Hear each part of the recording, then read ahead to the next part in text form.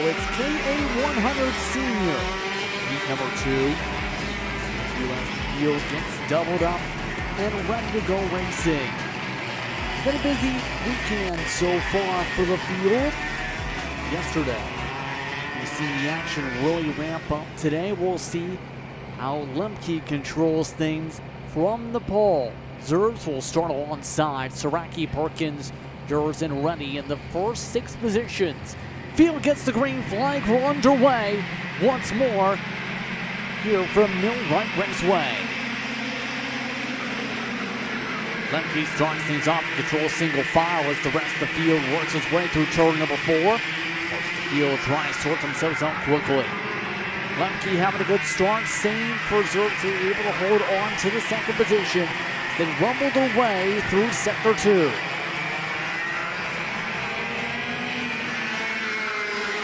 So far throughout the day, we've had drivers like Coelho and Gaddis go to victory lane in KA100 Masters and 206 Sportsman respectively. So far, this series has seen KA100 be uber competitive. First lap complete of the 15 up on the board.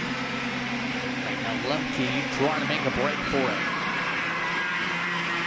Top 3 so far built up a distance of half a second over the rest of the pack, especially with some grass getting kicked up.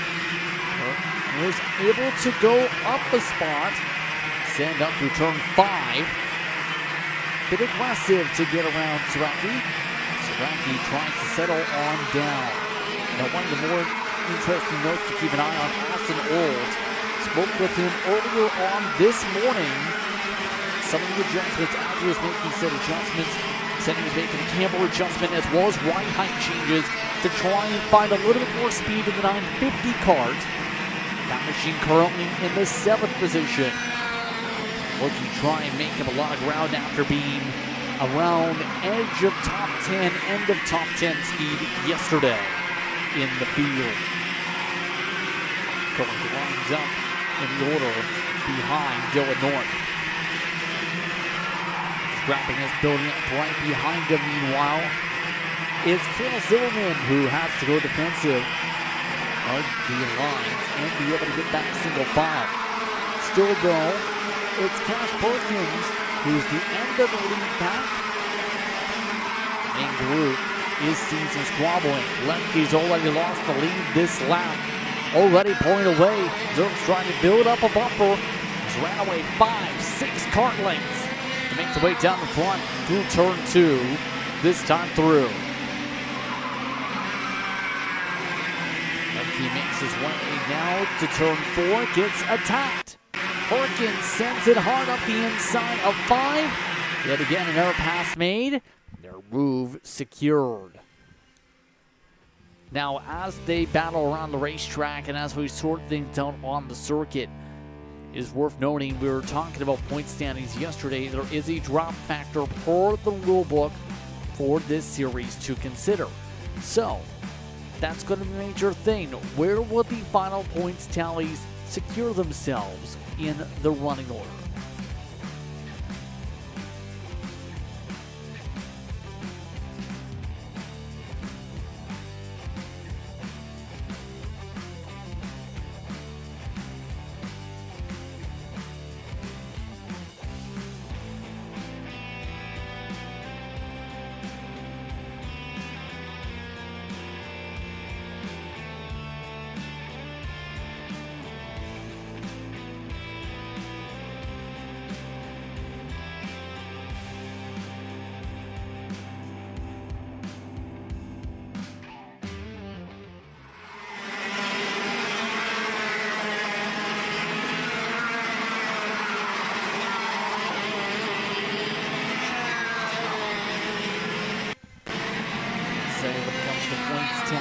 Coming into this weekend, the difference was 71 points left over Olds in the standings. So far, mind you, the drops would be about 362 for Lemke, or rather 334 for Lemke, which would be last round where he only picked up 124 points in the final. Olds' drop would be a 293 on the schedule. So there is an opportunity, depending on how things shape up, for a lot of shake-up in these points tallies by the end of the day today, and once they have to calculate who's going to win this championship. Slipping on through is Olds, in fact, in some of the battling going through 12, or side by side. Right races Zimmerman, zooms his way up to the 5th position. Olds quickly driven around. Zimmerman able to make it stick from the outside.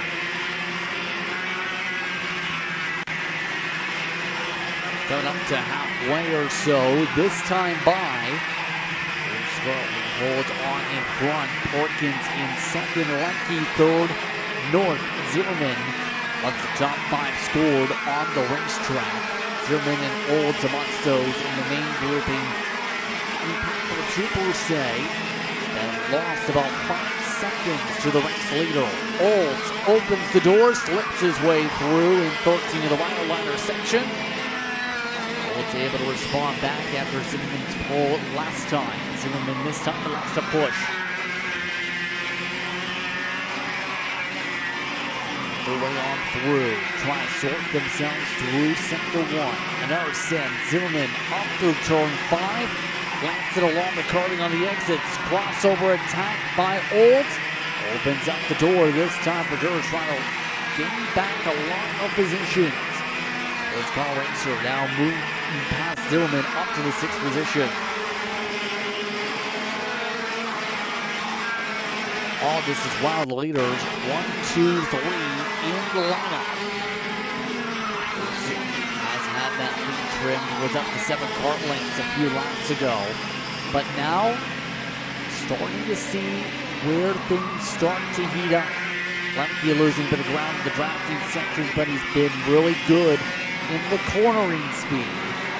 Multiple-time national champion, multiple-time regional champion. Keeping this field at bay as the caboose, the lead group. Perkins settling on through. Scored that leader part in lead there. So Perkins gonna have to work hard to be able to hold on and keep command. Things have shaped up so far.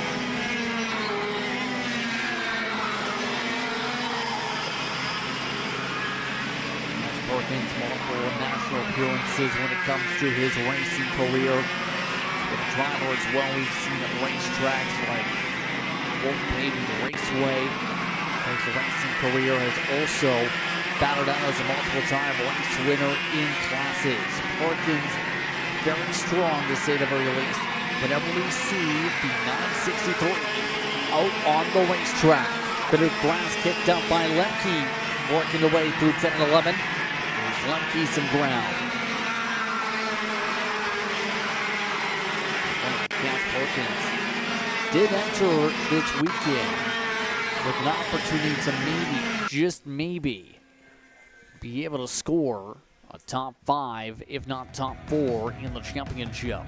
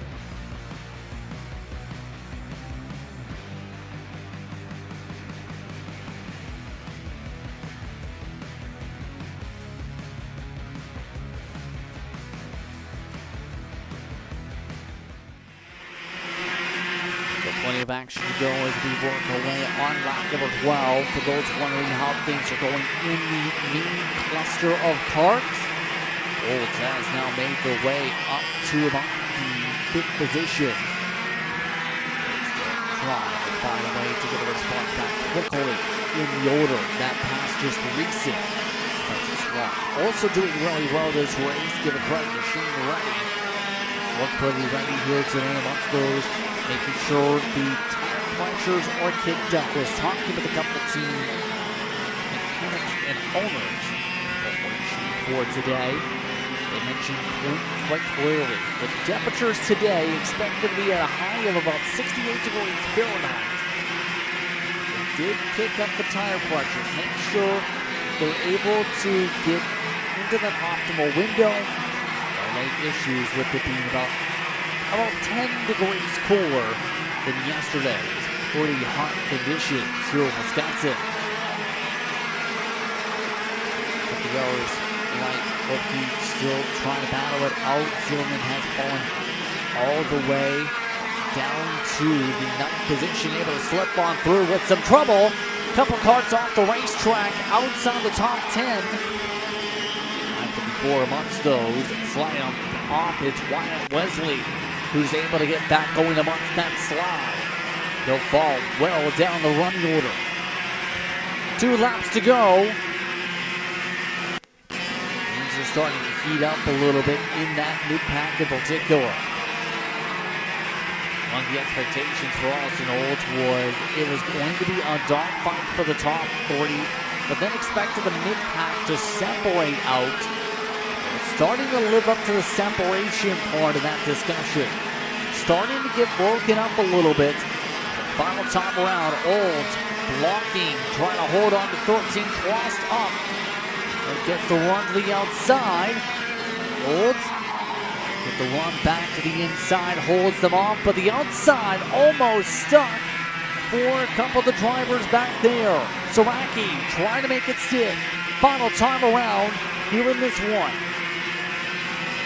Olds getting pushed around, coming out of 5. Trying to hierarch, see if that opens up a line for a pass. Yes, it does. Able to slip on by Rite through 7 and 8. Well, this is while the race leaders getting ready to complete this run here. Cash Perkins come through, take the checker flag, take the win in KA 100 Senior, presented by BBS Racing Engines. Dousman and Lemke wants the top 3. Rest of the field crosses a strike north in the top 5. Olds does get that top 5 also with them. Zwacky, Dousman, ready. Look, able to get the top 10 in this running order. So an interesting race to say the very least. But in the end, it's the 963 able to get the edge. Rest of the competition for Cash Perkins. It's the first heat race win of 2025 in this series. Technical break. 3 heats down, many more to go this morning here on Kart Chaser.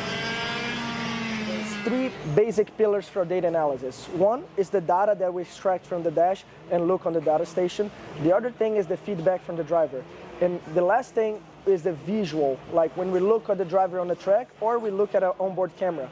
Here at PSL Karting, we use a lot the SmartyCam 3 from AIM Sports. This camera is basically connected to the dash and it gets all the data from the dash and it synchronizes the video already for us. So every time we use this camera, we take the SD card, put it on a computer, and then we are able to analyze the drivers side by side on the data. We all know that drivers, they learn faster when it's visually shown to them side by side what's the difference, right? So with the SmartyCam, every time we put on the data, we're able to see the drivers side by side on the track. So here, for example, you can see that Diego is taking a curb and our other driver's not. You see that one driver's oversteering and the other driver's pretty much straight coming out of the corner. By showing this to them, they're able to absorb faster. And you can even play the videos simultaneously so they can see how they're performing through the track.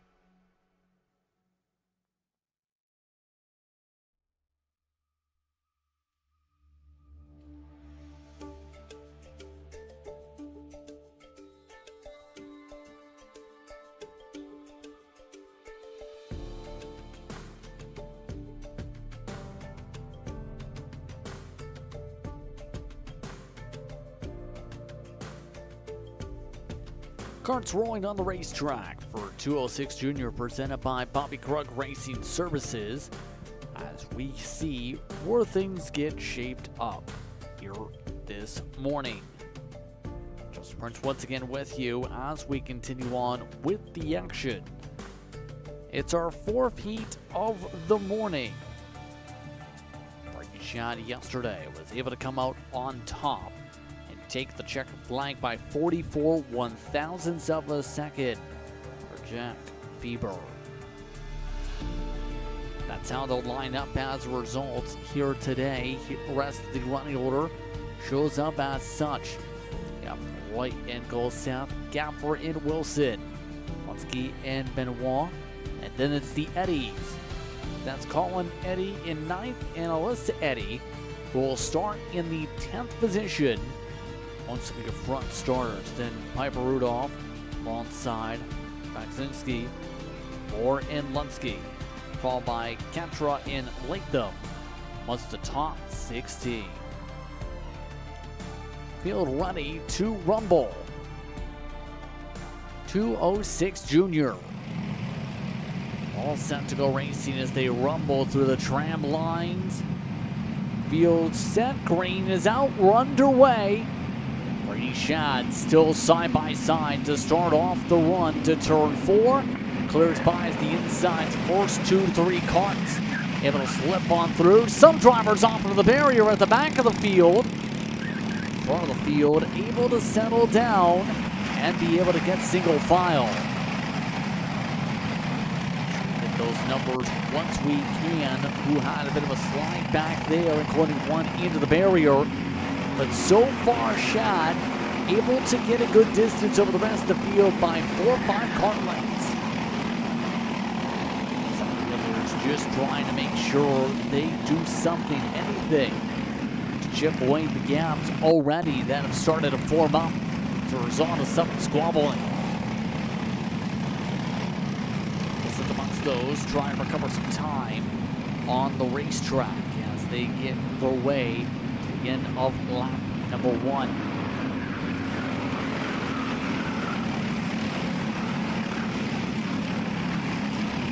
So amongst those that had issues, can't confirm Declan Latham and Brooks Carlson amongst the drivers that fallen well down the pylon after that slide in through the opening sectors of the track on the opening lap. Latham still yet to move to the board. Brooks Carlson fell 21 seconds back for the rest of the pack from the opening lap. That's how things got shaken up amongst them.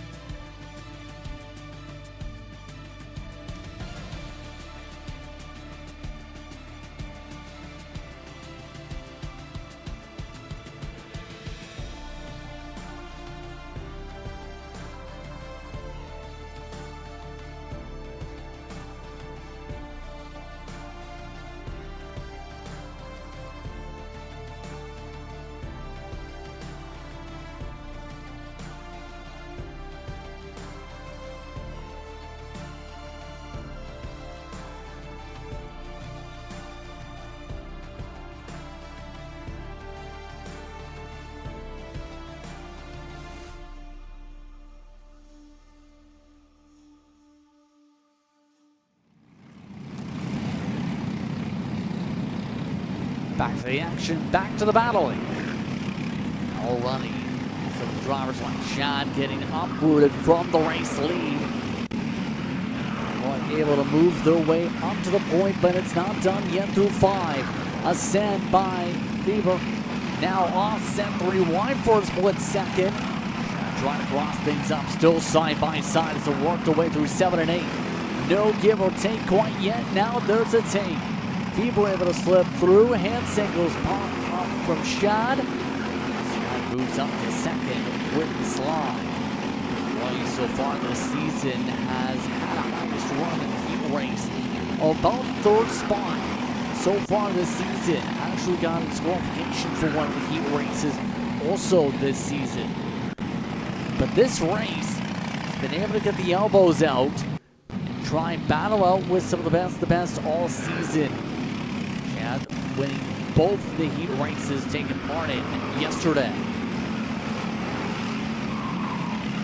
Chad just waiting for a window to drive on through as they come around to about less than 10 to go this upcoming time by.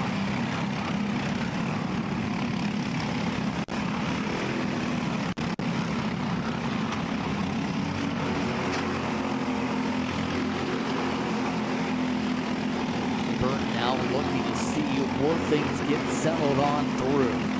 Trying to get a first heat race win for themselves as well on the season, even with the heart of the championship fight.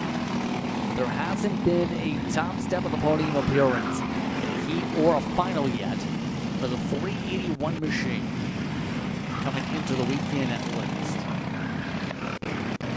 So, as mentioned, got the win yesterday. Matter of, will things work out for them here today?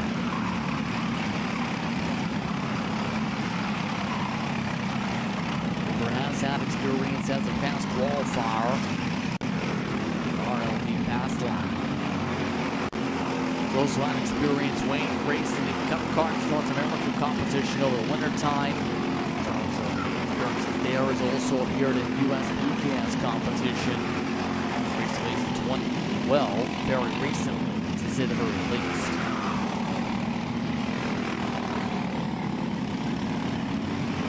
Now, Shad.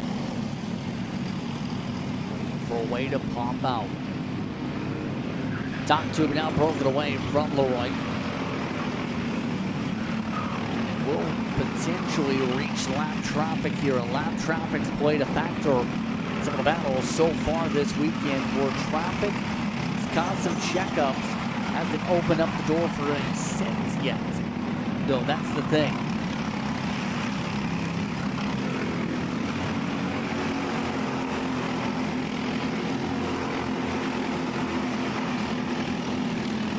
She reads within about a couple of laps time for reference. He's promised to be able to sort themselves from there. About halfway to go in the running order. Way to go in heat number 2 for 206 Junior.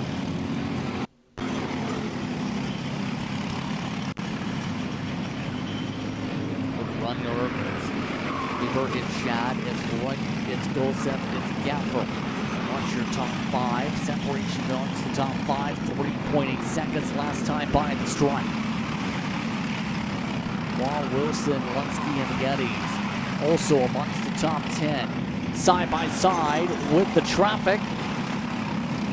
Bieber, this is going to get interesting. Lap traffic, heart of the field. It's blended in with the leaders.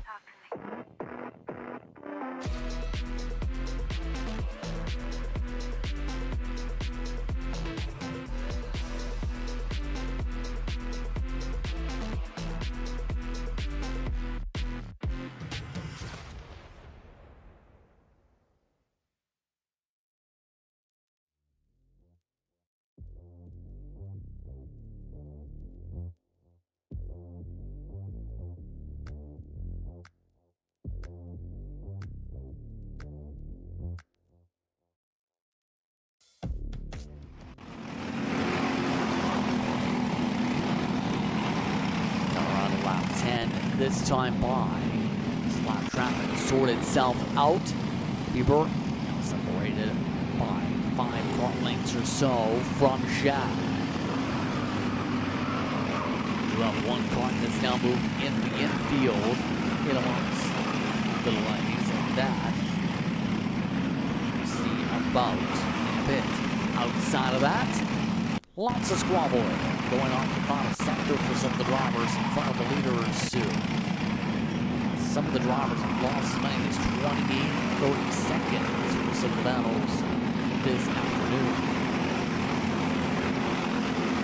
Drivers back here, settle on through. Just trying to make sure they stay out of trouble. Those fighting up in the front. Top two.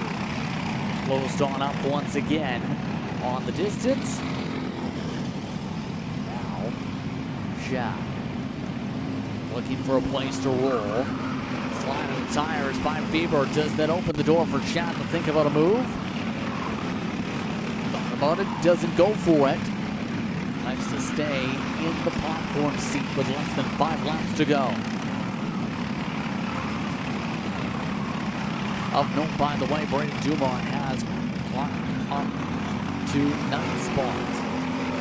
So right now, there is some movement from the 308 Kart. 10 seconds back the leader to pass some of the Eddies. Specifically, passing by Colin and Alyssa Eddy to relegate both of them down 1 spot apiece.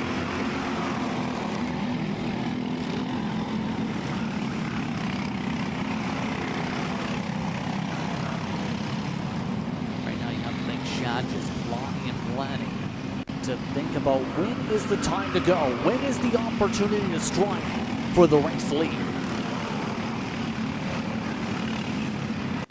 That's a critical thing for these drivers right now, is sorting out where's the right time to go. And if they battle now, 373 will be right back in the conversation of things.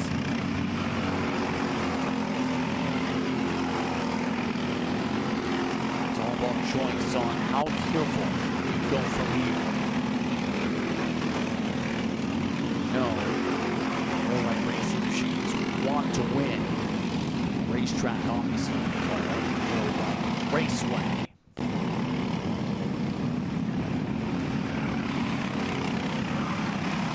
Electing to push this time. 3 laps to go.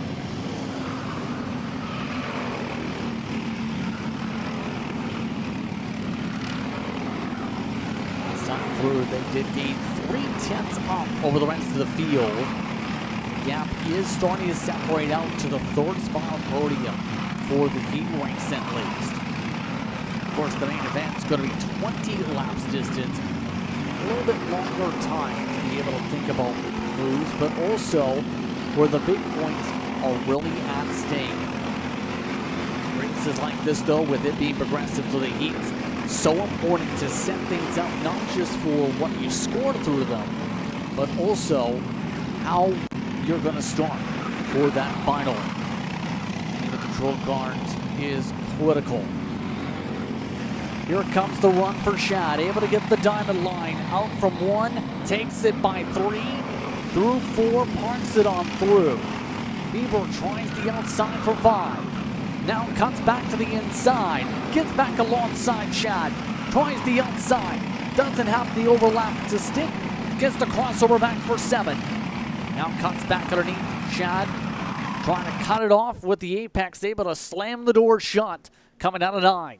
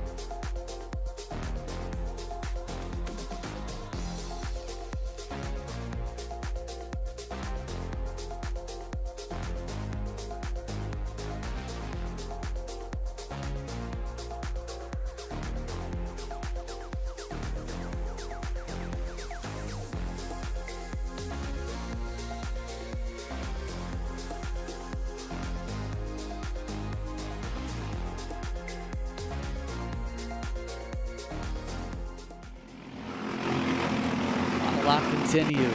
Right now back and forth for the lead. Weber going to the inside for 13. Shad trying to get a line. They make contact.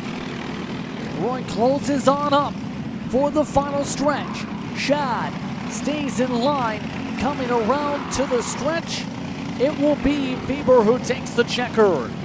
The 381 able to hold off Shad by 51 one-thousandths of a second. For the first time this season, it's Weber who wins a heat race.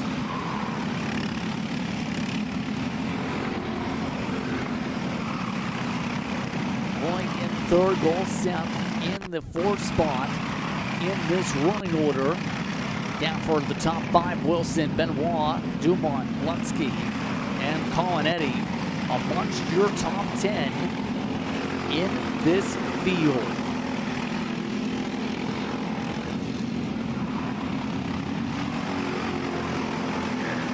Impressive fight amongst these competitors as they'll make their way to pit road to the judgments of their teams to make sure they are ready to go for the final today on Kart Chaser.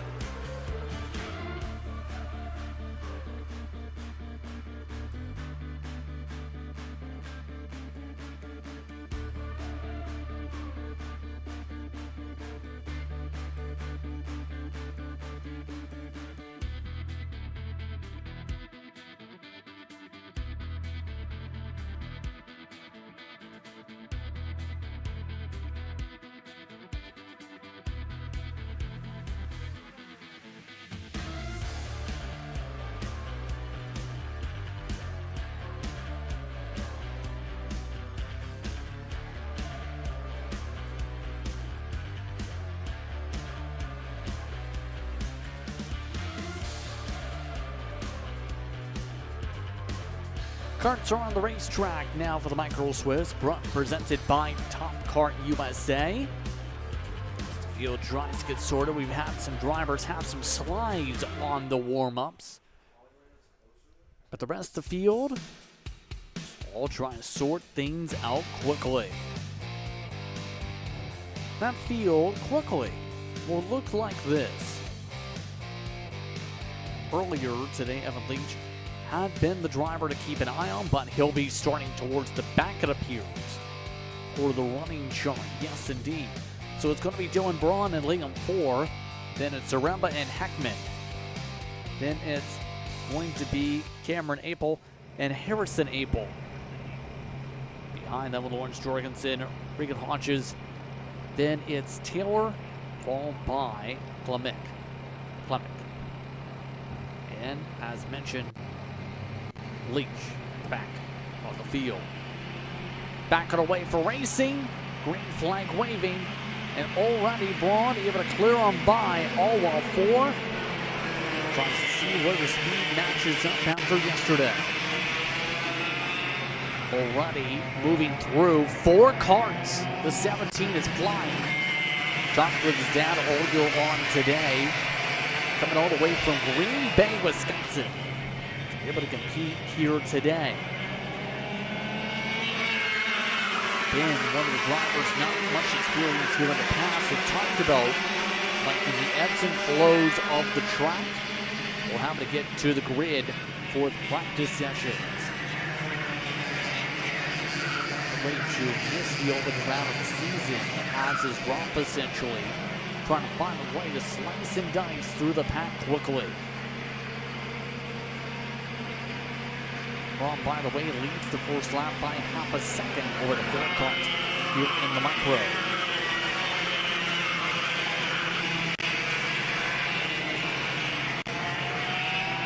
Keep an eye on trying to find a way around one of the Apels. By the way, happy birthday to their dad today, who's supposed to actually go racing at Slinger Speedway right after this. So it's double duty day for the Apel family, because they not only have the younglings racing today, but also the dad racing at the short track.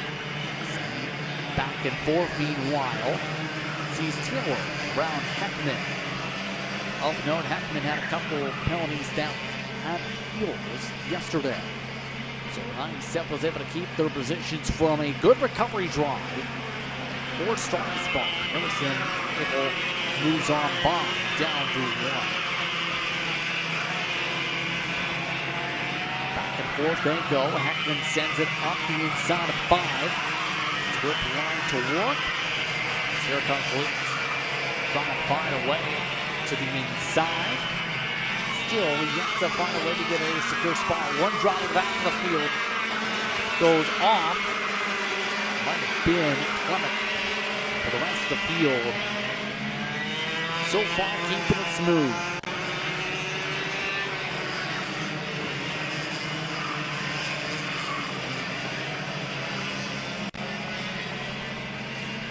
Braun able to break away from the rest of the pack early on in this one.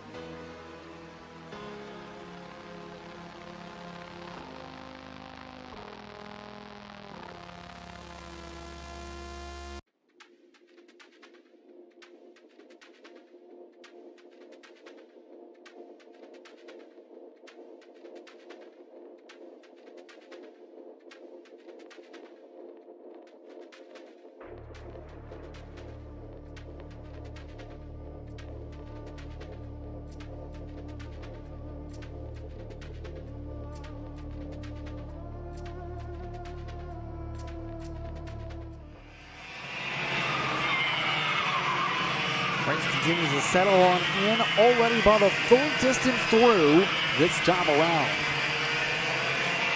Apel so far settling on in 5th and 6th in the order. He's just not been able to break out of the confines of the traffic jam that is trying to break forward. That has been more so a lot of back and forth battling, trying to get around some of the drivers in the heart of the field, like Harrison. Harrison hugs the inside. Now Leach tries to find a way to get the pole. This ground coming out of 1 as they work their way through 2 and 3. It's so difficult to be able to make your way around to the inside. It's so line sensitive.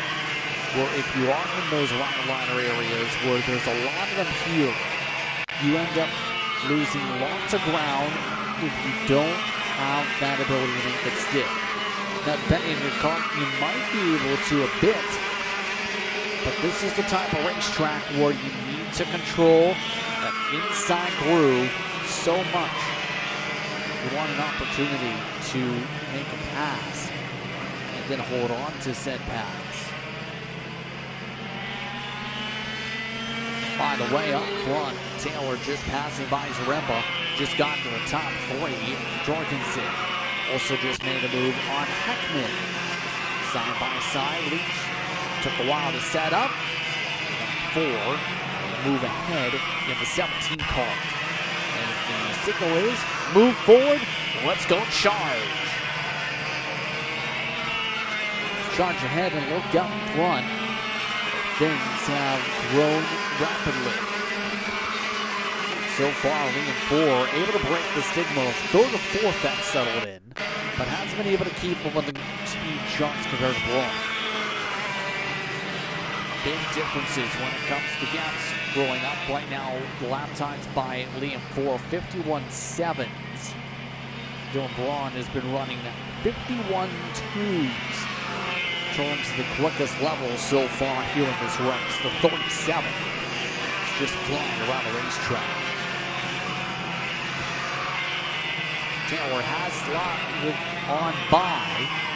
Number 4 though, that just being made in through 4 and 5. The MPG Kart able to carry ahead. Now it's Austin Taylor, second of the points, right behind Braun, where he needs to be able to keep up in these standings. Taylor, remember, got the full sweep to start off the season at K1 Circuit Wayland. Now today, to see if the speed is there to at least trim the gap and see where things will settle in for the final. Zaremba has done a terrific job in this race, by the way, to give them credit to the 3 machine. Top 5 all throughout the weekend. Zaremba started appearing in races last time out when he went racing at Norway.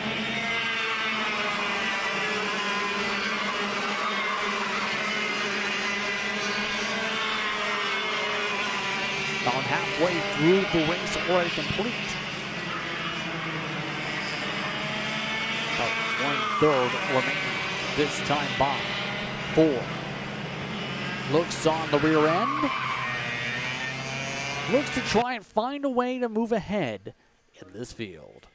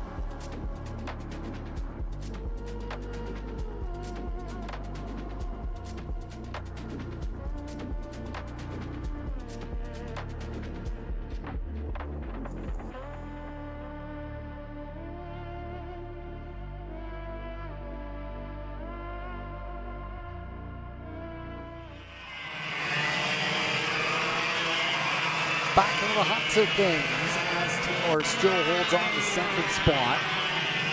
4 still trying to find a way to break out of that number pattern. 70 yards to right. Apel. Cameron Apel under attack. Leach up the inside of 12. And a lot of smoke being kicked up in some dirt in that section. Things look okay there as the 17 able to make their way down the front straight away and pull a huge gap over Cameron Apel after the pass. Leach able to get up to the top 5, all while the battle for second still remains heavy. 4 trying to find a way to do it again. Inside the 1 and has been able to at least keep up with them. Right now, it's about that chess match on can you get your piece into the right position to go for checkmate. 4 needs to close up a Cartland at least to have a good spot, to have a lunge. Seems to have a good amount of speed with the way the gearing's set up. Down in the drafting section. Down along the front straight away. 4 not close enough to go for a send. Taylor really good being able to go a little bit deeper in the braking zones. Particular in 4 and 5. That's where be able to really separate out, and that's the thing. You can be good down the straightaway. It can help you make up a lot of lost ground in the corners, but that cornering speed, such an advantage if you're able to get that balance right. Not just on the top pressure, but also how you have the camera set up for your rotation and being able to get your line right in those areas where the vinyl liner, that dark bit of patches for that extra bit of grip is around here. It's comparable to, say, PJ1. It was described in the discussion with Zach Clemens, who, by the way, happy birthday to Xander from Kart Chaser. Keep in mind, it allows your kart to have an extra bit of cut, just like Leach just got. Able to get around Zaremba. Zaremba under attack as a result. Cameron Apel not able to get the outside to work to the start of the second 3.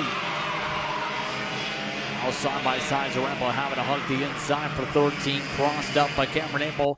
Now here comes Harrison.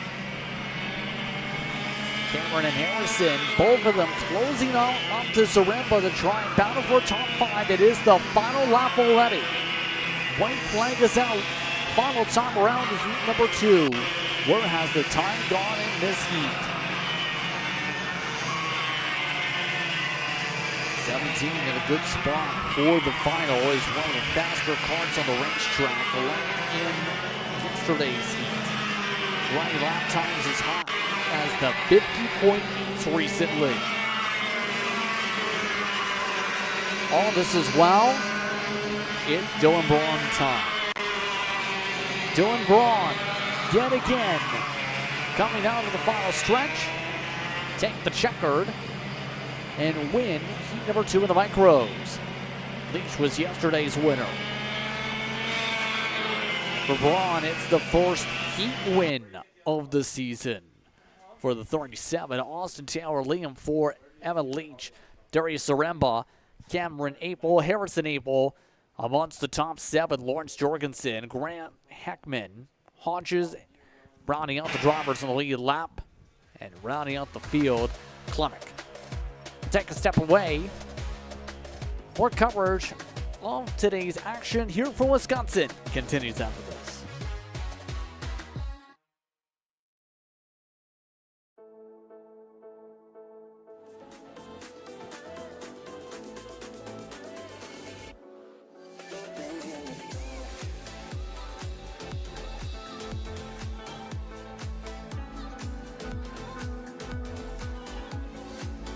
Are you looking to take the next step in your racing journey? Well, look no further than FitFit. With 2 locations in Charlotte, North Carolina and Indianapolis, Indiana, PitFit trains drivers all the way from grassroots level karting to IndyCar and NASCAR, with top-of-the-line personalized coaching to improve physical and cognitive fitness. For more information on programs, check out PitFit on Instagram or Facebook today.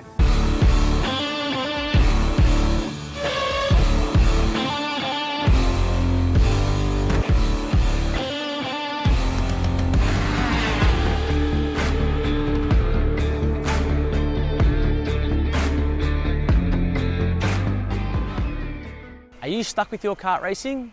Not sure the ideal kart setup? Or going to a track for the first time? Well, Kart Class has the answers for you. Our online portal has a wealth of experience and knowledge to help your kart racing. From kart setup advice to track guides that are targeted specifically to your circuit, or the driver coaching aspect with mindset, racecraft and driving techniques. If you want to take your karting to the next level, visit us at kartclass.com.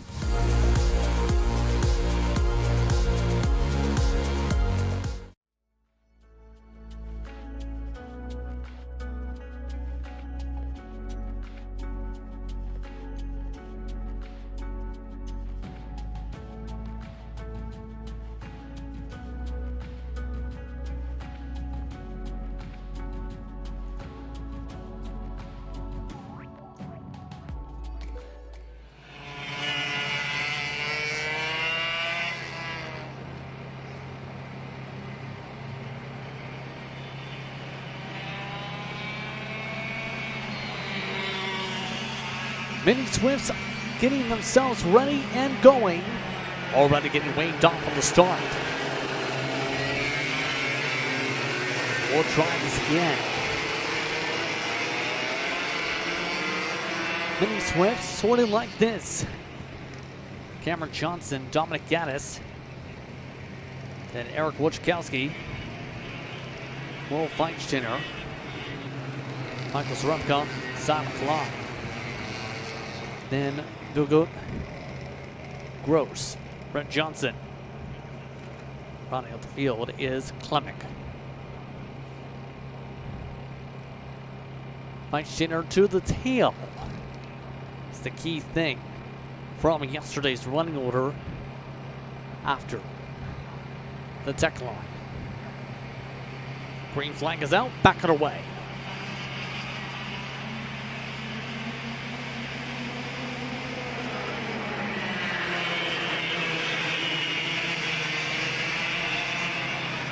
Field rumbles its way through the opening sectors to try and settle things in.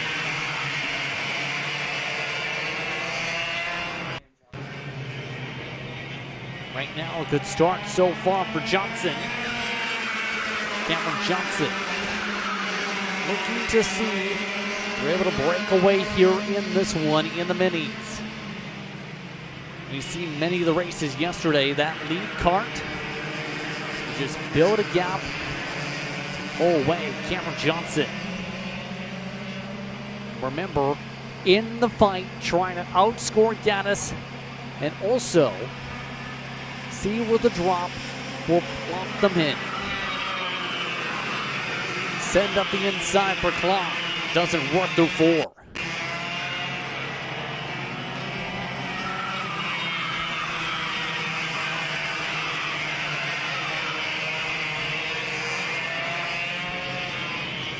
So far, so good. Up at the front of the field. The rumble around the racetrack.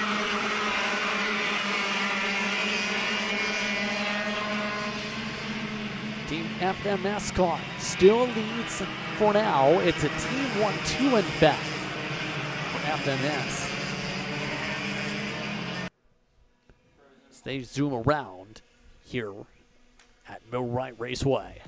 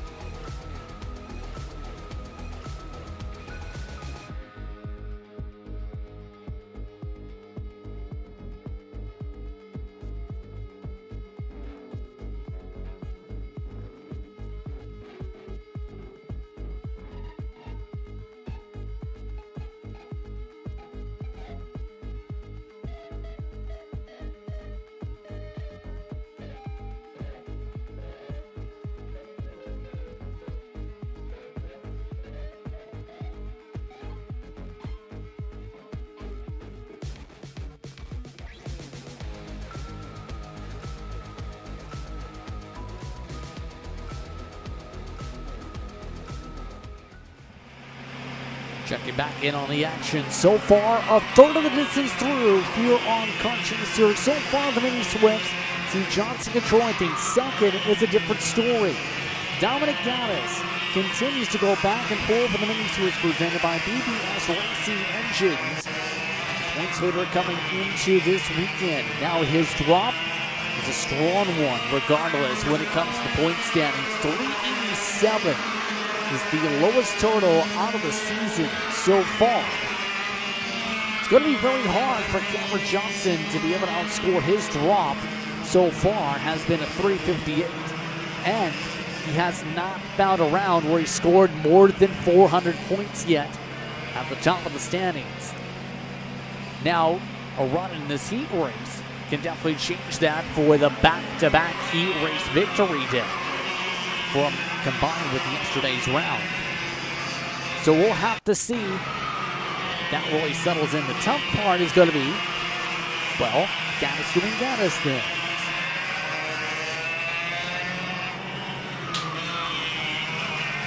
Dominic Gaddis trying to make sure to control this field still.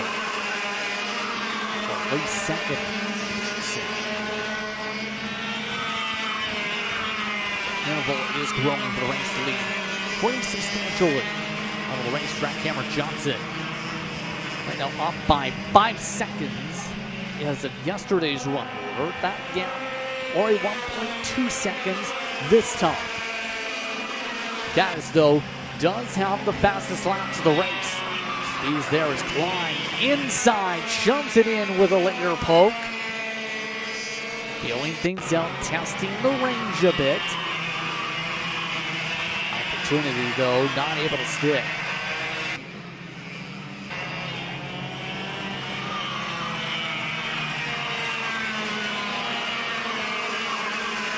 So as they continue to go around here halfway through the race, Johnson continues to control this field. Cameron Johnson extremely comfortable all throughout this run of this race. Cameron Johnson has had the speed before to go to victory lane. K1 Circuit Wentland went to a finals victory, mind you, after all. It's also picked up multiple heat race wins, at least one per round the past 3 now in 2025.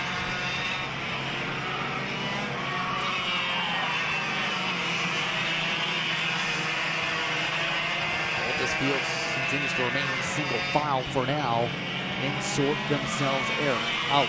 Wojciechowski, one of the drivers who ended up essentially taking his drop last round after DNS there, essentially. Kept the car inside the top 3. 42nd and Michael Swift in the Supernats last season. His appearance then.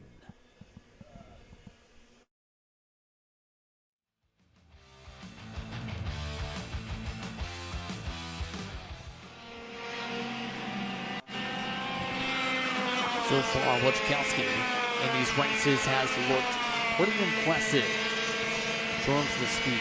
Now, by the way, we did mention FMS. There is a history when it comes to Franklin Motorsports in Team FMS, the national scene. 15 plus years of development for their programs. And also where drivers like Brandon Lemke made appearances in, or Kyle Kalish had appeared and rose to the ranks. Better yet, had also been where Corey NASCAR Xfinity Series driver Sam Mayer had appeared in at one point in terms of his ability. There is a lot of ability when it comes to the development program for Franklin. Pretty mum on details on what need to be changed and updated. We're trying to discuss things a little bit earlier on today. Keeping very quiet, things to the chest, but making sure all the drivers get themselves ready to go for their development and making sure that everyone stays focused on the marks. Another poke for the inside. Klein tried a little bit of a later lunge in 12. Backed out of it, no. Wasn't close enough for a full lunge.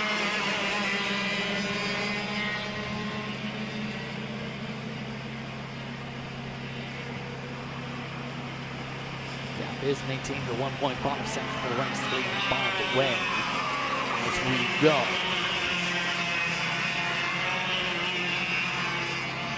Also holding on to Rinka. One's inside the top 5. So far, very quiet on the day and on the weekend so far from both the Techno Kart machine. Shout out to Techno Kart for those who are at the facility. Well, had an opportunity to take part in a cookout hosted by Techno Kart yesterday. Able to get some nice chicken stew, essentially. For those who were at the facility, well, it tasted delicious. It's definitely something you like to be able to taste, especially the noodles. I like the noodles, for reference. So there is some positivity from that side of things. And everyone just worked as hard as they could to make sure everyone got food here at the racetrack that wanted the opportunity before. Well, turns out the cornhole tournament here at this circuit for 66 Sprint Series competition is very, very intense, especially for the win. Yesterday, some of the drivers from Holtz Racing Development and some of those over from MPG had an intense fight to the last point to win in cornhole. Speaking of battles going on, we're down to less than 3 laps to go in the race to bring attention to the racetrack. Things have stayed status quo in the battles. Outside Klein taking a little pokes here and there. Klein have another chance to be able to get to the inside of row 2 for the final. Aces Cartwright's just been trying to swoop in with some late lunges for the most part. But with these carts, remember, sometimes it's about taking away that expected line to be able to surprise your competitor. We've seen a lot of drivers coming out of turn 12. If they're able to get a surprise attack in that section, then have a bit of a later arc, also known as a late arc, to be able to push their opponent out, force them side by side, out through 13, a couple rows back. Boom, you get the spot, and you end up pushing someone back by a couple cars out of the conversation. This situation not going to happen since it's very single filed out and very spread apart. There's Klein on the pokes now. Trying it through 6 instead. And Blue Sue looks to line things up. One more opportunity, really, as they come around to the last lap this time by. Coming up to the white flag here in Mini Swift action. Right now, Cameron Johnson on the way to a sweep of the Heat races. Drive from Milwaukee, Wisconsin. Just about an hour or so's drive away from this facility. Been outright dominant on the speed today.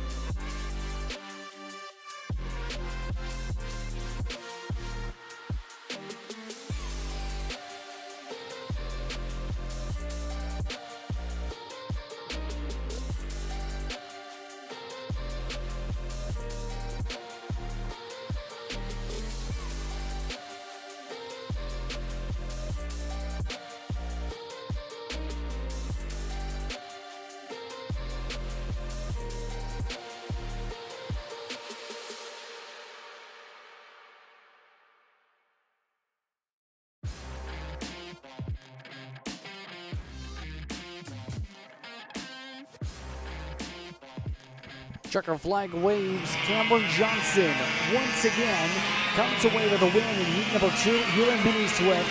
Dominic Gallis gets second.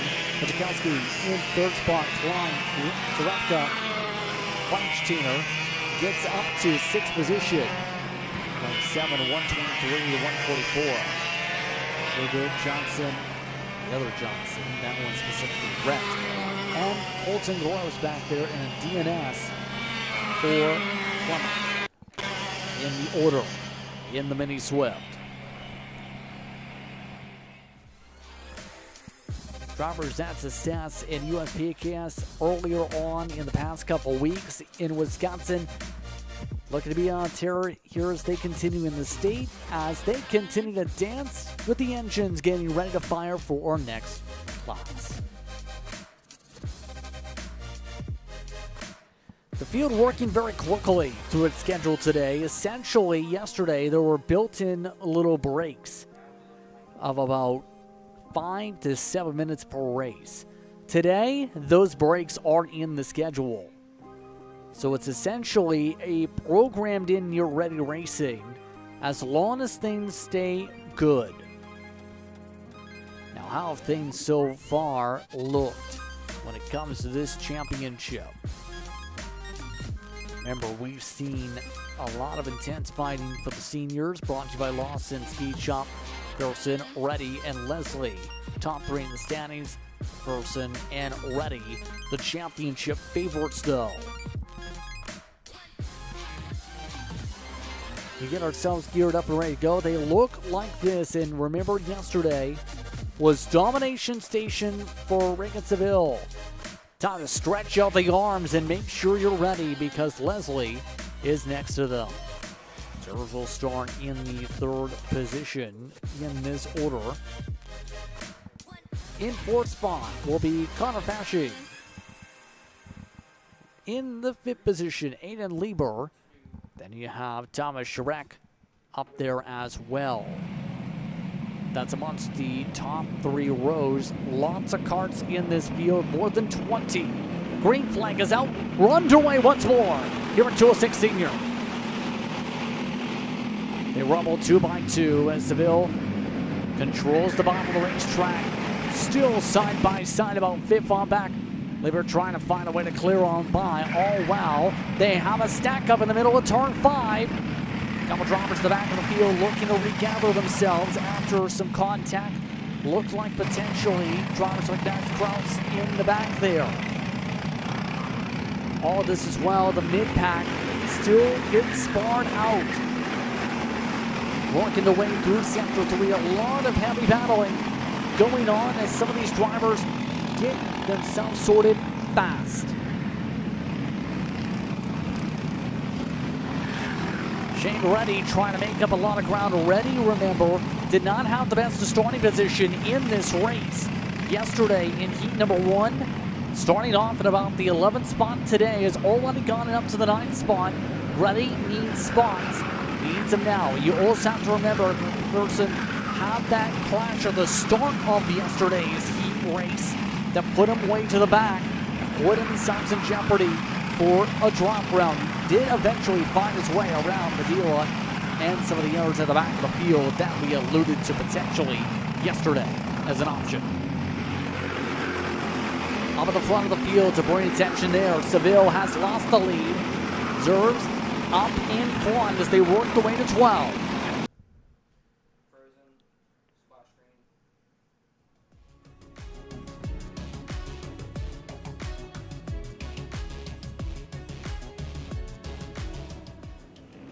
Top 4 have all checked out in this field. Seville coming over from Texas. Very successful in Texas Sprint Racing Series competition. Yesterday, went for a walk in the forest to be able to pull away from the rest of the pack. Today, the drivers have been able to adapt and adjust and take away his clean air and make it a dogfight to see who's able to settle in front. Working away through the far side of the racetrack.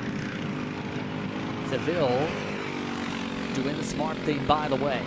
Trying to work Wizards, trying to make a buffer between the other cars to be able to have an opportunity to move forward. The tough thing about that is long front straightaway yet again. Just allows so much mow to close on up and to mow down the gap easily. Here comes Leslie, taking it away from Seville. Seville down the 3rd. Now tries to regain it in 5, able to sticking in the right liner. Seville, good defense that time by. Fight continues. Now side by side again, coming through towards 10. Back single file.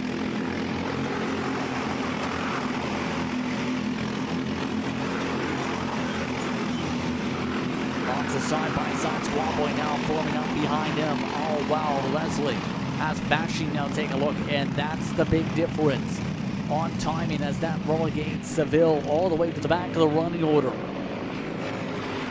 If you spend too much time fighting, you could potentially lose ground to those in the draft. And, well, we just seen that amongst these drivers. A lot of separation has now built up amongst them.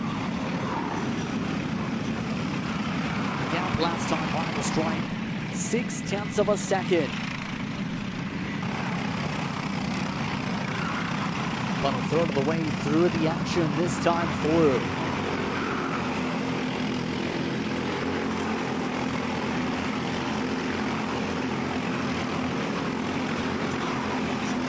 See what the speed barometer now is at as they've single filed out. Never mind, Seville breaks up the battle a little bit. Way past Bashing. Seville tries to get aerodynamic, tries to push on down a little bit, try and close down the margin. Leslie built up the whole gap back in the span of one sector for the race lead through 4. Near contact with the side pod, back through 5. They regain settle on a race single file. What a race so far that we have in our hands here for 206 Senior, presented by Lawson Speed Shop. And again, Justin, talking a little bit about what we saw yesterday, right? These drivers had to change it up. They had to find something new. They couldn't afford a battle as early on in the race as they did yesterday, and now we're seeing it change, right? Now we're seeing Seville shuffle through the field, and that's the big thing. Look at Wyatt Leslie now looking on the inside. Seville looking to follow on Zerves, side by side, 2 by 2. How about 3 wide for a moment? Seville quickly gets to the inside for 14 and 15. Now back in towards the gap they go. Leslie now up at the front of the field. This has been a night and day race. Seville ran away from the field by a sizable margin yesterday. This time Seville has to fight for it hard in this one here, Kim. Yeah, not only that, Wyatt Leslie has to fight hard for the championship in this class as well. He still has an outside shot. Came into the weekend about 257 points back from Shane Reddy. Whenever you factor in drops, that would be a huge mix of things. Again, I think Leslie has the highest drop after the opening round at K1 Circuit Whiteland, where he found himself in the wall in the main event. But outside of that, this is huge as far as points go for Wyatt Leslie. If he's able to take away 100 points from this pre-final. And look back at Shane Reddy as well. He's in the 524, currently down in 8th. The other championship rival, Quinton McPherson, he's down in 10th after issues for him at the start yesterday. He's finding himself working his way back into the top 10. All McPherson can do is continue to push as hard as possible. Just try and get through the traffic. Get through no problem. Slice through. Bashing. Able to get around Zerves, and Zerves is now gone from being up in the front as the race leader down to 4th. Keep in mind, Lieber, Sharek, I should say, Reddy, Underwood, Alonso's really gaining a lot of ground as a result of how busy this fight has been this entire race. It has been a hornet's nest of activity as Seville looking to try and give some stability to this fight. Yeah, it's a great choice of words, right? Just trying to calm everything down a little bit. When you get to lap number 8:15, we're just at that halfway point, right? One lap over it now when we start lap number 9. So it's really a matter of just settling down, getting back into the rhythm. And, Foshing as well has been one of the drivers that's been in there, up at the front. The 5'11's had pace, and, the son of Mr. Cartlift himself has found himself inside of the top 3 most of the weekend. And Seville, he's found himself in this spot more often than not so far this weekend. You look at Heat 1, was able to run away from the rest of the field, and now, again, able to get himself up to the front. We'll see if he can stay there, though, because, again, we have seen a lot more drivers now get up to the bumper of the 500. Yeah, so far, the draft has just been so big along that front straightaway area here to close up the gap. Every time Seville's almost had a chance to break away here, it's like, no, let's get the pull right on back. Leslie has had the best ability to close up through one all the way to turn 4 this entire race. Again, right to the back bumper. Again, right to the opportunity to go if they want to. Leslie's got an absolute blistering kart in the draft right now. Yeah, Wyatt Leslie, I mean, his laps have been pretty consistent, right behind Seville. The two of them actually share the best lap time in between the pair of 53.222 for both Seville and Leslie. That's the fastest they've gone so far this weekend, but nobody's gone faster than Quinton McPherson. That Millwright Racing Coyote is absolutely flying the 579, sits down in 9th, continuing to make spots, and this is what we're going to see as well. The battle for the championship starts to heat up. McPherson getting a lot closer to Shane Reddy here on lap number 10 than what he has been so far this race, but here are your top 3, with Foshing down in 3rd, Leslie in 2nd, Seville your leader. And again, they're sitting patient. Leslie lost a little bit of time, and like you said, that draft on that front straightaway, just big effect, especially in this 206 class. Yeah, especially with just be able to get over that edge when it comes to the motor's limits with the RPMs around this track. But that's where Leslie also loses time there. I don't know if you had a look at that, Justin, but turn number 5 on the exit of there, some of the slower speed corners, you see Leslie just lose time, and Seville able to open up that gap as well. I don't know if it's a mistake on Leslie's part, or that could just be pure gearing, right? It could be a lower gear for Wyatt Leslie, where Seville's able to carry the higher gear throughout this, mid-speed section, if you will. And then again, throughout that back sector, this is where Leslie is able to get right back up to the bumper of Seville, and then on that straightaway, that gap just closes right on down. And I'm just not sure, right, if Seville is just stronger in better parts of the track where he's able to continue to extend his gap. Yeah, I think it was more so a mistake because Leslie lost a little bit of ground compared to the previous laps. Right here, Leslie this time stays right on top of it. Does lose a bit of ground off the corner, though, where your point is, where there isn't as much power off for that section. One dropper kicks up a lot of dirt coming out through turn 4, 5, and 6. But the rest of the field stays steadied in. Was about to say, right now Leslie has put this car into position to just try and go in attack mode with the way the gear is set up. Still 3 laps to try and do something. Those last couple laps going through turn 4 are going to have to be really pressure-filled. Seville will have to get the blocks out soon. Yeah, we'll see what Reagan Seville decides to do. And there you go, Leslie. He let Foshing know there before they got to turn number 4 that he was going to go on the inside. I'm pretty sure Leslie wasn't expecting this, though. The 5'11" looking on the inside. He's clear. Now Seville side by side for the lead. What's the saying when it comes to the hand signals? Sometimes people listen, sometimes people see that as an opportunity to go with your own game plan. And well, Foshing just said, for letting me know your game plan. I have my own. I have my chance to go to the top step for a heat race win. Seville, though, again to the corner, makes a bit of contact, grip, put him on 2 tires, slides his way up to the race lead. You saw that GFC just hopped through turn number 13 as soon as he hit that Rhino liner, as soon as he got the input on the steering wheel. Saw that kart start to jack up a little bit, and now the gap's going to extend that little bit more. 2.6 in the air, 2 laps to go. Seville a little bit out of shape on the exit of turn number 1. This time Seville really feeling the pressure from behind, went defensive in 4. Now ascend, Leslie climbs the back end of him, and Seville and Leslie are hooked together. Yeah, Wyatt Leslie just looked to go for a move there in turn number 5. Sadly, wasn't enough room for the two of them, and I think maybe just a little bit of a late move there in between the two. Still white flag. Your new leader is now Connor Fashing, who's up at the front pulling away, and there's Reagan Seville just falling down the order here in this race. Unfortunate in between himself and Wyatt Leslie as we're fighting up front side by side. Braden Zerbs, Fashing the driver in the lead now. Well, that last is the question for when they come into the checkered. Fashing coming up to the white flag this time. They're busy battling more so for about 4th on back. Look who's in the lead group. McPherson has closed on up to the lead pack as a chance for a top 3 in the heat. Yeah, Quinton McPherson as well. What a drive up the field, getting himself into the top 4. Championship drive, point blank for Quinton McPherson to get himself back into the mix, to get himself within a win. a podium even in this heat race. This would be a great points haul. He continues to fight side by side for third. He's not going to get it yet. Still trying to fight hard, trying to find a way to the inside. Once again, sets things up. McPherson hooks it through 12, takes it away as they come up to the line this time. Through 13 they go.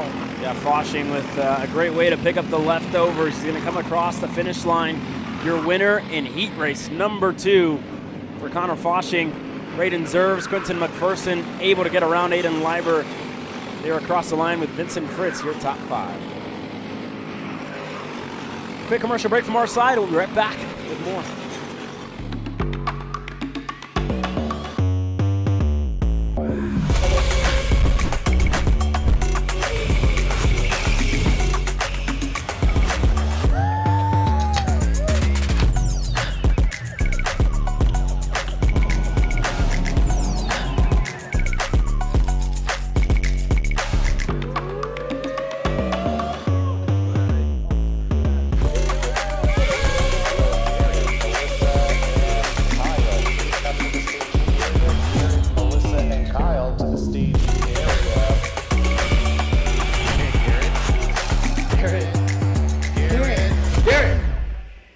Let's go race.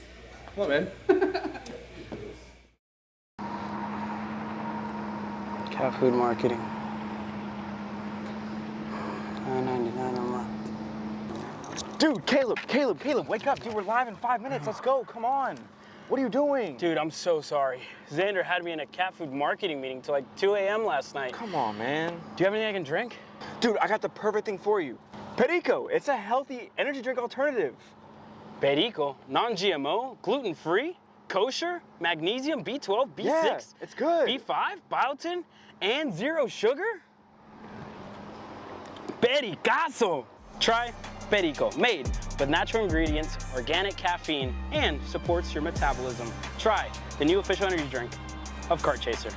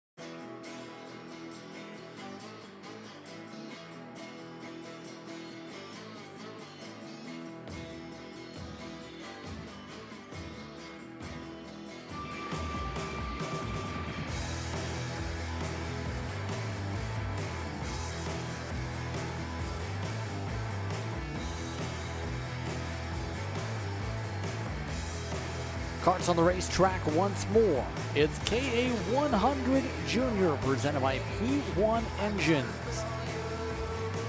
They get all separated out and spread away onto the grid. Let's talk about how they'll line up.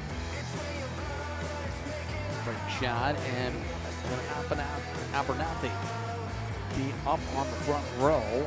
Then it's going to be Ethan Dramalov alongside Isaac Nolan, who got relegated down to 6th with penalties. That's how teams lined up at the top 4 after all yesterday. That moved up Anthony into the 4th spot. Saraki up to the 5th starting position.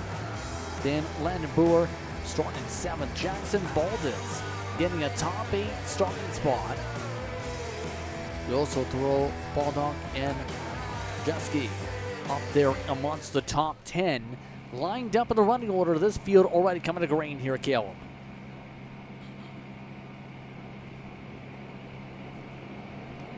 All K100 junior drivers lined up looking for the green flag from Mick Gallagher. We got it. We go racing in K junior.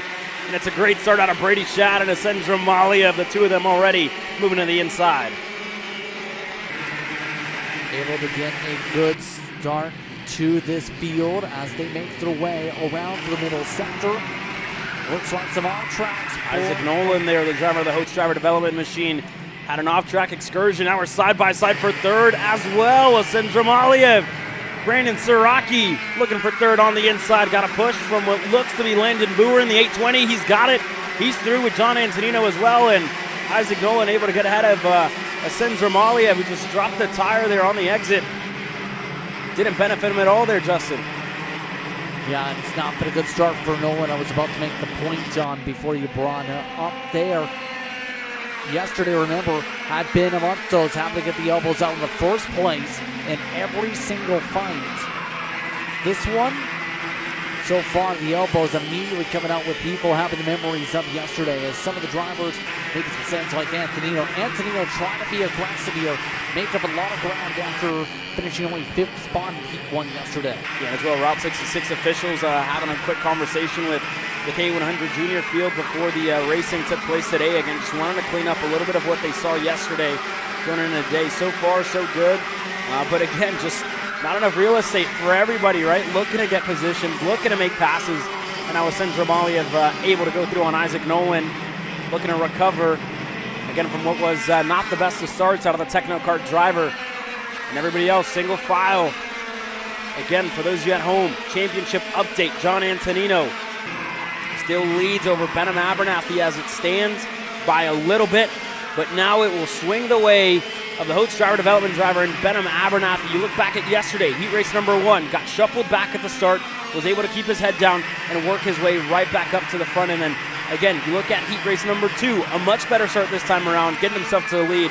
And when I spoke to him yesterday, and his interview actually live on Kart Chaser Grassroots on our social media platform, he said, I just feel really confident, right? He's confident with the racetrack, being a home race for him out of the state of Wisconsin, just finding a lot of pace here and confidence as well. His team coach, Caleb Gaffera, talked a lot about that, and side by side with another one of his teammates, Isaac Nolan, Landon Boer, Dramaliev, Isaac Payne right there as well. All of them shuffling for position 5th on back. And signals coming out for Nolan as the response is, let's send it up the inside yet again. That taking up a Dramaliev, able to go up the inside of the 877. And yet again, Nolan not making flights this run. Yet again under attack, now off the track again. Wow, two teammates going back and forth there. The younger one, Isaac Payne, able to get clear on Nolan. And again, their gap going to start to separate a little bit, start to open up here. As now it looks like Siraki has made some headway, looking to close down the gap in between Brady Shad, Benham Abernathy. Siraki, John Antonino, 3rd and 4th respectively. And you see that gap, it was at just over a 2nd and almost a 10th last time around. Siraki was able to take a couple of hundredths out of it on lap number 4. Here we go, lap number 5 underway, and Shad still on the rear bumper. Again, a fellow Wisconsinite and Abernathy, the two of them, wants to watch and pack to, if you will, a Wisconsin 1-2-3. You're just living a couple of miles down the road for these 3 drivers, 1st, 3rd, and 2nd. A bit of off track that time by Siraki with the right side tires, but so far Siraki has showed a lot of might in these fights. Yet again, Antonino, though, one of the faster carts in the racetrack this race so far, making another pass, making another move. Antonino not taking his time per se in this one. He wants to be able to score good points. The last race in these heats was the first time not in the top 3 in any of the heat races all season for him in that 893 kart.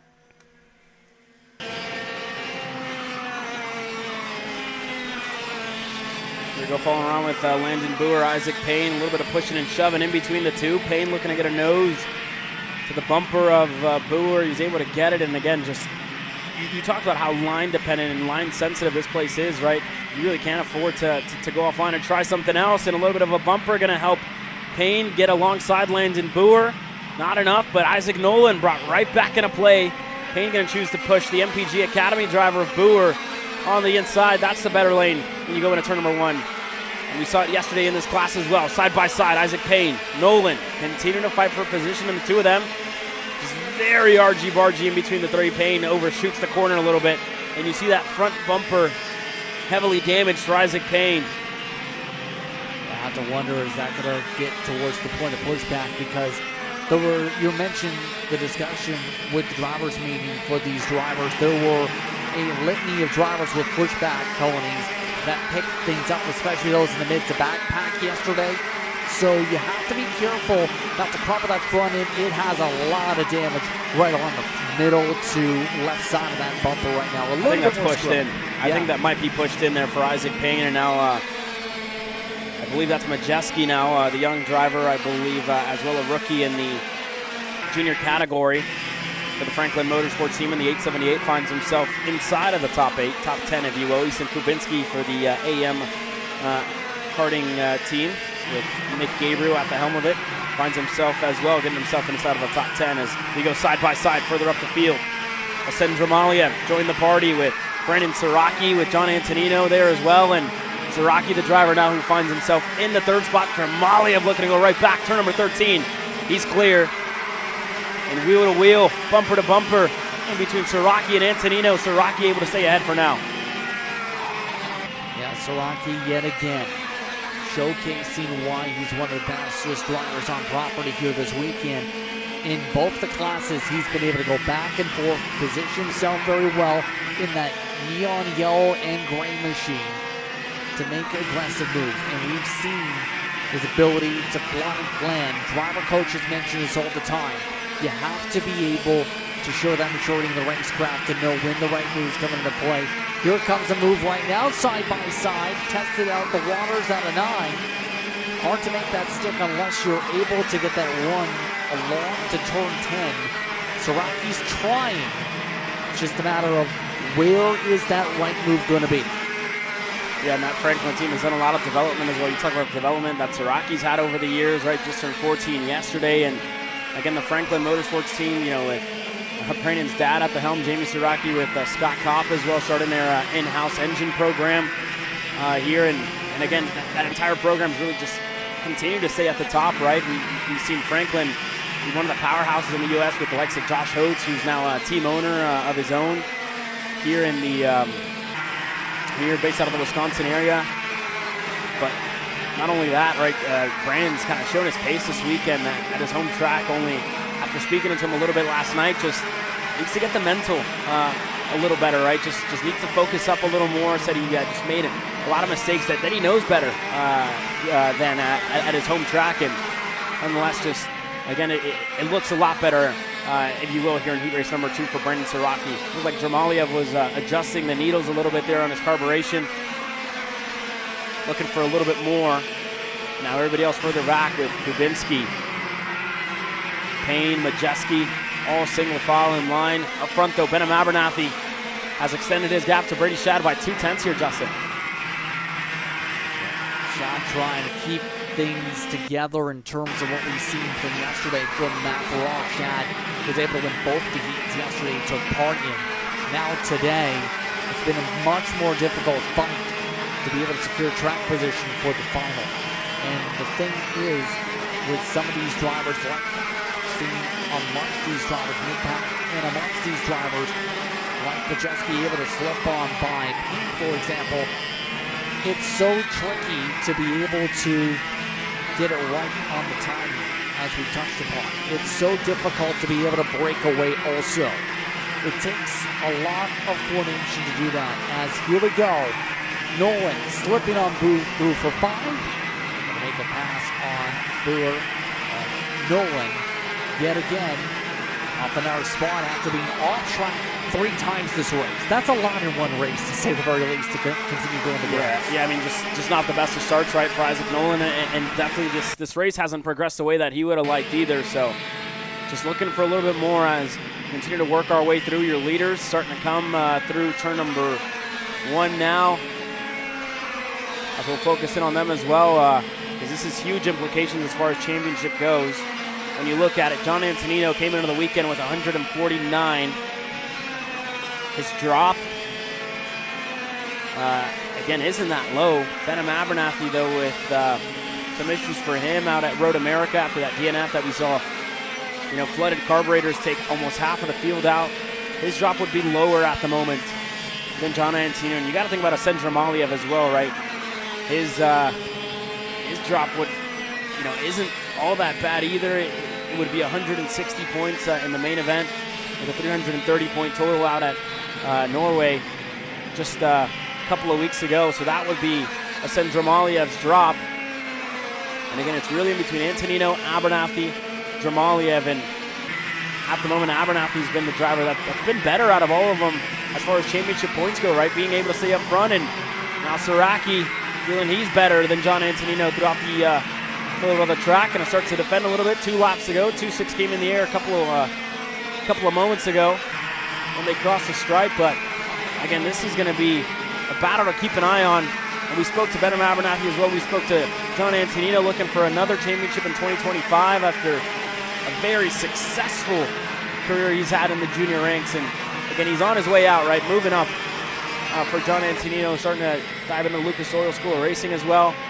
So we'll see, but it's all to play for as well when you get to later on in the day to main events. Benham Abernathy feeling confident. And you got to think about the story for that kid as well, right? Of how it ended last year in 2024, of what can be in 2025. His heat race progression has been perfect. A second place yesterday, a first place today. If it stands, if it holds, it'll be best case scenario for Josh Holtz's team and for Benham Abernathy to try and get a championship this year in 2025. So far, it's good. 2 more corners to go in this heat race. That's closing on out. Abernathy maintaining through 13. Closed up a little bit more by Chad. Chad trying to get some sort of draft. Any draft. No. Abernathy takes the checker flag. Holds off Chad by about 1/10 of a second. A strong performance from the 897. Gets them 100 points through direction unofficially for heat number 2. As right into that heat race out of Benham Abernathy. Brady Shad there as well, playing spoiler a little bit to Dramaliev. And to Antonino, Dramaliev 3rd, Saraki 4th, John Antonino 5th. That being said, this flag, this race, apologies there, checkered in the air. We appreciate you guys joining us here this morning as well. Thanks for bearing with us as well.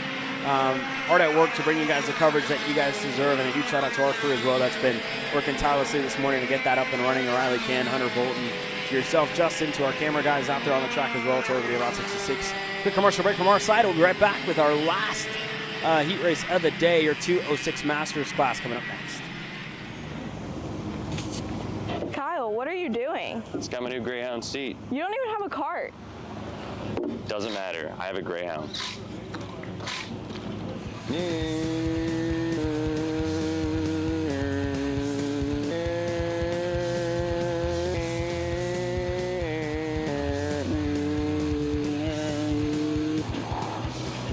is Kyle Cuthbertson? Doesn't even have a go-kart. Doesn't matter.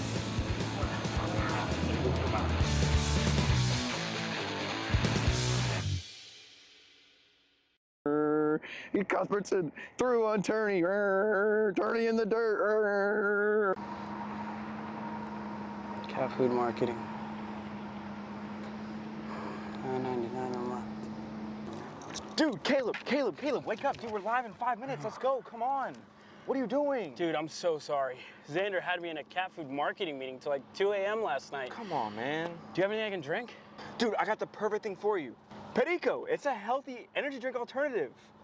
Perico, non-GMO, gluten-free, kosher, magnesium, B12, B6, yeah, it's good. B5, biotin, and 0 sugar? Pericazo! Try Perico, made with natural ingredients, organic caffeine, and supports your metabolism. Try the new official energy drink of Kart Chaser.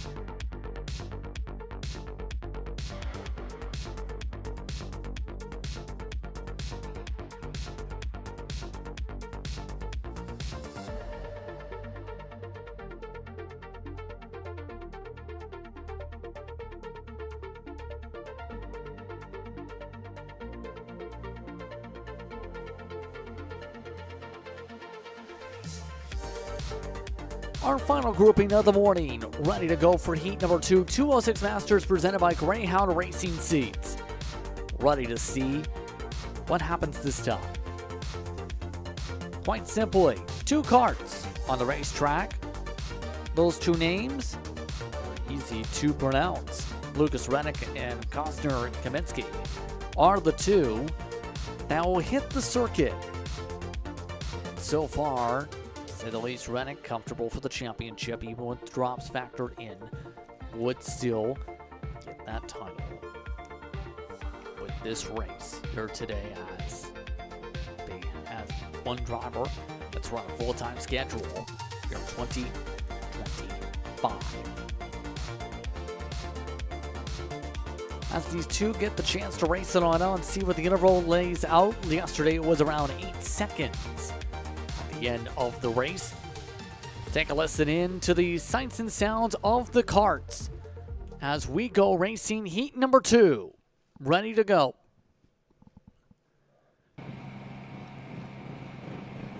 Field in hand, green in hand. Green flag is out. We're underway.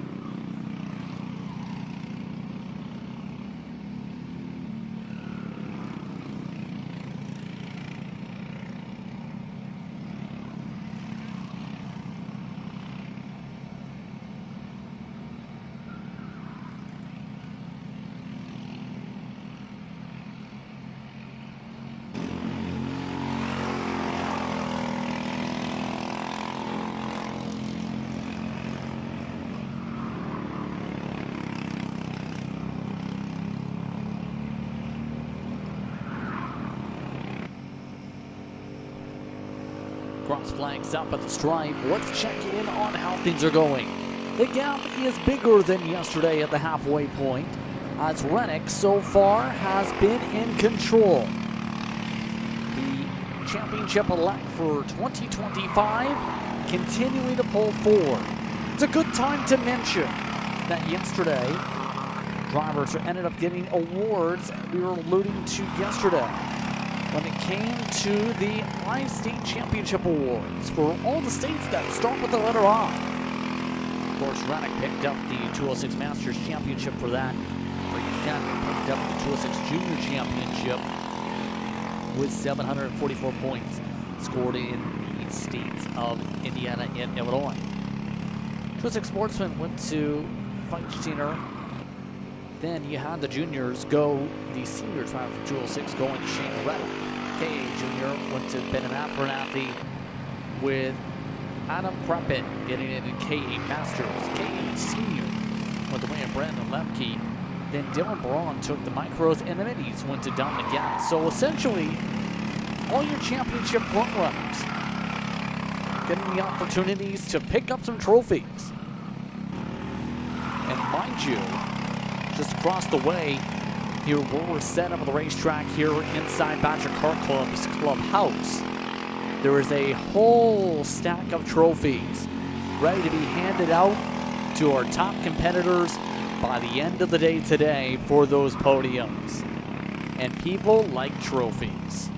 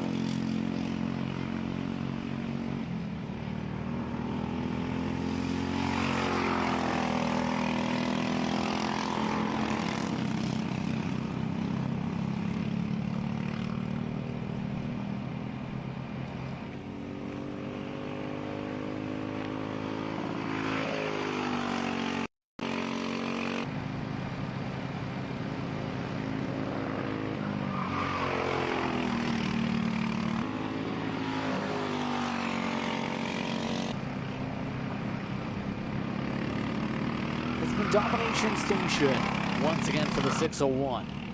Could be potential situations, but the Kart so far has held firm all weekend. It's had no issues, it's had no mechanical faults, no driving mistakes either. The racing line's been near perfect from Rennick all throughout this race. But for Lucas Rennick, it's a final run down the front straight away in the heats. The heats come to a close with Lucas Rennick getting another victory. Yeah, much larger than yesterday. Again, hitting the setup right on the head. Kaminsky finishes 11.7 seconds back in the second position.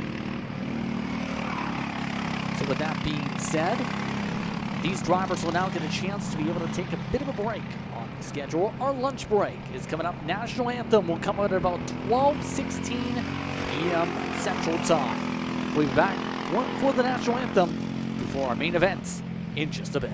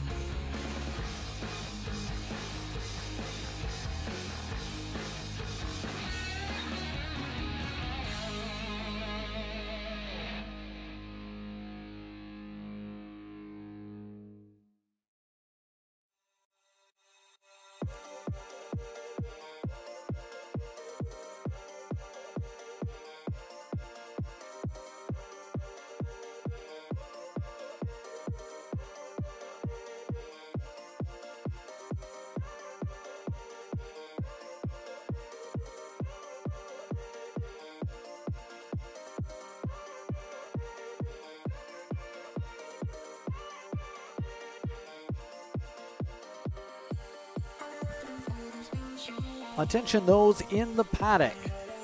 Skydivers for the national anthem will be coming in around 12:15. Once again, the skydivers will be coming down at about 12:15. For those who want to watch some skydiving go on here at the racetrack, be sure to go to the racetrack around that point. Again, 12:15, skydiving hits the racetrack.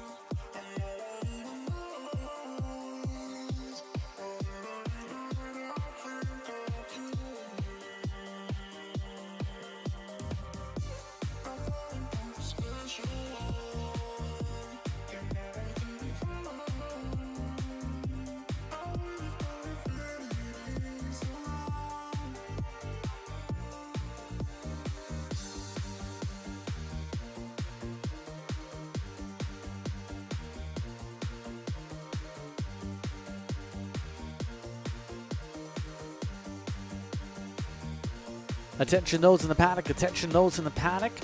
Just got the confirmation from those in race control.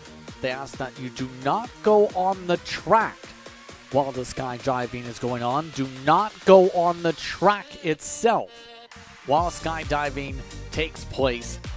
Again, that will be at 12:15. 12:15 will be skydiving here at the facility for the national anthem.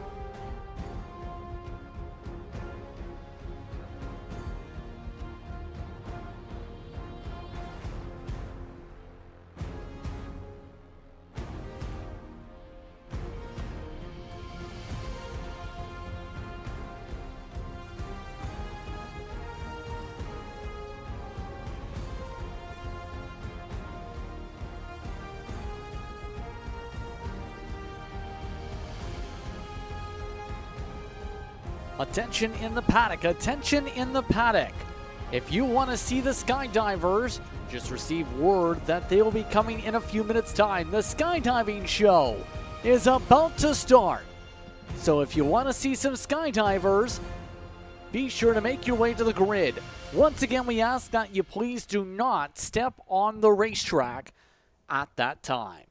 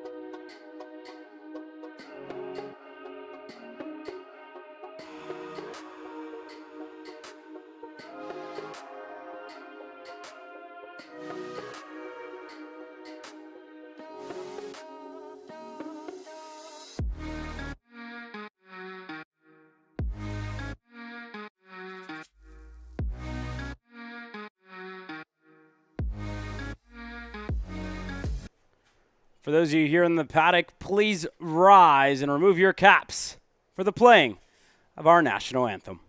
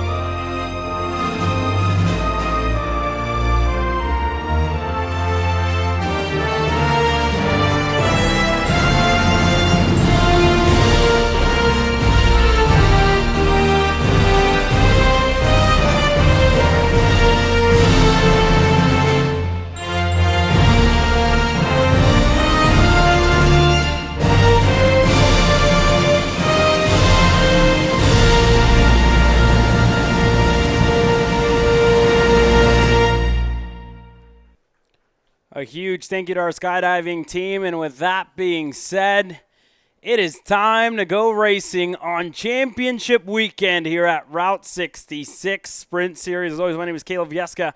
Alongside me here this weekend, Justin Prince. It's been a pleasure to bring you guys a live coverage in 2025. One more weekend, if you will, one more day. Last 3 hours or four, just about last 3 or 4 hours of racing here in 2025. And again, all the way from our Masters to our 206 Masters at the end of the day, we are excited to bring you guys all the live coverage. It's been an honor. It's been a pleasure. And again, apologies for the start of the day. And a huge shout out to our crew as well, who's been hard at work all day long to bring you guys all the live coverage, from our camera crew, from our production crew, to yourself, Justin, who did the first couple of races by yourself. And again, it's been a pleasure bringing you guys all this live coverage, and everybody at Route 66 as well, to Mr. Kardashian, to Tim Coyne as well, for always making us feel at home here up in the Midwest. A lot of us from the state of Texas, some of us from Illinois, all over the place, Kansas, yourself from Canada, Justin. But again, that national anthem has to make you feel a little bit patriotic, doesn't it? Yes, indeed, especially with the skydivers, to add that little bit of extra atmosphere. There was a lot of excitement from some of the fans and some of the drivers in particular that seemed to sprint their way on down to see what the skydivers looked like, and it's a good opportunity to be able to add the extra bit of sparkle to a race weekend such as this one.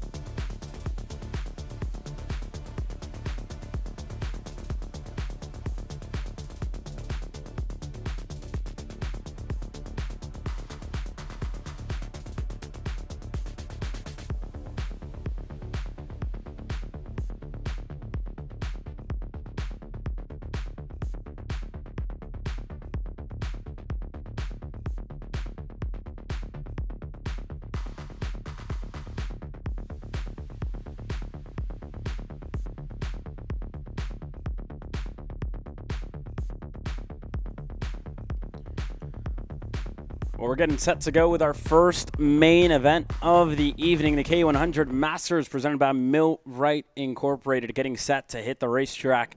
And again, a successful weekend thus far for Nicky Coelho, who's starting on the pole position on the inside, alongside Bob's son, Adam Krepp in the 437, getting set to go green from the outside in the green suit on that Tony Kart machine. You go back to row number 2 with a 409, Randy Klemek, and Bill Vorpagel on the outside in the 402. Justin?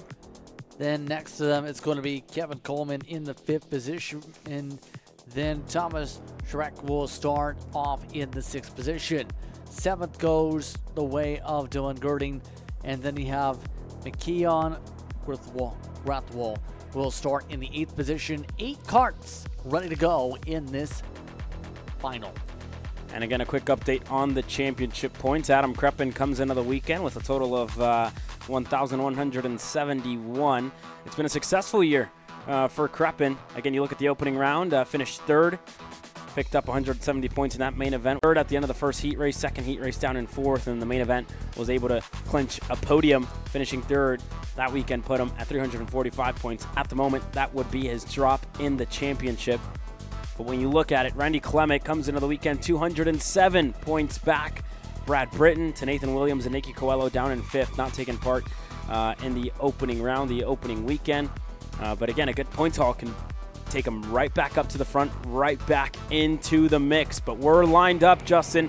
It's time to go racing. The final time in 2025 in KA Masters, presented by Rite Incorporated. It's Coelho on the inside, Kreppen on the outside. All eyes on Mick Gallagher. The green flag waves. We go racing in K100 Masters. Good start by Coelho, who's been able to have the strongest long run pace of the weekend. Side by sides for 3rd on back. Klemek able to clear on by for 3rd. The rest of the field single files out and gets themselves into the rhythm in the middle part of the racetrack. And here we go, single file, a little bit of what we saw in heat race number 2. Nicky Coelho opens up his gap a little bit, sits at about 3 to 4 car lengths in between himself and the 437 of Adam Kreppen. This time around, everybody able to make it through the start as we keep an eye on the Millrock 488 of Kevin Coleman on the GFC. Couple of moves further up, side by side with Klemek. And what looks to be there as well, Vorpagel. The two of them looking to shuffle forward position throughout some of the hairpins. Able to settle back in, slot back in the line. Coleman, driver looking to help out fellow GFC teammate. Both of them for the Millrock GFC team here up in the Midwest, up in, I believe, based here in Wisconsin. They seem to find some good space on the racetrack now. But you see the separation, a little bit what we've seen all weekend long as well, Justin. The top two able to pull away, Coelho, Kreppen, able to keep their gap consistent.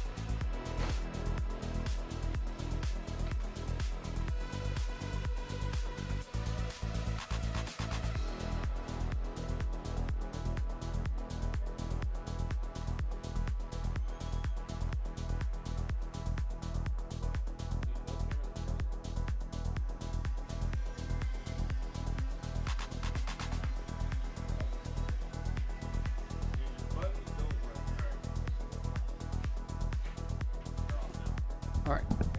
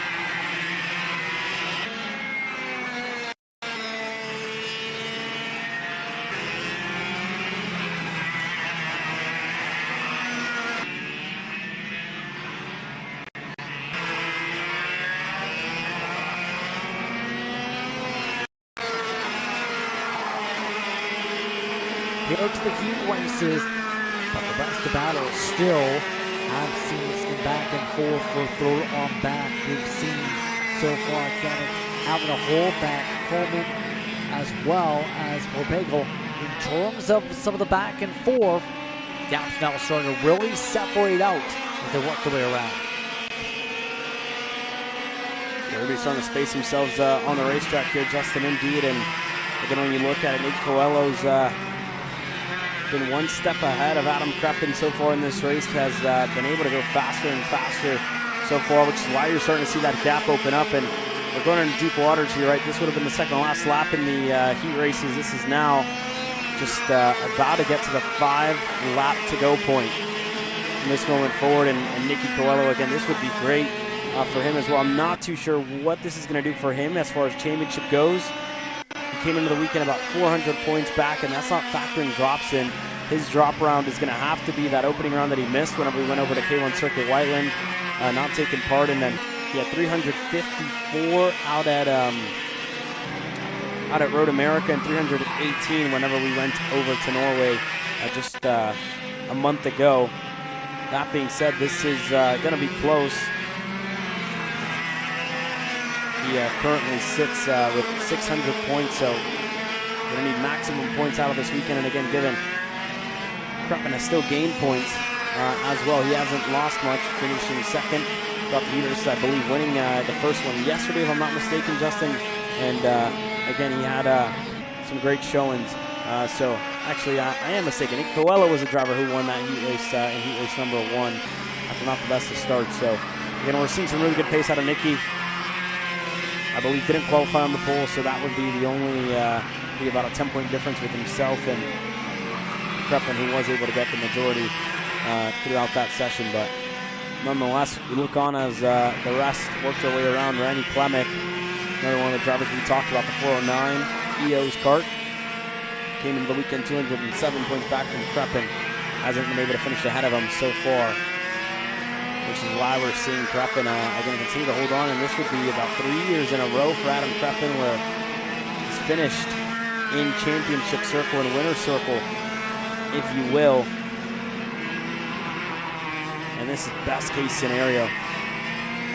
Again, it's looking good for Kreppen. Just has to finish this race, Justin. As it goes on, he will be crowned the 2025 Route 66 K100 Masters Champion. Stellar runs all throughout the season for the first 2 rounds in particular are why he's in such a prominent position in the first place. Didn't get the win obviously last time out there, but he's been no further than 3rd in most of the races this season except for one. That was Heat 2 at Norway. It's just been how strong Kreppen's been as a driver. Lots of experience as a competitor over the years. Who's raced in a lot of competitions. He's raced in this series, but also has done things like the 200 miles in Newcastle years ago. Competed as well in sports cars for a little bit back in 2007, 2008-ish. Kreppen on the way, just securing things with where things are running, up by 8 seconds over the 3rd place car as they run on the racetrack. This is good. 2 laps to go. Next time around, we follow along with Gerding, the driver of the 422 Franklin Motorsports Merlin, working his way around the infield section now. But again, your race leader, Nicky Coelho, has put up a fight all year long to try and contend with Kreppen in the championship. But again, sadly, it hasn't been enough. An outside shot really coming into the weekend. This will be his first win of the year here at Route 66. When you look at it, hasn't finished on the podium in main event, hasn't finished on the steps of the podium, if you will, podium for the top 5. Only the top 3 make it onto the steps, but this is good. This is a good return for Nicky Coelho to victory lane on what maybe hasn't been the easiest of years. Started off the year with the right foot, I believe actually qualifying on the pole. So this is a great points haul for him. Again, just remembering that graphic yesterday that went on the social media for Route 66. So Nicky Coelho, this would be a sweep of the weekend if he's able to make it hold. And this would be a great return to victory lane, this time by white flag in the air for Nicky Coelho, who again has been the class of the field here in Dousman, Wisconsin. The Badger Kart Club has seen many winners, and Nicky Coelho looking to be the first to make it back. And the same goes for Adam Kreppen on a year, actually the last couple of years that have been consistent for the 437. Came into the year with 8 races undefeated, 2 years without losing a single race in Route 66 competition. And that changed at K1 Circuit Whiteland, and again, had a championship drive after that. Whenever you look at you know, what he's done throughout E-races, what he's done throughout qualifying sessions, swept the weekend whenever we went over to Road America, finished third over at Norway, and today he's looking to finish in second. Hasn't finished the session outside of really almost the top three. But again, not going to be the winner today. That's Nicky Coelho who wins here in Dousman, but your champion in 2025 is Adam Kreppen once again.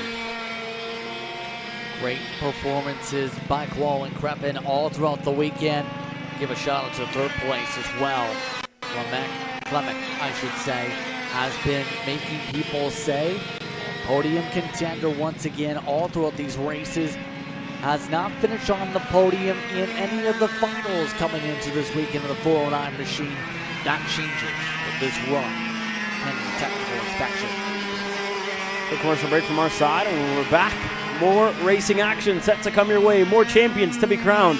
206 Sportsman coming up next. There's 3 basic pillars for data analysis. One is the data that we extract from the dash and look on the data station. The other thing is the feedback from the driver. And the last thing is the visual, like when we look at the driver on the track or we look at our onboard camera. Here at PSL Karting, we use a lot this SmartyCam 3 from AIM Sports. This camera is basically connected to the dash, and it gets all the data from the dash and it synchronizes the video already for us. So every time we use this camera, we take the SD card, put it on a computer, and then we are able to analyze the drivers side by side on the data. We all know that drivers, they learn faster when it's visually shown to them side by side what's the difference, right? So with the SmartyCam, every time we put on the data, we're able to see the drivers side by side on the track. So here, for example, you can see that Diego is taking a curb and our other driver is not. You see that one driver is oversteering and the other driver is pretty much straight coming out of the corner. By showing this to them, they're able to absorb faster. And you can even play the videos simultaneously so they can see how they're performing through the track.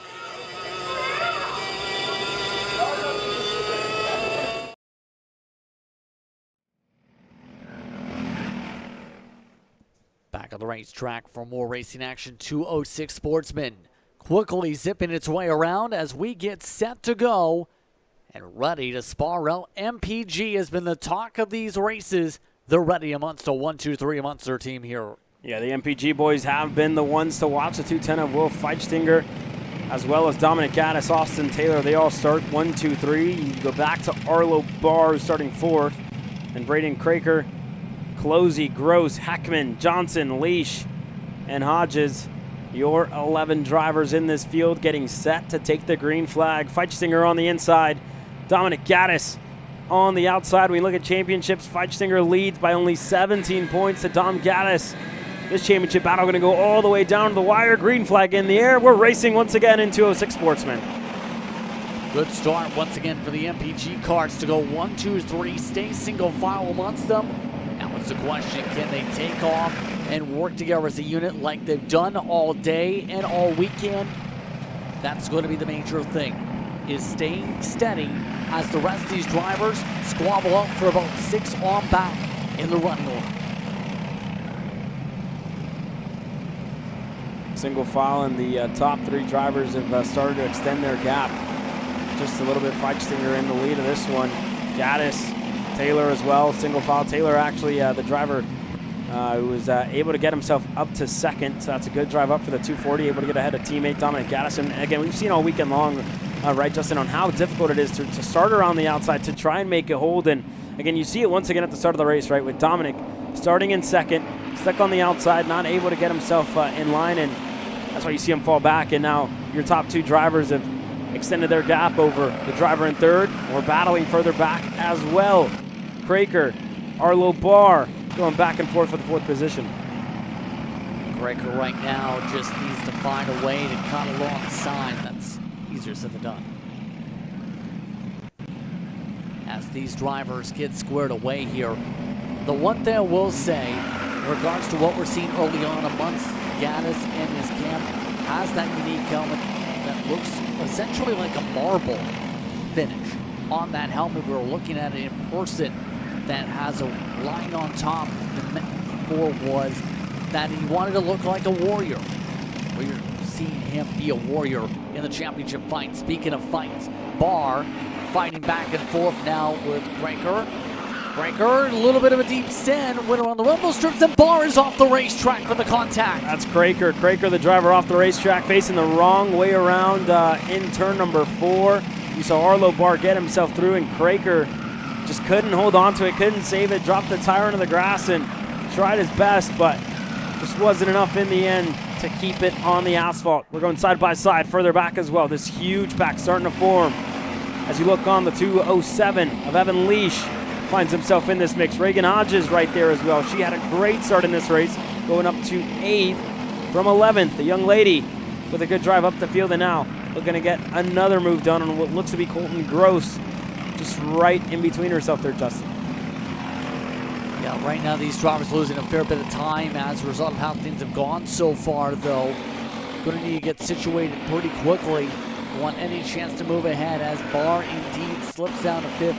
You have that 260 machine to be able to slip on by. Speaking of trying to slip on by, some folks there from the inside. Hodges, who runs along the regional side, has done well over at K1 Circuit Whiteman, in fact, about a year or so ago.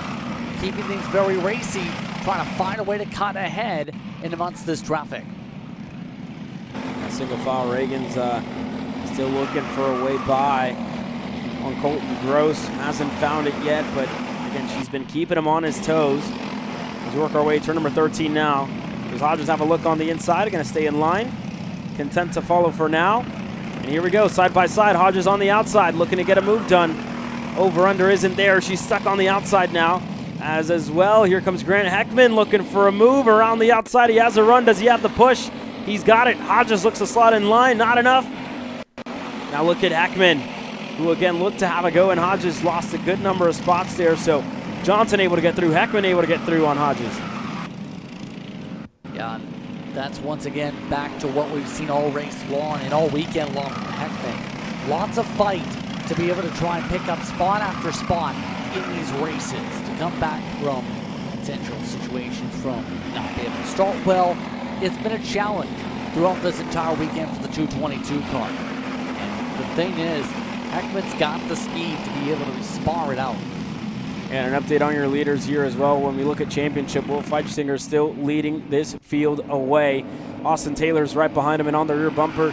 So this is good for the 210 to try and, again, become a champion here in 2025. It's been close, right? All the parents under that tent, Brent Taylor, Mr. Feichsinger, as well as Dominic Gaddis, they're all on the same side of the tent, right? With their minis, their micros, and their 206 machines. And again, it's been a healthy competition, healthy rivalry, if you will, with these kids. And they're all in good spirits, right? Just out there fighting, having a good time, putting their brand, putting their team up at the front, putting themselves up at the front as well, right? Making a name for themselves here this year in 2025, being the class of the cadet fields, if you will.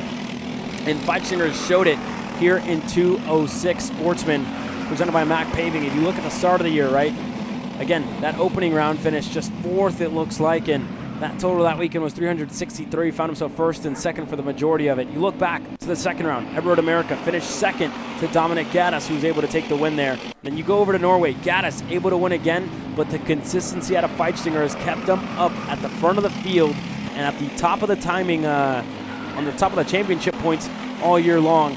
And as it stands, this would fall the way of Feichsinger because Gaddis just needs a little bit more than 3rd to try and take the number 1 plate going into 2026. Yeah, right now Gaddis is just not closing up the gap, has been equalizing out with these two cars working together, if anything. So it's going to take them starting to battle it out a little bit for the gap to really trim down, to really open up the door in this situation. We've seen right now Gaddis try and push down, try and get himself way down on aerodynamically, try and get lined up to find more speed down the straights, but there's only so much you can do when you're falling out of the range of the draft. Yeah, exactly. That's another one of the biggest things, right? That straightaway is really keeping Austin Taylor and Will Feichsinger at bay, right? The two of them able to push each other, able to work together, able to use that draft to their effect, and that little bobble out of Taylor not going to help him out. The three of them just going to be kind of stuck in that middle ground, no man's land, if you will. And for Gaddis, we'll see what he can do when you keep an eye at the gaps. A 52.970. He was actually a tenth quicker than Taylor and Feichsinger up at the front. The fastest lap still belongs to the 240 of Taylor. And again, just not much changing here so far, but you kind of see Gaddis start to inch his way closer, and you see it visibly start to get that little bit closer. We'll keep an eye on the gaps when they cross the stripe this time by, Justin. Yes, indeed. You see some thumbs ups popping up as they shuffle to the gears. 1.1 is the distance for Gaddis to Feinsteiner up at the front of the field. So it is getting a little bit bigger and bigger each lap. In fact, last time by, we're on a 53.3.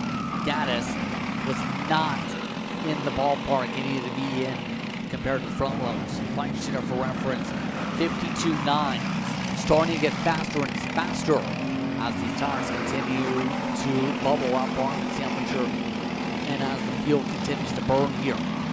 So for Gaddis, again, it's the matter of, will they start to spar out to open the door for any chance to move up from third, because Feinsteiner has this race exactly where he wants it to go here about halfway through next time by. I mean, he's in control as well, right? He kind of decides where this race goes on from here on out, right? Just keeping it on the track, being consistent, hitting his marks lap by lap, putting together what's been a nice drive and a nice collection of drives as well in 2025, right? Just being consistent, being there when it matters, and keeping his head up more than anything is the biggest thing for that driver, and he's showing it, right?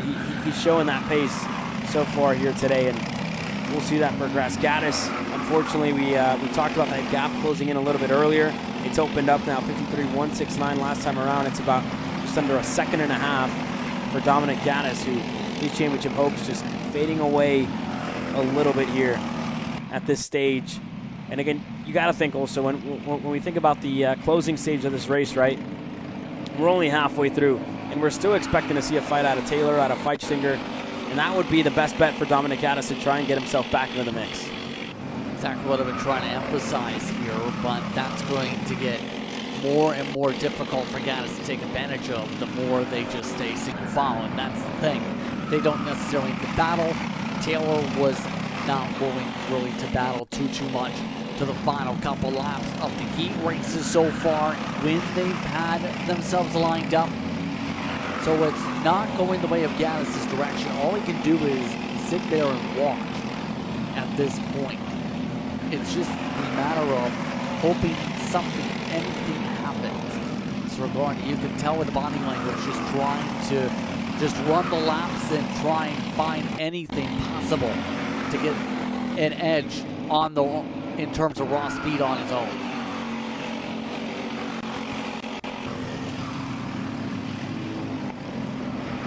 Still single file here. Little Feinsteiner with Austin Taylor with Dominic Gaddis. And a couple of battles further back in this field as well are pretty close, as now we have a little bit of movement up front. And again, expect these boys to wait until the last couple of laps. We'll take this time to try and give it a little bit of love to the rest of the field as well. Arlo Barr, Closey have found themselves pretty close together, fighting for fourth here. Only a 10th in between the two of them. Sitting fourth just a couple of seconds back from your top three. And when you look at it, there's a 2:13 of Barr and Closey, the two of them still wanting to get themselves up there. As it stands, they will be just alongside the podium. And again, a great result for these two young drivers as well. Arlo Barr sits fourth in the championship coming into this weekend with, again, just a consistent run throughout the year, right? Hasn't found himself in the top three steps yet. Closey as well, I believe this could be his best running in 2025. And I believe his first round as well of the year. And joining us here in Dousman, Wisconsin at Rite Raceway, and again kept himself right there, right in the mix this entire race long as we work our way through 13 laps. Already getting set to get completed, and 7 laps to go next time by when they cross the stripe. Still plenty of time for things to happen, and closely keep in mind, race is a fair bit when it comes to his time everywhere across the circuit, when it comes to karting, of course, being able to perform, but also has some experience when it comes to some of the other types of racing he's been able to build up over the career. So it's an opportunity for him really to build up. He has Bandolero's experience, is what I'm trying to refer to. So there's a lot of talent for him. Leach, by the way, in both classes has also looked pretty sporty. To give him credit, we've seen him in his outer races have to charge from the back to around the mid-pack already here today in the heat races. So the 207 has a lot of fight in for a track he doesn't really have as much experience at compared to Road America, where it's a simple drive up from Green Bay. Evan Leash got confirmation on his last name as well earlier on today. Nonetheless, he's working his way through further down the field, finds himself in the 6th spot. Great run so far for Evan to keep himself right in this mix. But we're getting close. We're getting to the closing stages here. With Will Feichtinger, Austin Taylor, all of them still just biding their time, right? Being patient, sitting patient.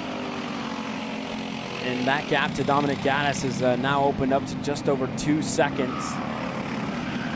They're going to need a whole lot of fighting out of your leaders to try to get himself up there and within a nose to becoming a champion this year.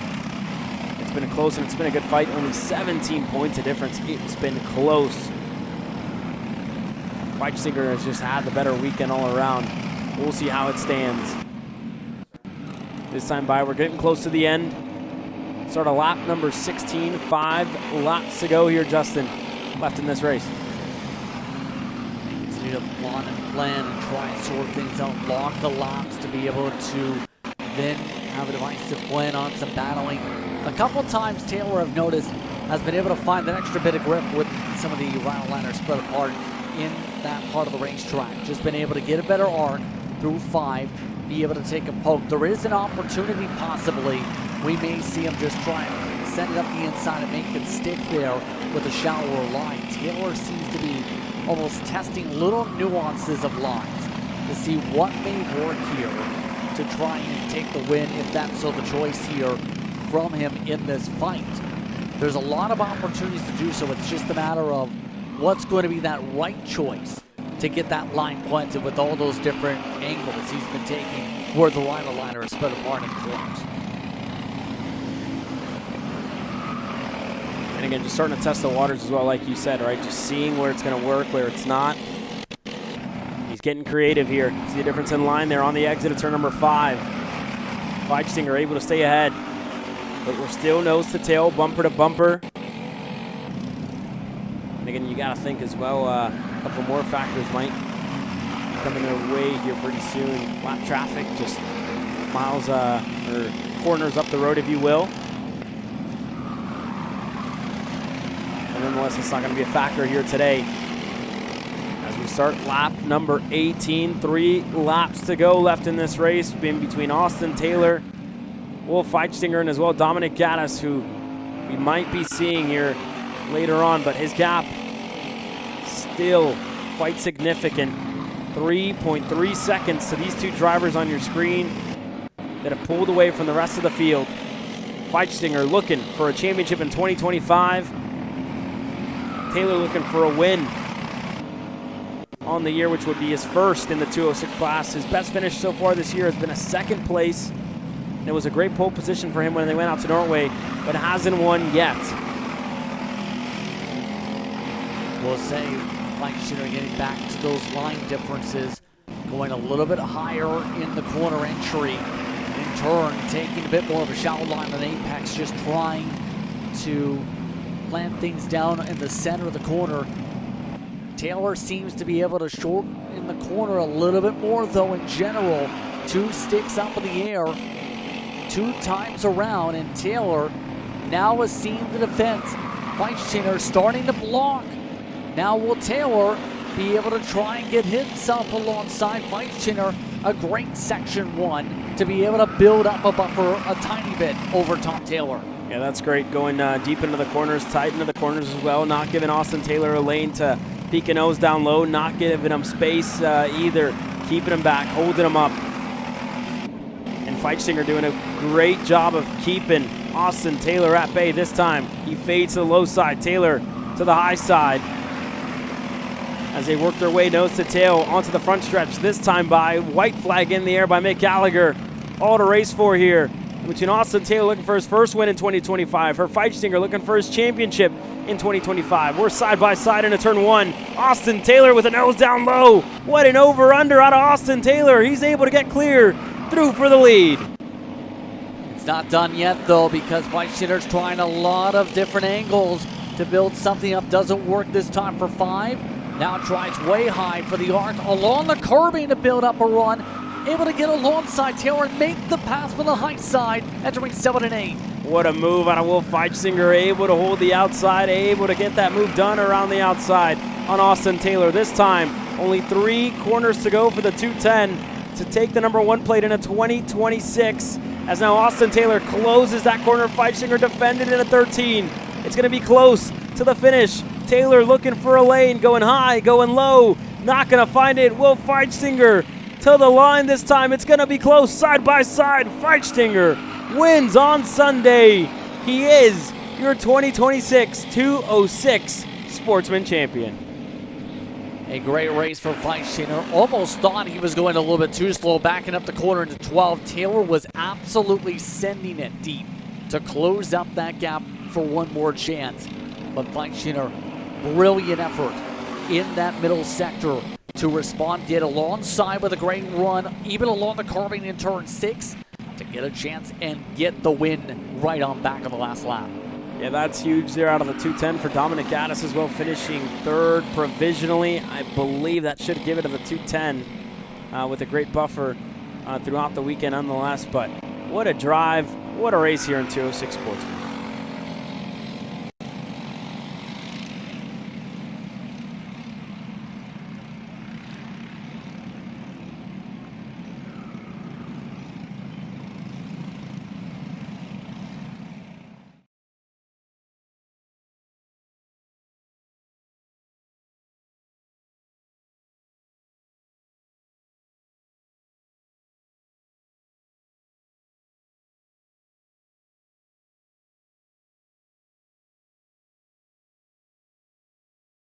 Shane Ruddy and Cale Zimmerman in 8th. Then it's Quentin McPherson, who's been able to charge his way through some fields today and some of the classes. And Chaz Variali will start in the 10th position here, Caleb. Yeah, you move further back as well to the next couple of rows. Blake Pitenpool, Mitchell Masters, Gibbs, Sarcia, Slifer, Charles Ropke, Poborowski, Vladimir Verveka, TJ Coyen, Tyler Goldberg, and more. Getting set to take the green flag. It's Brandon Lemke, the Wisconsin Wonder Kid, on the inside. Braden Zerves on the outside, and we look for the green. We got it. We go racing in senior. What a start for the outside. Braden Zerves able to get clear. Jamie Saraki looking for a lane as well. Saraki able to close the lane in back there. Able to get the run high side. Rest of the field going 2 by 2. Some of the drivers still getting the elbows out in back. Olds amongst those, able to pick up some spots off the launch as they are getting checked up a fair bit back in the teens. Outside of that, your front of the field already seen Zerves pull away a decent bit. Lemke quickly to second, slowing down significantly with Saraki. Yeah, Saraki just wasn't going to fight it all too much, right? Still, lap 1, very early in this race to be fighting for second. And again, Lemke felt like he had to go, got the move done, able to get clear. And up front, Braden Zerves. Again, the 909 looking for his first win in Route 66 competition. Cash Perkins as well, second year, sophomore in the senior ranks. Finds himself sitting 3rd with Austin Olds right behind him, as well as Dylan North. It looks like the first of the Mill Rock Racing GFCs, the Wisconsin-based operation, in 5th there. You go back to Jamie Saraki, able to recover until he's going to get passed by Cale Zimmerman. That driver able to get clear, so Zimmerman through on Saraki, and now Quentin McPherson, the next one up, looking to go on Mr. Franklin Motorsports himself. McPherson trying to set something up quickly. We've seen how difficult it's been to set up some of the passes all throughout the day. There's the set. McPherson into the side pod just about at the 919. Saraki continues his ascent. Now says, let's go and charge. Let's reset. As Saraki's fallen all the way down from the front of the field to 8th.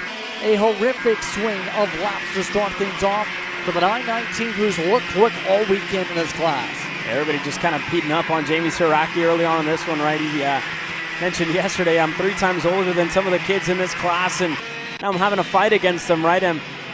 just kind of letting them have their way early on. And again, this race super, super long. We're only in lap number 3 out of 20. So this race is going to progress. He has to stop the bleeding at some point, right? And he has, as this gap further back has opened up. Shane Reddy with a couple of more. Cale Zimmerman with issues.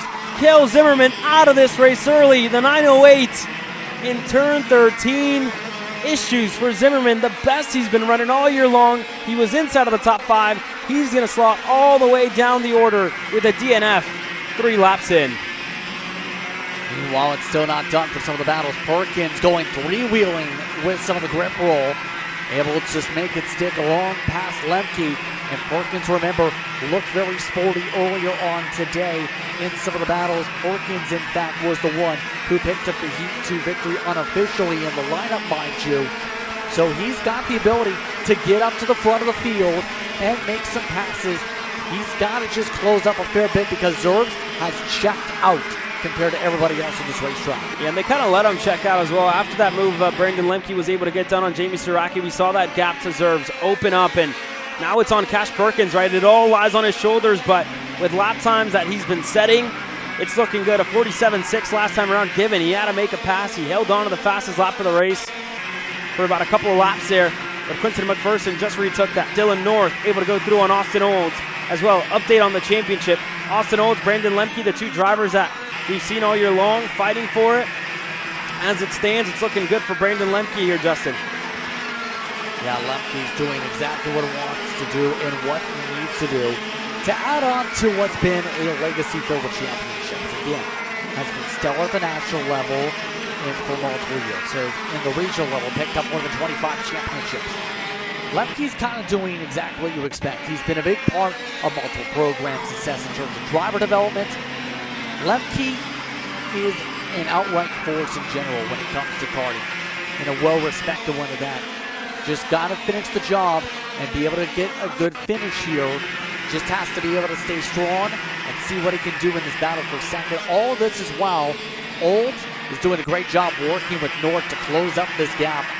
It seems those adjustments that Olds made earlier on with the camber and the ride heights for Heat 2 finally started coming together here with the 950.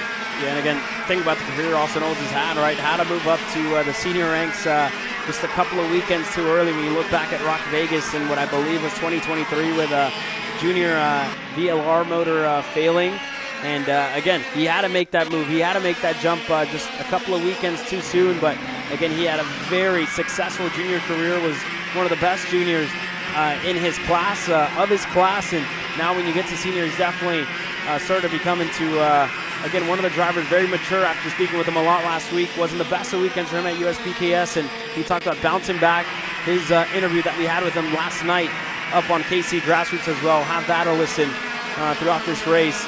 Because Austin Olds, again, it's been a year that he can be proud of, right? Getting his name known as well throughout multiple of the national ranks. And again, we're seeing him start to fight, try to give it everything, right? And he's been busy, in school, doing online school as well now, and helping Chase Jones in the shop. He's been busy all summer long, working on his off weekends, works over at Cup Karts North America with his parents, Megan and Chris Olds as well. Always at a racetrack, always working, always busy, and when he has the chance to get in the seat, he always finds a way to get himself up front and finds a way to make a name for himself, and he's definitely made one for himself here in 2025 across all the pro ranks and as well here this year at Route 66. He's been very steady and very solid whenever I've seen him in these races. Usually has been at least top half the field, if not around top 10, in terms of his consistency at these levels. We'll say, now McPherson, though, who's closing on up to them and just marching the 979 forward, just quietly but efficiently gaining ground. Last time by, lap times were in the 47.1s. The deficit is going down an average 1 to 2 seconds per lap over the past 5 for the 979. So McPherson laser focused. All while, by the way, the lead has compressed after Zerbs ran away for a while. Perkins has now reeled him on in and finally got within drafting distance. Yeah, Cash Perkins has been slowly but surely working his way up to the rear bumper of Braden Zerbs, and again, we're close to the halfway point. Mick Gallagher is going to give us a cross six this time by. And And this would be a first-time victory for either the 963 or the 909 of Braden Zerbs or Cash Perkins. Cross sticks in the air this time by. We're halfway through the main event in K8 100 Senior, presented by BBS Racing Engines. And Perkins, again, taking that gap down to a car length. Look in on the inside now. Turn number 5 catches Zerbs by surprise. What a move out of Cash Perkins. He's your new leader. Just making the cart grip in the right liner, making the cart stick through 5 yet again. It's about trying to catch drivers off when they aren't expecting it. When you have a wide arc like Zerbs did there in that case, it's very tempting to go for it. And if you're able to go in, why not? Why not try and make that move in that situation and get alongside and make that pass quick? I'll tell you what, Justin, Cash Perkins for the last couple laps was able to send it deeper into the corner, break later than Braden Zerbs. And again, you're seeing that right throughout the corner. A little mistake out of there, out of one of the 2 drivers dropping a tire into the dirt. And again, Perkins just able to drive into the corner a little bit harder. You see Zerbs a little bit out of shape into the dirt again. And that's going to open up the gap to 3 car lengths in between Perkins and Zerbs. So again, at this point forward, right, Zerbs just can't afford to make a mistake behind Cash with how fast he's been. Further back, Quinton McPherson already up to 4th. He was able to get through on Dylan North. It looks like Austin Olds went with him as well, because North now it looks like he's behind the MPG Academy driver, and behind them, JB Siraki, Shane Reddy starting to close in as well. Yeah, exactly. We just touched upon it, McPherson. Just knocking down time after time in this 4th spot, just running away at this point. He's quicker than the race leader, in fact. If it wasn't for the track position, we'll be talking about a 3-car battle up amongst the leaders here. But Olds, they're looking good on the fire-off here. Seems to be starting to slip back. Siraki, though, is doing a really phenomenal job, and that's the thing. When you get knocked down like him, it's so hard to get that confidence back and be able to get back in position to regain a lot of your spots in short order. Yeah, he's starting to close in again on the rear bumper, the Mill Rock GFC of Dylan North. You see him get closer as North now looks for a move on Austin Olds. He's able to get clear, and this is exactly what Jamie Siraki needed. Now finally within that drafting window on the front straight. We work our way through lap number 13. Now underway, and a couple of more drivers into the mix here. Dylan North, Austin Olds, Jamie Siraki to Shane Reddy. All behind Quinton McPherson as Siraki looking on the inside. He's clear into turn number 5. I think it's just the long run that's been the major thing that we've seen, or the longer these races have gone around this point, more Olds seems to have slipped back no matter the day now, and it seems like it's reverting almost back again all of a sudden to what we see in Heat 1, where he got picked off cart by cart, another send by Reddy. What's Olds even further back in the running order? That's just the unfortunate thing for Olds is you can do everything right, but you never know how this cart's going to really respond. The track has cooled down significantly with some of the cloud cover, I believe, this run, as they make their way through some yellow flags. The cart stopped on the racetrack. Yeah, one driver there stuck in the middle. Get an eye on that. Looks like the 989. They're the driver that's out of this race early, and that's Elias Baker, who actually just retired on lap number 12. So Elias Baker out of this race early. When you look at the front, though, nobody has been close to Cash Perkins, a 46.942. The closest driver to that is a 10th back. Braden Zerbs hasn't been able to run the same lap times that Cash Perkins has been able to run, and what a great drive out of Cash Perkins as well. Moved up to senior last year, and this weekend breaking through at his home track here in Dousman, Wisconsin. The Badger Kart Club has produced many great drivers. Could this be the next? Could the 963 be the next one up? We've seen Lemke come from here, the likes of Josh Holtz. The list goes on and on and on. Extensive names that have came out of this very track right here. Cash Perkins having a great drive thus far. 5 laps to go when he hits the stripe. Cash Motorsports machine ready to cash in on how things go here. Cash Perkins has ran a lot over his time, and right now has just seemed like he's been driver automation since the start of the day. Whatever they adjusted to for the cooler temperatures today, has paid off perfectly for him in the car. It's going to be, can he finish up strong the rest of the way? A long time coming. Cash Perkins potentially here, and again, a driver with a lot of experience here, as raced far back here as the early 2020s in terms of how many times he's appeared here and how many times he's had opportunities to be able to learn this racetrack. And he's at one, and again, speaking of Jamie Saraki a little bit last night, right, he talked about a lot of the local drivers that, you know, when you come here are competitive with the, you know, the vast club scene that you have here, right, with numbers sometimes even bigger than some of the other races that come by here, and Perkins has been one of those that has came out of here. Brandon Lemke, though, when you talk about him, this would be best case scenario for him as far as championship goes. McPherson with an off weekend, fourth, if you will. Olds only eighth at the moment. This should go the way of Brandon Lemke as it stands. And again, when you look at it, what a weekend as well for Braden Zerves to get himself up there, to get himself into the mix. Only has one podium on the year, which was over at Norway, so it's a consistent streak of podiums, and again, that's going to be one of the kids to watch in 2026.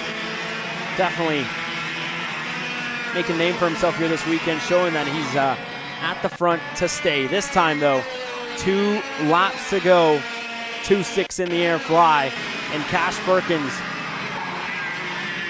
this could be the first time win, the first time he stands on the podium as well this year.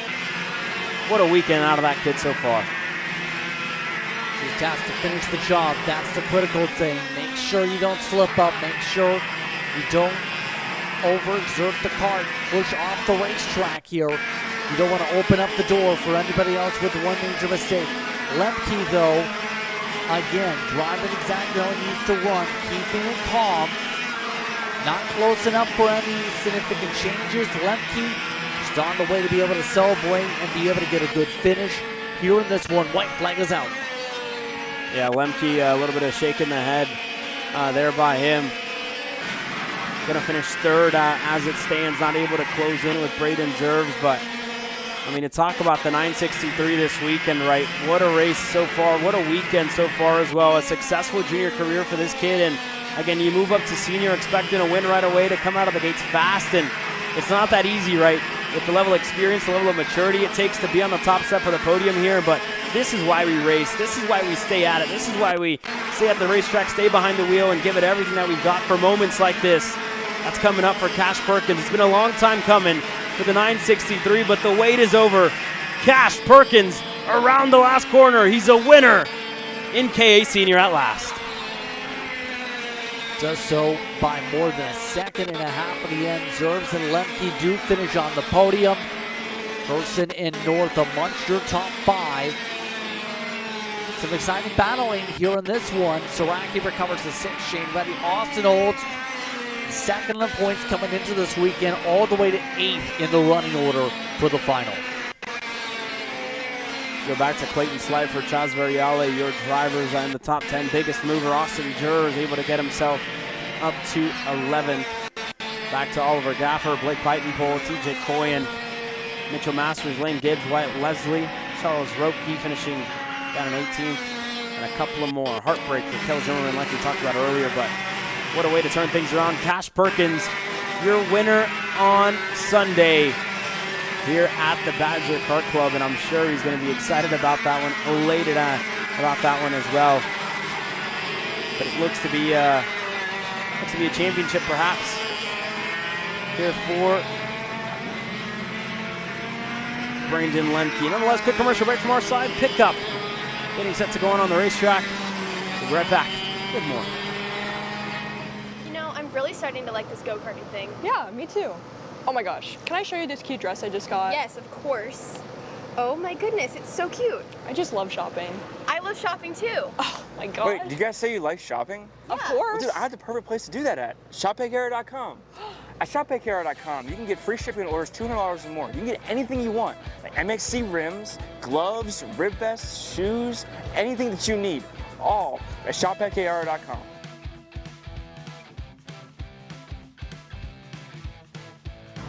Who is he talking to? No idea. But we're gonna have to check it out. Sounds like a great deal. Sure does.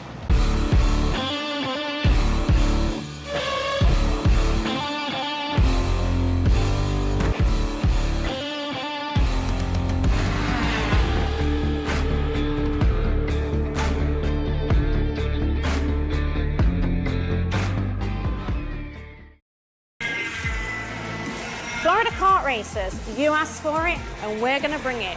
Introducing Florida Karting Championship, FLKC, a brand new racing series coming to Florida in 2026.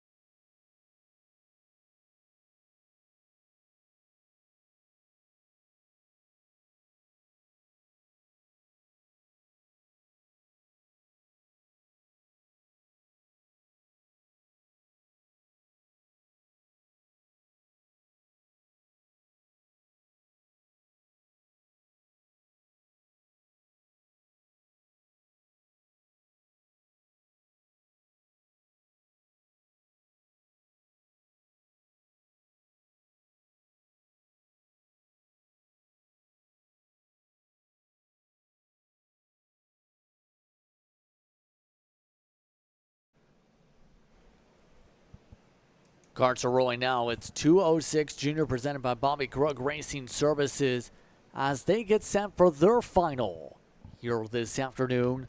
The sun back out to play after going behind the clouds. Jake Bieber on the pole, Brady Shad in second. Then it's Lorraine Golseth in row number 2, Caleb.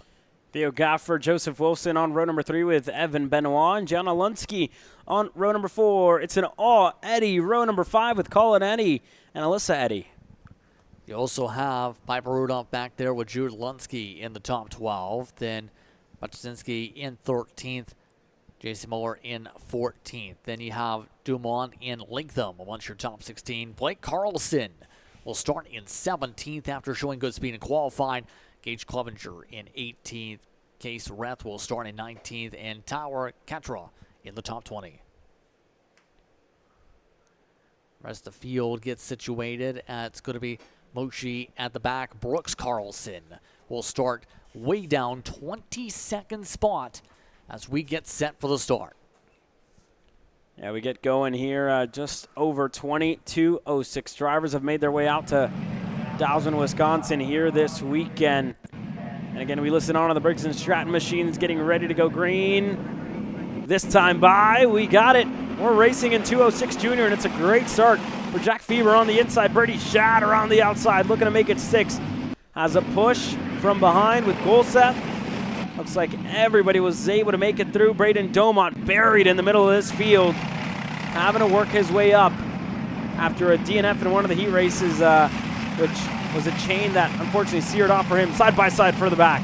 As well, Jana Lunsky, the young lady, shuffled off to the wayside. Braden Domont looking to take advantage, able to get clear. Domont Alonso's fighting hard. Still some more battling going on with some of the others. They've lost a lot of ground from about way back onwards. Gaffer Alonso's losing some ground with some of the shuffling, but able to single file out and build a small bump for the rest of the pack. Oh wow, Weaver, Shad, and company continue to try and solidify up at the front of the field. Come across the timing beacon. The 381 still controls things up front after the first lap. Top 4 have broken away from everybody else. Single file up front, Jack Fever able to hold on.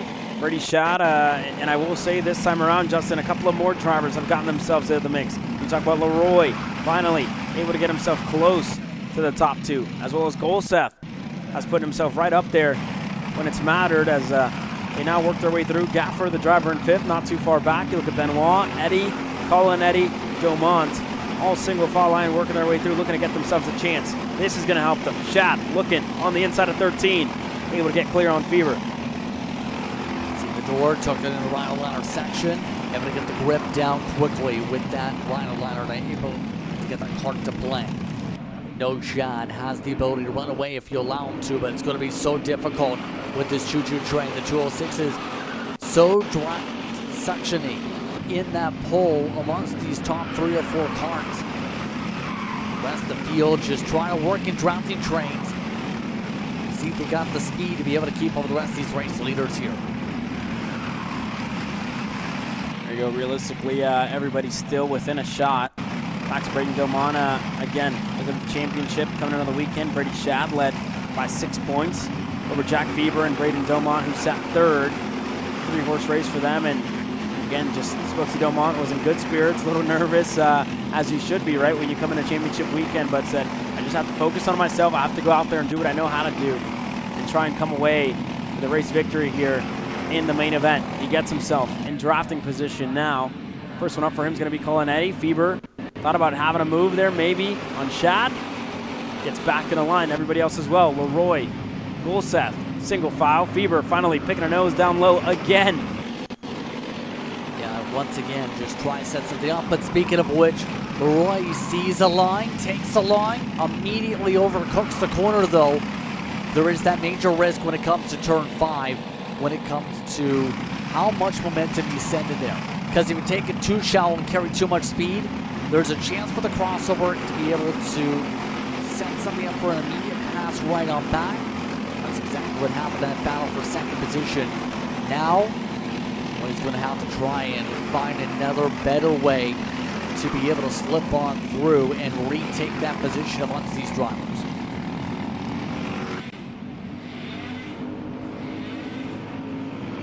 Still very early in this one as well, Justin. We are just now starting lap number 5.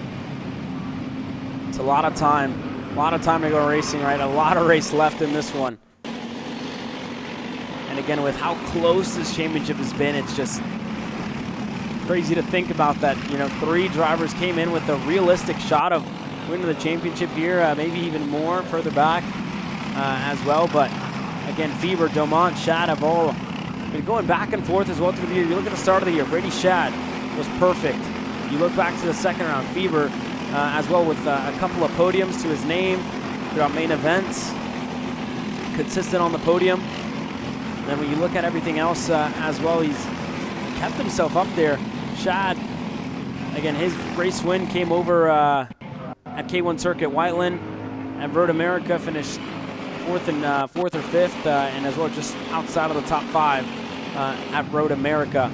But again, a good year, a consistent year out of these drivers. And Domont as well, he's had a great burst of energy throughout the last couple of rounds. You look at Road America, he was able to win. Norway as well, he was able to take the win on Sunday. So Domont showing his pace on the weekend. And again, the number 308 finds himself in 8th. Looks like he was able to get ahead of Colin Eddy and Gianna Lunsky, the driver that now sits behind him. Yeah, right now, the tough thing is no one else to work off, no one else to draft with. It's going to come down to how well you've memorized this racetrack. How well have you looked at the video footage to be able to see where your weaknesses may be. And that's right now going to take a lot of focus. Shad, by the way, up at the front of the field.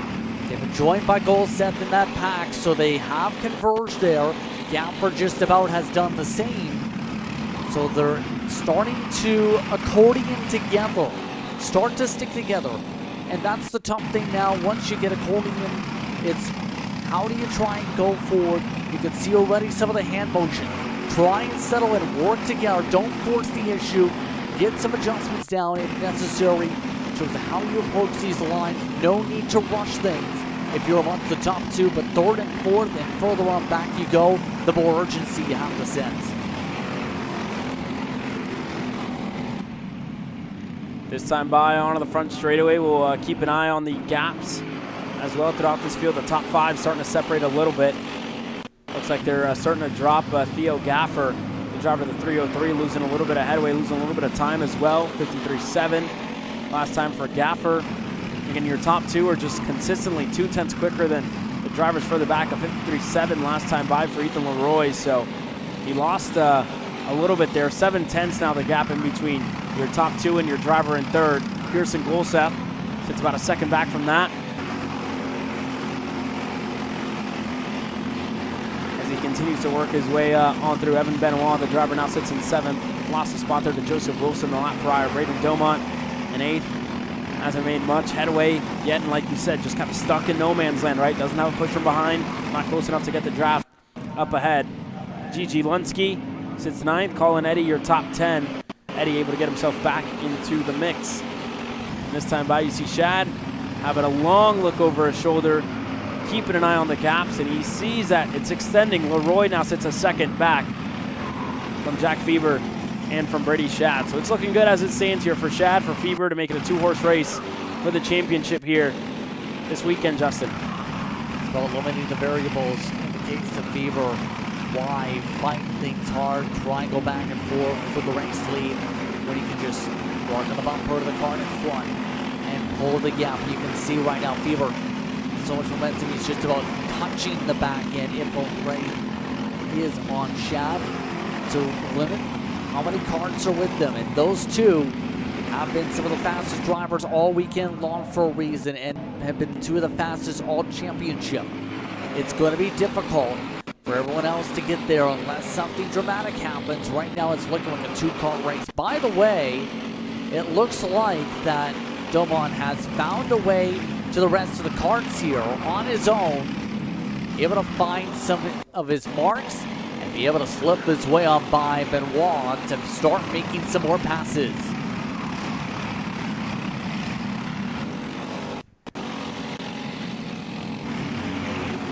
Still single file here. Not much has changed. And like you said, Domont now getting closer and closer to the rear bumper there. Wilson able to get through on Benoit this time around.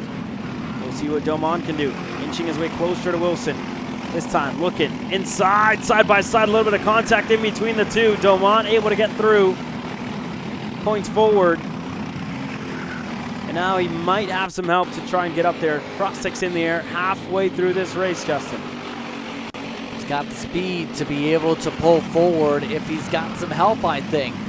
It's just how willing will they be to help for 7th on back, and that's driver preference in that sequence, if anything. Domont, based on checkups like there with Wilson, you'll hear the back end of Domont might be a little bit better when it comes to his cornering speed to be able to distance himself, and that's going to make it so hard for him to get the help. If it's going to take a lot of work to close up the 2 seconds or so to get up to Gaffer and pull himself up the bootstraps to get to the next choo-choo train in terms of cars.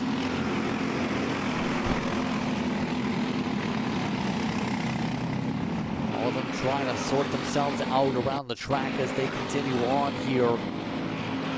Still more than this, less than halfway, should say, of this race to work with. Some of the drivers to keep in mind that we've seen some speed earlier on, like Carlson's towards the back of the run where Brooks Carlson on a lap down after having track position yesterday and having a fight to hold on. Some of the spots before getting pushed off in Heat 1. Fortunate to say the very least in your case, but it's about, can you recover from mistakes? And you've seen for the most part drivers have fought hard to have the opportunities just to be able to survive in a lot of these fights. Domont seems to have broken around. All this while lap traffic for the leaders. No issues this time as they lap on by the 317. That is Brooks Carlson. They zip on by. Still working their way through, and the tough thing is for people trying to go for a send is going to take some time. The time is now, though. Takes an opportunity. They built up more than 2 seconds buffer. Only loses them a 10th. Why not? Shad now up to second. Now Fever looks to see where the back and forth goes. They still have about 6-7 laps to work with here in the race.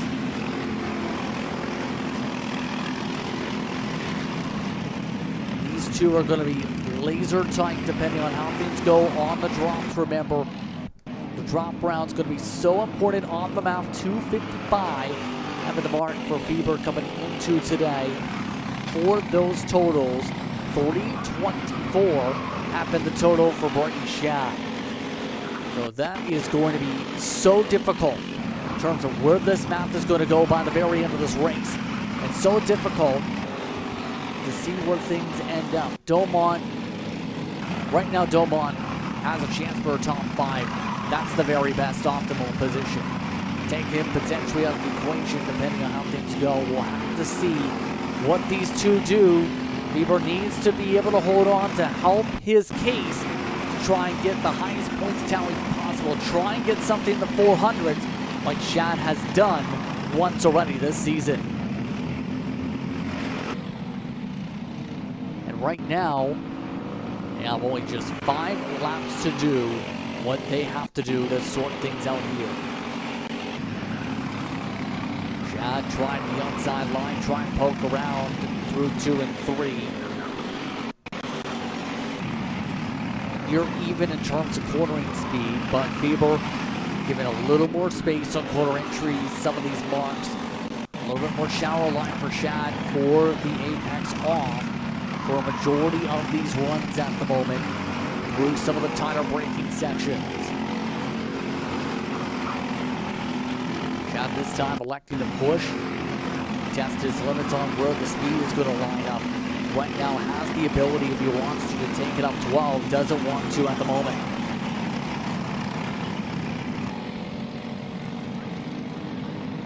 Five laps official on the board from the flag stand.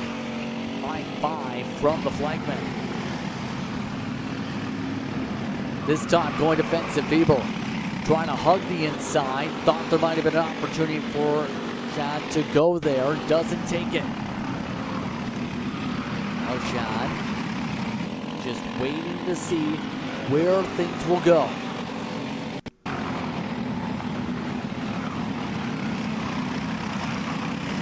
Staying lined up amongst these drivers here to see where are they going to place themselves. Where are they going to just send it through in this fight. I mentioned Jack Fever amongst the many who have had plenty of experience when it comes to this series, as well as in Kart North America. Races a fair bit when it comes to the action around this region. Loves to be able to race and battle things out. All this is while Shad has appeared a lot on the national scene, keeping the pressure high, trying to find his way around. Again, defensive line for Fever. Yeah, as the championship stands now here, Justin, doing a quick math, it should go the way of Brady Shad if he's able to finish second here. And Jack Fever takes the win. That would be, again, only a 20-point difference, but Shad has had a great weekend so far, right? Finishing up at the front, collecting a good number of points as well throughout the heat race, winning heat race number 2, winning the first heat race as well, qualifying the only session where Fever took a little bit more points than he did. And again, just the very minimal swings in the championship, and Shad just being stronger throughout the heats has helped him out. This would be good for Brady Shad. For Jack Fever, just has to finish this race for Brady Shad as we go side by side for the lead of the race. Shad looking on the inside on Fever, able to get through. Fever looking to go right back. We're side by side for the lead, side by side for the championship as well. Shad able to stay ahead. Crossover move again by Shad, though, along the outside. This time for 6. Resets with the crossover. Now through 7 and 8. We've seen a pass outside already here today. Shad goes a bit wide coming out of 9. Able to get the better run, though. Shad retakes the lead, holds on to it. And now they have to do with the lap traffic. They got the blue flags for the Kart in front last time by. Now they have to quickly get around said traffic to make sure there's enough space to battle. Traffic stays very cordial. moves to the right side of the racetrack, moves right out of the way. It's going to be 2 laps to go for your top 2 double sticks in the air. Brady Shad holding on, looking for Jack Feber as he opens up. Shad takes a corner a little bit tighter. And again, starting to defend from Feber. Still, Feber trying to fight from the outside. Again, tries the cut, took a bit of the curbing this time. Slid the tires coming out of 6. Didn't get the traction he was looking for as a result of the rumble strips. And now, forced to poke his way around several times over, trying to build up a run for 12. Shad hugs the inside this time. Feber will try the outside of the rhino liner, nearly sent it too hard. Able to make the Kart plant though and stay in the line, still pressurizing Shad. Shad going defensive, coming to the white flag. White flag this time by Brady Shad at the bottom of the racetrack. Feber on the outside as they fight. As it stands, it should go the way of Brady Shad, whether he finishes first or second. Feber just wanting to finish the year off on a high, finish on the top step of the podium as we go side by side, continuing to fight. Shad holds on, side by side again. Feber on the outside this time. Feber couldn't get the crossover yet again. Hit the curbing once more in turn 6. He's done that twice in 2 laps. Now they rumble their way up to turn 10. Can Shad hold on for one more major lunging area? Already going defensive. Followed in the tire tracks by Feber. Feber watches as Shad nearly goes wide, but Shad has the preferred group for 13. Here we go, all the way to the line. Jack Feber gonna look for a lane, gonna look for a run. I'm not sure if it's gonna be enough. We'll see it though. Drag race all the way to the line. Brady Shad wins in 2:06 junior. Jack Feber across the line second to Ethan Leroy. And as it stands, your champion in 2025 is the 365 of Brady Shad. And that took a lot of effort to hold on for the race to win in general, though. Had to hug a lot of the inside lines. But in the end, those two pulled away by 2.7 seconds for a reason. 2 of the fastest karts on property in this series, putting on a show with Leroy on the podium also. Wilseth and Dousman amongst your top 5. Benoit, Wilson, Gafford slips all the way down to 8th. Then Januszewski getting to a top 9. Colin Eddy finishes off in the 10th position. Rest of the field on screen. Some of the drivers still circulating to finish this race on up here. That was uber competitive for that race win. It took precision, and Shad had to be smart to get that done just right. Yeah, it definitely wasn't easy, but they kept it clean, kept it respectful for Jack Feber. And look at this sign of respect, sign of sportsmanship as well for Brady Shad. The 2 of them, again, worked their tails off all year to be in this position. Shad able to get it done, and huge respect for that kid. You see him hugging Jack. Huge respect for Brady. And what a sign of sportsmanship there as well. Quick commercial break from our side. We'll be right back with more racing action.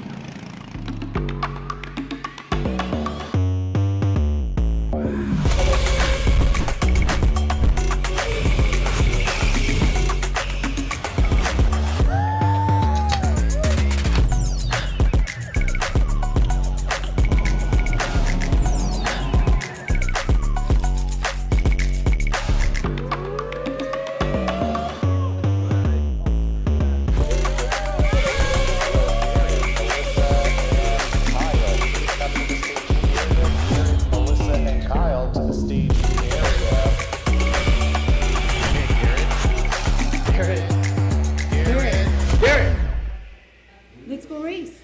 Come on, man. Cat food marketing. $9.99 a month. Dude, Caleb, wake up. Dude, we're live in 5 minutes. Let's go. Come on. What are you doing? Dude, I'm so sorry. Xander had me in a cat food marketing meeting till like 2 a.m. last night. Come on, man. Do you have anything I can drink? Dude, I got the perfect thing for you. Perico. It's a healthy energy drink alternative. Perico, non-GMO, gluten-free, kosher, magnesium, B12, B6, yeah, it's good. B5, biotin, and 0 sugar? Pericazo.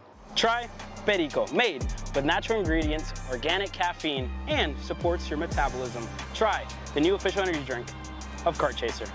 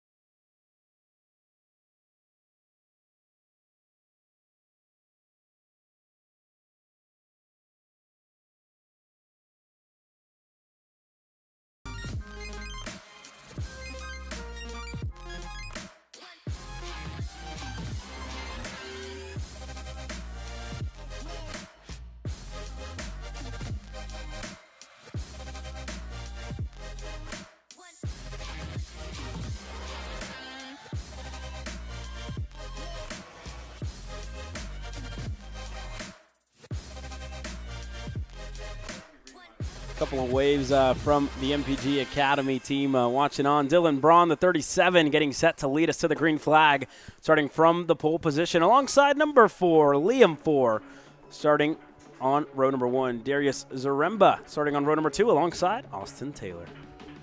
Then it's the drivers that are related. Cameron Abel will start in 5th. Harrison Abel in 6th position. Grant Heckman starts in 7th. And then in 8th position, that will once again be the 17 keep an eye on in this race in Leach to see what happens there. You go back to Lawrence Jorgensen, Reagan Hodges, the number 38, based out of Indiana, starting on row number 5, your top 10 starters. And you go back to the number 16 of Blake Klemick, who I believe it was one of the Klemicks yesterday who gave us a good fight in cornhole, actually intimidated our very own Hunter Bolton, where Hunter then proceeded not to put a single bag on the board. So yeah, tough loss for us as well against the Haute CD team. Very well-deserved for them. Engines are fired, and we are rolling, getting set to go on the warm-up lap here in Micro Swift, presented by Top Kart USA. Gonna be honest, I don't know how to play cornhole. I know you throw the bags under the board and aim to throw it in the hole. That's about it. Yeah, correct. You get a bag in the hole, that's 3 points. You get a bag on the board, that's 1 point. And again, it cancels out as well, right? So, yeah. Who knows? Who knows? We definitely got some practice to do. I know myself and Hunter won over at Road America. We'll take wins where we can. Didn't have the best showing at the opening round at Whiteland. Then you go back to Road America where I wasn't. I was over at TSRS while the boys, again, got eliminated round number 1. Then me and Hunter made it all the way to semifinals this weekend. And again, tough competition, and a huge shout out to the MPG Academy boys that were able to win. Again, team undefeated, Chase Jones and I believe Mr. Coleman. I think every time they have played together, they have been undefeated in 2024 as well, I believe. So we'll take the fight to them next year, but we're about to watch a better fight here this weekend and this race on the racetrack. Your Micro Swifts presented by Top Kart USA. It's Dylan Braun leading the championship by 23 points over Austin Taylor. This time into the tram lines. Green flag in the air. We go racing in Micro Swift. Clean start up at the front of the field as they make their way on through 4, trying to find a way to make sure that Kart doesn't slip back on time. 4, part of that is going to be able to keep up with the race leader. A little bit of a push wide that time for Braun. Braun holds on as the whole field marches around the track.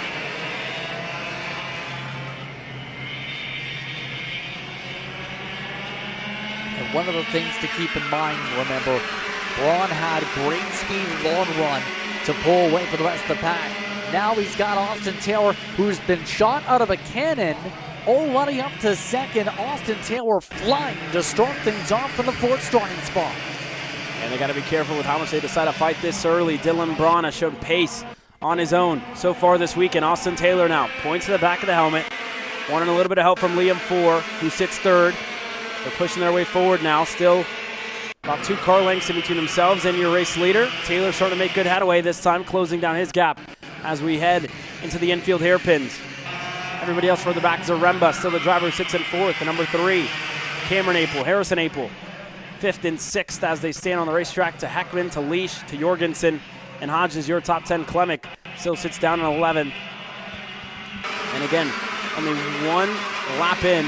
We're about to complete lap number 2 in this race as we work our way through. And again, Braun, it's been a successful year. Years where he's really coming to his own. Has finished on the podium in every single race. Finished 2nd over at Whiteland.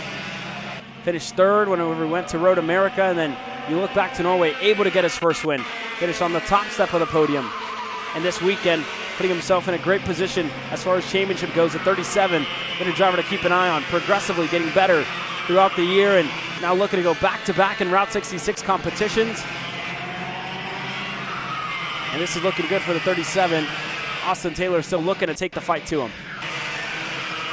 Yeah, Taylor's been a stellar driver all season after all. Got the weekend sweep already once in 2025 in terms of speed over Braun, but it's still going to be the matter of can he get the response here? After all, pretty close to the championship fight. 306 to a 324 will be that drop differential with Braun with the 324 and Taylor with the 306.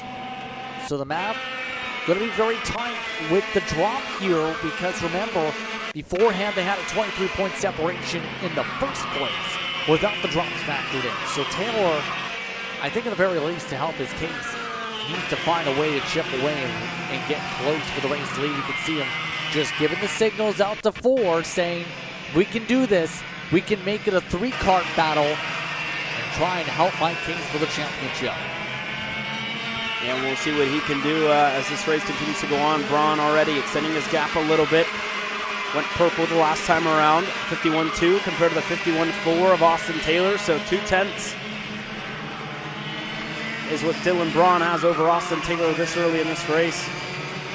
4 showed a little bit more pace than Taylor the last time around. We'll see what he can do as, again, he puts himself in the drafting window.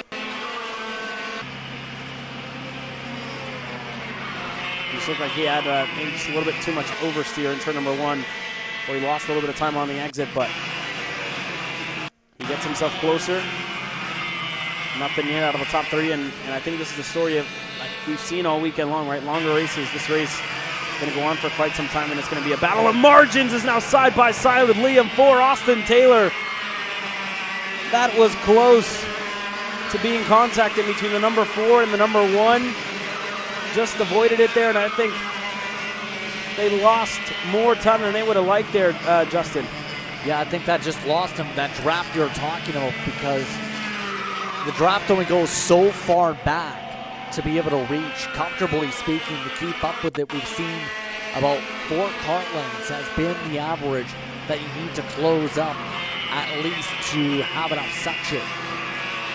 Now, it's going to require, again, a lot of heavy driving and aggressive driving in this speed burst to close up here. And that's the tough thing, is finding the right balance on when to go. And 4, we know, wants to be able to be higher than 3rd in these races and help out his championship case. But he was the furthest back out of the drivers in the championship conversation coming into today and had the lowest points total out of the drops in the 274 range. So at this point, 4 just trying to focus on, or so, just having a reset here after the initial poke didn't work.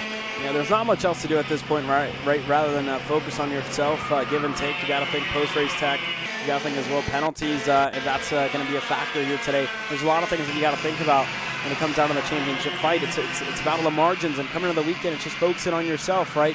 It was a 3-horse race. Coming into it, 61 points back for Liam Ford at the start of the weekend, 23 back for Austin Taylor. And Dylan Brana, again, he's just been really mature about the way he's gone about himself here this weekend. You know, we haven't seen him really under pressure, and when he has been under pressure, he's kind of handled it really well, where he just, you know, hasn't even blinked and has been able to keep himself up front, been able to keep himself consistent. And you're seeing that in his main event as well, right? That pace just blistering quick. It's been consistent now. The last time around, a 51.4 for Braun. The same as well. He actually went a 10th quicker that time with a 51.5 compared to Taylor's 51.6. So the 37 just driving with finesse right now, and you see how smooth those hands are as well. Very comfortable. And it becomes the question, how difficult is it to stay laser focused in this type of situation? No, Braun came in the potential of being in the driver's seat here, and heat number 2 kind of showcased, I think, from your perspective, his ability to just steady in and show the true pace of the kart. After all, yesterday, in this respective heat, it went the way of Leash. Didn't get the starting position for the rest of the races, and that's opened up the door for the 37 here today to take advantage. And now, for Braun, just can he stay composed for another half of the race? Right now, he's perfectly driving this racetrack. Hasn't slipped up on his marks, hasn't made any mistakes. No issues this entire run for him so far in this one. And that's going to make it extremely difficult for anybody else to respond. Right now, growing the gap by about a 10th or 2 per lap is exactly what he wants to do.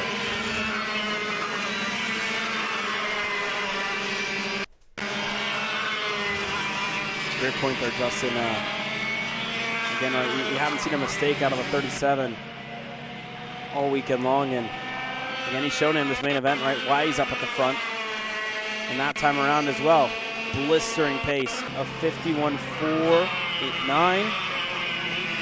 And again, Taylor Ford, they're running the same times, but that start of the race, I think, just hurt him a little bit too much. As we work our way through, here's a battle for the back. Evan Leash, Gary Zaremba. 2 drivers on your screen, both of them on the Merlins. I know Leash for a fact under the Franklin Motorsports tent. I would assume Zaremba as well. They work their way through turn number 13 this time by. Yeah, Leash has been extremely impressive in this race.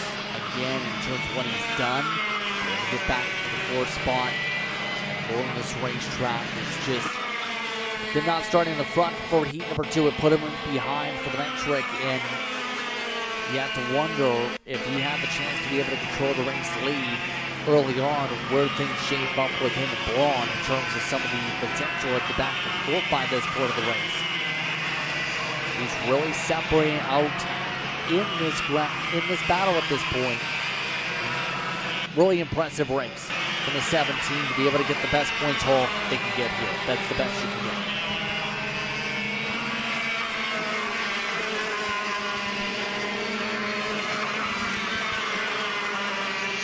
This would be a great result as well for Evan Leash to cap on the year, joining, get himself on the podium again in that 4th spot. Again, top 5 go to the podium celebrations later on today, which kick off at 4:09 for those of you in the paddock.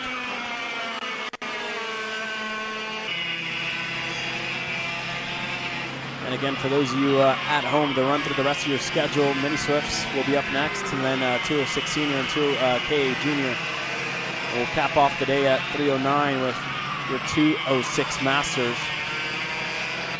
And again, a huge shout out to everybody who's made it possible to be out here at Route 66 this year. The series title partners, Briggs & Stratton, Franklin Motorsports, Miami East, Kartlift.com, MG Tires, Rite Incorporated, and Mills Pallet Incorporated. Huge shout out to them and Technokart USA as well. It takes a small village to be able to run a series like this when you think about it, because it takes a lot of coordination, it takes a lot of respect, it takes, better yet, a lot of experience to be able to run these races and be able to run the events that you build the atmosphere. Like you mentioned the cornhole tournament earlier on in the weekend, it would have the same atmosphere of excitement as you would see for a race. That's how thrilled a lot of these fans and these drivers were there. And not only that, but it's also a huge family environment, right? When you come out to these Route 66 races, everybody in good spirits, everybody smiling at the end of the day Saturday with the cookout, you know, working their way over the Technokart tent. Everybody was all smiles last night, and again, hanging around the paddock, a very family-friendly environment for those of you watching on at home. Be a part of the Route 66, you know, driver lineup next year, if you will. We'll head over to Newcastle Motorsports Park, as well to Norway Motorsports Park, and then we'll hit Wisconsin twice again when we go to the Briggs & Stratton Motorplex over at Road America. That's where we'll work our way back to the Badger Kart Club, the Rite Raceway next year. And as it stands, Liam 4, Austin Taylor, their gap has opened up a little bit. Taylor's been able to pull himself away from 4. But he hasn't been able to pull himself closer to Dylan Braun. A 51.4 last time by for Braun and a 51.5 for Austin Taylor. So those gaps have been quite consistent. And like you said, a little bit of an accordion effect maybe, closing in, opening up. And again, a couple of hundredths that Taylor's able to gain, but just not enough at this stage, Justin, with, again, 5 laps to go when they hit the stripe. Just hasn't been enough out of Austin Taylor at this point to really try and put Dylan Braun on his toes. Yeah, it's been kind of a brick wall in terms of the time close. Remember, no draft to be able to pull off. It's about raw speed and pace. They do have potential lap traffic. They've had one card in Hodge to pull off to the side notice as well, but outside of that, the only hope is that lap traffic doesn't see the blue flags and holds them up, and obviously that's not what you want to see at all at this level. Well, and as a matter of fact, here's an interesting thing. The leader having to work with lap traffic for a moment. Braun was all over the back end of Clement for a split second. Don't know if it really helped much on the margin, though, because now Taylor has to find a way around the same cart. They try and find a way efficiently. Got to be predictable. That's the main method as lap traffic. Be predictable. Don't cost your competitors time. Took a little bit of time that time to make the pass. Taylor lost a couple cart lengths, I think, from that. Yeah, Liam 4 able to get by with no problem. But yeah, I think indeed Taylor might have lost some time. The gap was at a second. A lap prior. We'll see what it looks like this time. It was at a second. This time by, it's I think at just under a second and a half. So that's about 3/10 in that little exchange. But the 37, what a drive so far. I've been so consistent. It's been so fun to watch this kid go around, just not putting a foot wrong. And again, just looks very, very comfortable on that MPG Academy Kart Republic here. 3 laps to go this time by.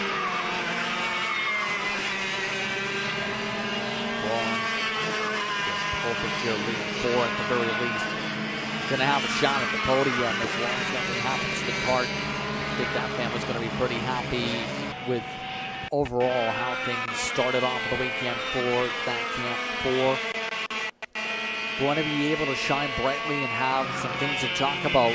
He looks back at Kart Chaser and says, okay, I had some good moments here in my family. And I know that family's very happy. Of course, we talked about the experience, from his father racing a lot of different classes, in fact, a lot of different series. his time now focusing on trying to help his son's development here in karting to be able to build that passion for racing that you have to be able to move up rank to rank, but also build up that racecraft, but also learning how to run shifter cars with those programs we touched upon yesterday. Yeah, correct. Just learning how to drive, the concept of front brakes, the concept of a whole lot of things as well. But a successful year for the drivers that are in the top 3, right? You got to give credit where it's due. And again, these drivers have fought every single round. Austin Taylor, again, one of the ones came out hot at Whiteland, was able to take the win there. And Dylan Braun finished second and made his return to the podium when he finished second at Norway. Again, this weekend, Taylor, and this year as well, Taylor's been showing his competitiveness, showing his fight as well. And the number 1 is definitely, I think, a driver to look out for in the years to come. But as well, the 37. You talk about the year, the last month and a half that he's had, taking a win over at Norway, his first win, and again, looking to go back-to-back in Route 66 competition. And you come into the championship as well, right? It's only 23 points in between yourself and, you know, your teammate that's also your friend as well, if you will. It's close. All right, but this kid hasn't flinched, hasn't blinked an eye. All race long, he's been so consistent, so perfect, if you will, on the way that he's driving this track. He hasn't made a mistake. So smooth on that steering wheel. Dylan Braun, a very methodical drive out of the 37 here, Justin. Perfect drive from Dylan Braun. Just needs to close things on out. Going away through 13. Dylan Braun ready to celebrate. A stellar drive pulling away from Taylor in the last few laps by almost 2 seconds. It's Braun who takes the checker flag here on Rite Raceway. Austin Taylor crosses the line in second. Go back to Liam 4 in third. Evan Leash. Look a little bit ways back for Zaremba. We round up your podium. We round up your top 5. Here in Microserve, presented by Top Kart USA.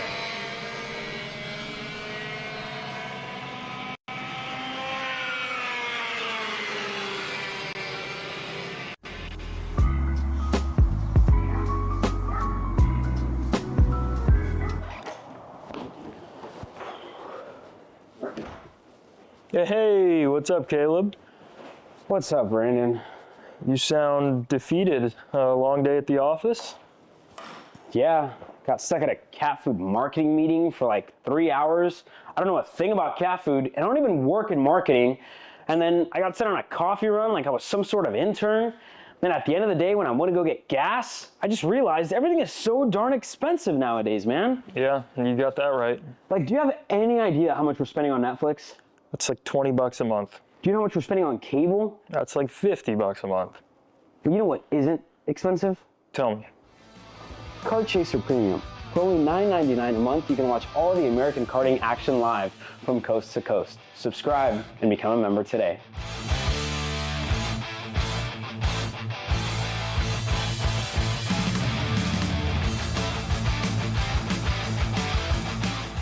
Paulie Massimino wins in KA. Paulie Massimino is a winner in OKN Stars. Take your driving to the next level with one-on-one coaching from 2024 OKN Stars champion Paulie Massimino. Kart rental options are available if you'd like to keep yours at home, and drivers in all classes are welcome, from Briggs 206 to Mini to K100 and X30. With in-depth data analysis, onboard video footage review, and lead follow on-track sessions, each private coaching session will see you end as a more complete driver than when you started.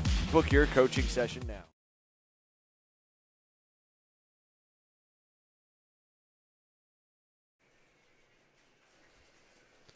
Mini Swift out on track now, presented by BBS Racing Engines. Let's run you down your starting lineup. Cam Johnson and Dominic Gaddis share row number 1, the 2 drivers fighting for the championship here this weekend. Eric Wojciechowski and Michael Supaka on row number 2. Line and it'll be in the top 6. Then it's Feinsteiner in 7th. Gross in the 8th position. Rhett Johnson and Kale Klemek will be in your top 10 here in this one. That's your top 5 rows, and you work back as well to find a couple of more, potentially. I think only 10 drivers here in this main event as well. Indeed, only 10 drivers, 1 page. But nonetheless, last little bits of good luck as we look on to the championship fight as well. Gaddis came into the weekend leading by 66 points. That gap has been closed right down as Cam Johnson has swept the weekend up to this point. We look on for the green flag. A little bit too fast for Mick Gallagher's liking. We'll go around one more time. The outside didn't like what they were seeing either. You can see all the hand gestures saying, okay, hey, you're not lined up. You're going a little bit too fast. There was just that big jump that was a clear indicator that they need to realign out here and make sure it's a little bit more equal. We'll see how this now goes again. Remember, we've seen how quickly Johnson in the 110 was able to pull off and away from everybody else. The trend has been, for the most part, if you're in the lead, you're able to build a buffer by a couple seconds. Will that trend continue in the minis? Yeah, we'll see. It's been a weekend where Cam Johnson's been able to run away consistently from his competitors. We'll see what this start looks like. Dom Gaddis on the outside. Cameron Johnson on the inside. Green flag in the air. We're racing in Mini Swift, and it's a great start by all the Franklin Motorsports Merlins on the inside. As Simon Jack Klein's up to third. Eric Wojciechowski as well. He's up to second. Everybody else side by side, bumper to bumper. One driver way off the racetrack. Great save, though, at the back of the field to be able to keep it on the pavement after going to the grass. Johnson there, I believe there, Justin. The 123, Rhett Johnson was the driver we saw go off. Yeah, great job by Rhett to be able to hold on in that situation. It's so difficult to be able to hold on with the traction because, well, the grass doesn't have grip on it, like with the slicks.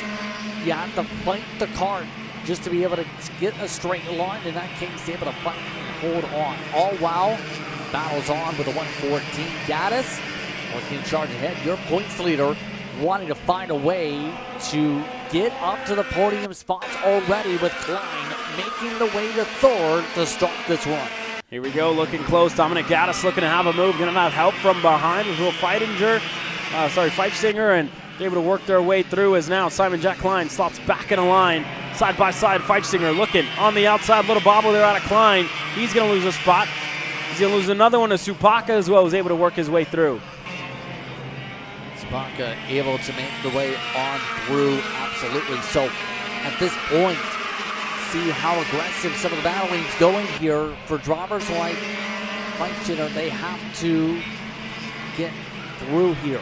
They have to find a way to gain a lot of traction on the racetrack if they want any chance to be able to battle for the championship, or at least try and battle for holding on to make sure where their point spots are in this fight.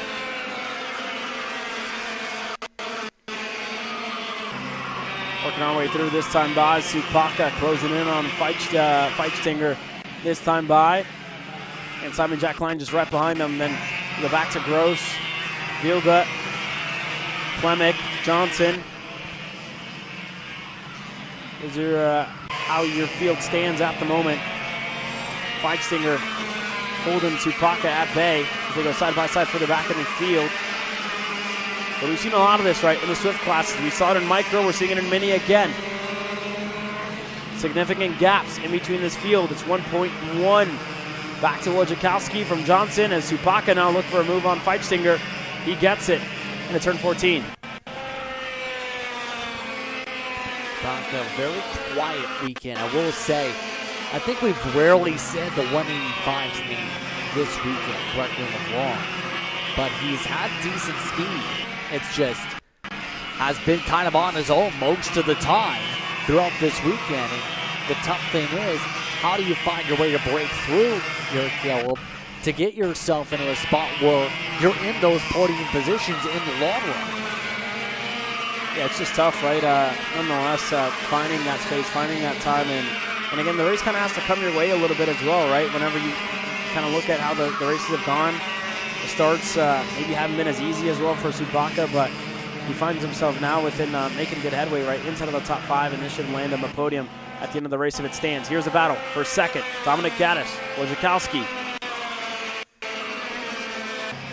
Gaddis seems to have been knocking down the time very easily, makes the pass into 4. Wojciechowski tried to cross over, couldn't get that to go though. Now the tough thing's going to be for Gaddis. Try and knock down time to the one that's dominated the day on pace. Cameron Johnson right now running 50.6s in terms of the ballpark.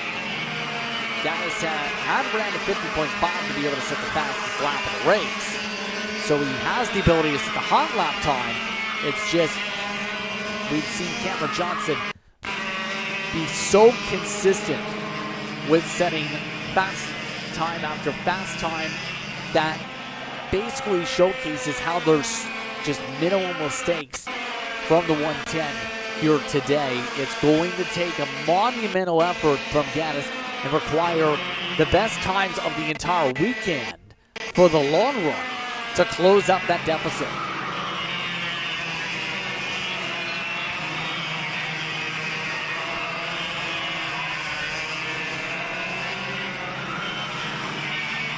Right now it just seems to be in the rhythm of how things are closing up. I will say that 185 is getting that speed where we're talking about trying to find that little extra bit we were just discussing, Caleb. Potentially try and battle for the podium positions after all the top 5 speed we've seen from that card all weekend. Yeah, Michael Supaka definitely, like we mentioned earlier, right, showing that pace at this stage of the race. And here's a couple more drivers further back. Simon Jack Klein, looks like Feitstinger there as well in 6, fighting for the edge of the podium for the 5th position. Unfortunately for Simon Jack Klein, bruised ribs after yesterday really made it difficult for him to drive. Again, he's held up quite nicely. He's looking at his first Legends car race next weekend on the state of North Carolina, making the switch over to that with the dream of becoming a NASCAR driver. Not sure how many more times we're going to see Simon at the karting track. I'm sure we'll still see him around, as well as his dad, Derek, and his family. But again, looking to have that starting Legends car next weekend. And wanting to finish the championship up strong here at home track for the team. If Franklin, if they work their way by a podium, would be a good showing, but he's going to have to fight for it with Feitstinger. I will say, getting to the conversation point with the Legends cars, I know a lot of families say you need to be able to get to Charlotte if you want to be able to be successful in stock race because of all the team connections there.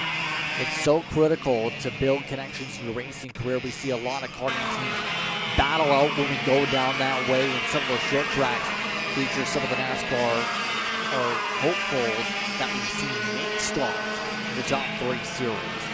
So a great opportunity potentially down North Carolina if he can prove himself. Absolutely.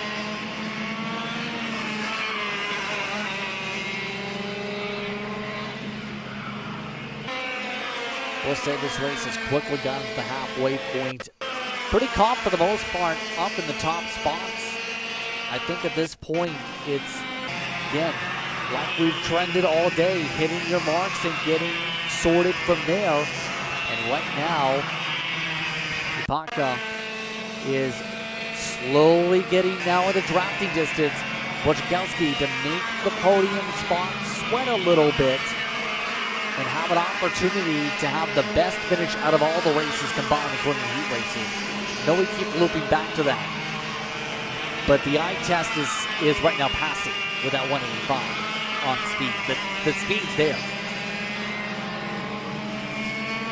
I wish we could look at the championship points as they stand right now, because I know it's going to be close. Whenever we looked at it coming into the weekend, it was 66 points in between Johnson and Dominic Gaddis in this Mini Swift class, and I'm not exactly sure what a sweep of the weekend would do for the championship for Cameron Johnson. I want to say it might favor his way, but I also want to say that Dominic Gaddis came in with, again, a great result as well. Second place, not sure what that would do, and I'm not that quick with my math either, Justin, so that doesn't help us out at all, right? But what's the biggest rule when it comes to commentary? in terms of outside the basics is never do math on the air, because then you end up getting lost in the math equation. I got lost in the math equation earlier on today, I'll tell you that much. Well, but nonetheless, we work our way through. This is still the battle for third. Wojciechowski, Supaka find themselves single file, pushing each other along. Again, hasn't been all too much. Neither of them making too much headway to the driver in second of Dominic Gaddis. Again, 2.8 the gap that we have from the lead here. When you look at their lap times, Cam Johnson's just been a 10th quicker lap by lap to keep his gap over the 114 here, Justin. Right now, been very solid. Gaddis, not much he can do at this point except just drive along the run. They go. So, that pressure is there for third spot. Supaka, all run long's been slowly nibbling like a goldfish at food. At the deficit for third. Now is there to try and find a way around Wojciechowski. They found the speed in those tires at the right time, and to find that balance for this point. Where will that chance come? At this point, it's not quite as simple as just work together and go. There might only be one or two chances with those marginal differences for Supaka to really get forward here, and they've got a 4-second buffer. At this point, after 4 seconds, the only way you lose that ground is if you do some loop-de-loops in the grass by accident. Not saying to do loop-de-loops in the grass, don't do burnouts. That's for later. That would not be beneficial here, Justin, to say the least, but working our way through here. 3 seconds. The gap between Cam Johnson and Dominic Gaddis here as we continue to keep an eye on this battle for third. And they're a second, almost 2 seconds back from Gaddis. Wojciechowski looking for his first podium on the year here this weekend. Really liking what we see in terms of the racing line for Supaka in this fight. What we've seen from the number 25. Just looking for the opportunity though, and a 1. Seen it, took it, able to streak on by, made it look easy in fact. Able to get Wojciechowski out of the rhino liner and into the marbles. And now the 185 is on the podium. And this is an opportunity for a second straight podium finish for Supaka this season after the run at Norway getting to second.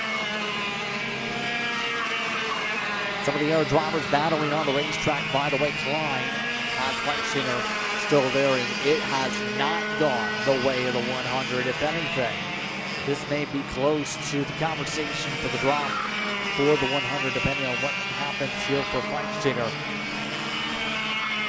Needs to find a way to at least get a top 5, be able to salvage that part of the points tallies here today. Less than 5 laps to work with. Fleischner doing exactly what he needs to do here to at least try and make a pass. Not doing what he needs for the points metric.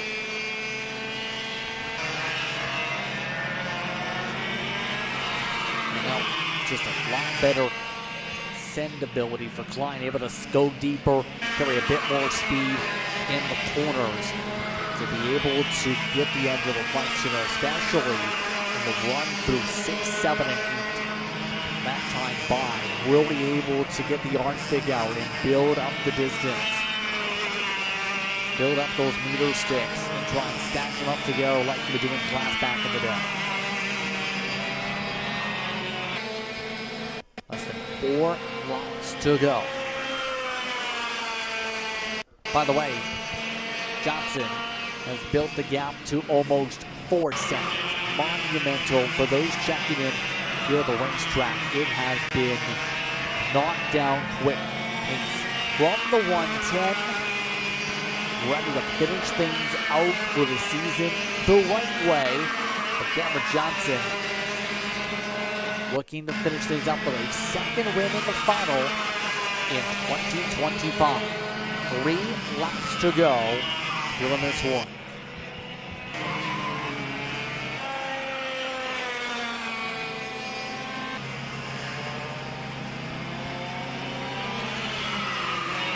And now, wonder what the team side of things is thinking about. Franklin Camp, we've seen some good things for them all weekend long. This Kart just launched off perfectly. Been able to pull away from its competitors all weekend. It's found the speed they need exactly here at the Kart Club to be able to capitalize on the point situation. Try and maximize their points day. Maximize the entire weekend. Have a chance. Yeah, just taking a look at the points totals here. This is without drops. Again, with the results that we've seen all weekend long out of Dominic Gaddis, he's about finished second in almost every session to Cameron Johnson. That will put his points total at the end of the weekend, again, without drops, at 1,572. For Cameron Johnson on the other side, even with winning everything, coming into the weekend with 1,126 points, that would put him at 1,556 points at the end of it. So he would be just a couple of points shy from the championship here. But again, what a drive out of Cam Johnson here this weekend, right? On what's been a great weekend at a home track where he's really coming to his own, really found that. But 16 points, the difference. Again, without drops, I'm not sure. Again, that's out of my calculations, right? I'm not the best mathematician, if you will, but with the points, with the way the structures are as well, that would just leave him shy of a championship, which looks good for Dominic Gaddis as it stands. But Cam Johnson, you talk about last year at the final round, whenever he was able to come on and win in Whiteland. And you talk about this year as well. Has had such a great drive, such a great cadet career as well throughout the years. Has definitely made a name for himself whenever you go to any national racing series, and already getting ready for the next step, which is moving up to junior, moving up to the next step for him in his racing career.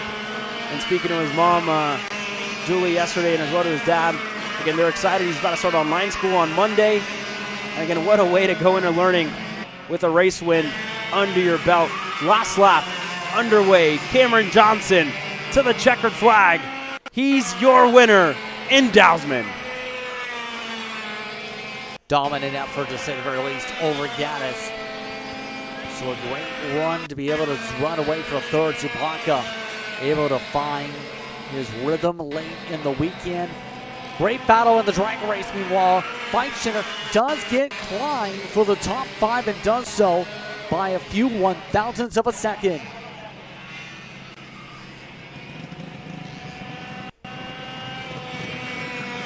Double checkers in the air, and there are your unofficial results. Michael Supaka able to finish third. Eric Wojciechowski as well fourth. Will Feinsteiner on the podium at last.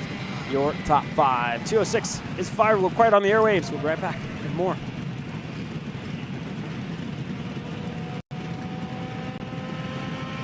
There's 3 basic pillars for data analysis. One is the data that we extract from the dash and look on the data station. The other thing is the feedback from the driver.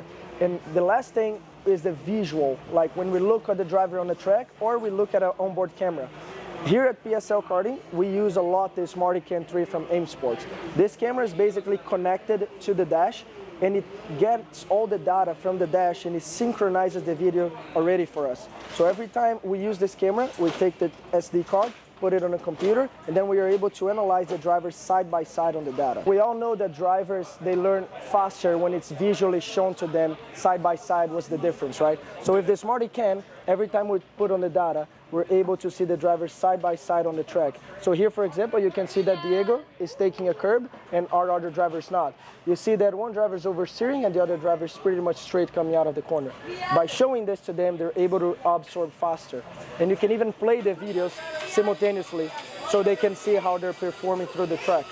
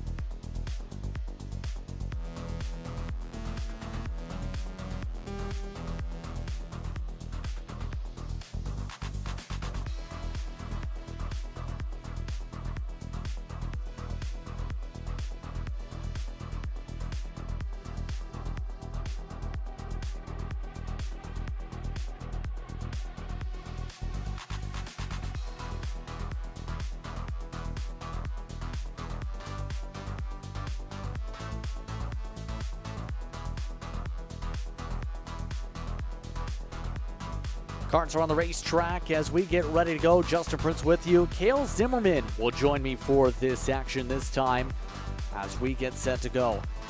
Machine will start on the pole. Zerbs alongside. Aiden Leber will start in third. Vincent Fritz in fourth. Thomas Schreck in fifth position. Reagan Seville, who started off the week in dominant fashion, he won in the metric, finished off in sixth to start off this running order. Wyatt Wesley starts seventh. Dane Underwood in eighth. Shane Reddy, and keep an eye on the 579. Your points leader coming into this weekend is starting in the 10th position. It's expected to be an intense run as the rest of the drivers get set. Michael Paterno, Jackson Miller, Oliver Gaffer. You also throw into the mix Luis Palmisano, James Mann, and River Carlson, who showed speed this weekend. Eli Carter and Jackson Barr. Then it's Genowick and Miles Fudry, who will start down in the 20th position. Rest of the field continues its way to the start zone as we are set to go, about 20 karts deep. Happy to have you with us here in the broadcast booth here at Cale. We're all set to go for the field here. Green flag is out. We're underway. Caution, put it clear on by. Zerbs able to keep alongside. Zerbs trying to use the outside of his advantage in turn 4. 1, 2 drivers get spun in the back of the field. The rest of the field able to start to sort things out, Cale. Yeah, I mean, you look at these starts all day, chaotic. Every class we have. And, you know, you look at some of the drivers who are up front before, like Seville, had some bad luck in the last heat. Now he's, you know, fighting to keep in the top 5, top 3. We should see some good pace out of him, though, but Zerbs and Fashion off to a strong start here. Exactly, and Fashion last time out showed that ability to win in the heat race. Can he carry that over to the 20-lap feature is the question.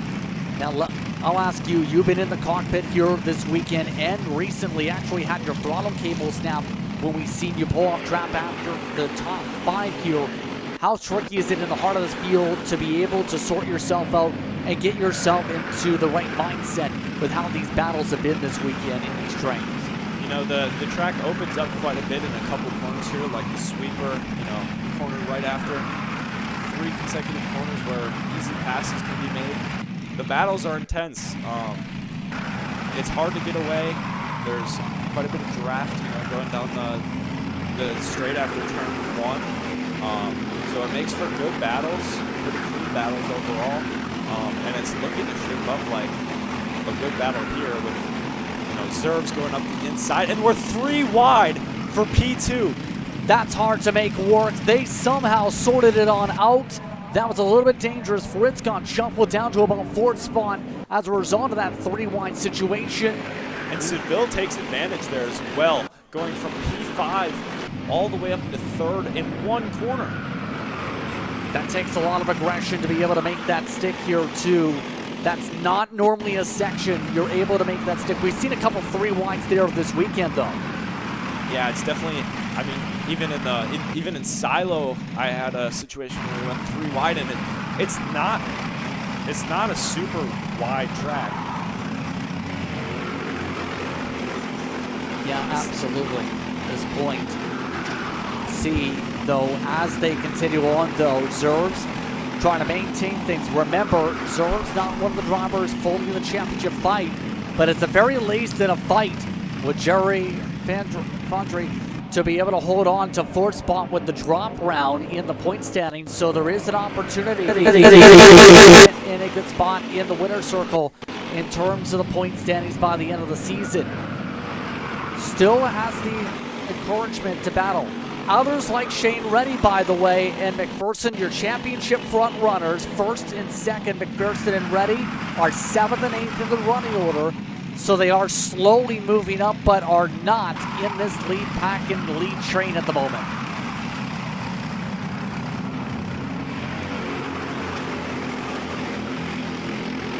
All this is wow.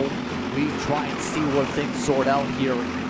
Cale, at this point, it's going to be so difficult to be able to see where things sort. It's almost the plotting and planning side of things, as I like to call it.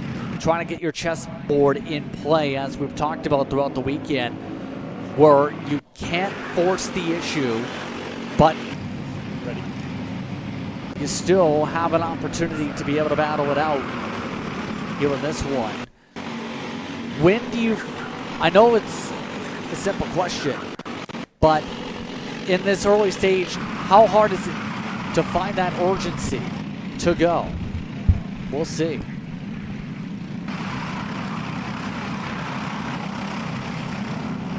So, apologies here, just getting things sorted here in the booth. Was about to ask, how do you hold back the urgency to want to go like Seville wants to go when you know you could lose a lot of time with a lot of these shuffles here?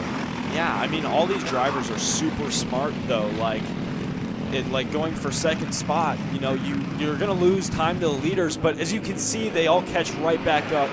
And a lot of the moves that we're seeing is always for P2 or P1. And that's because a lot of these drivers are understanding that, you know, if you go further back, like McPherson did here, if you go further back, Fashion holds the spot. But if you go further back, now you see, you know, there's gaps that start to build, as we're seeing now between Fritz. He's not getting a push from Fashion anymore because of the battling going on behind. But most of these drivers are super smart, you know, keeping themselves in the race. But now there's a slight gap between Seville and Zerbs, or with Seville and Zerbs out in front. Yeah. Let's see if they can push away now. This McPherson, another lunge to the inside of Fashion. He makes it stick this time. McPherson continuing to pick off spot after spot. And remember, all this started off with disaster. In heat number 1, lap 1, turn 4, off the racetrack, basically in the barrier, able to get it out of the grass, make a couple spots up, finished in 20th. Next race was able to, with the progressive in order of the heats, get at least to about the edge of the top 10. So the speed has been here all weekend for your points leader. It's just the tough thing of getting a chance to show for it and getting back in that mindset on being able to pick off spot after spot. You can recover, we've seen at the national level. It just takes a lot of effort to do so. Correct, as the points, and another lunge from McPherson does not work though, and Fashion might go back up to the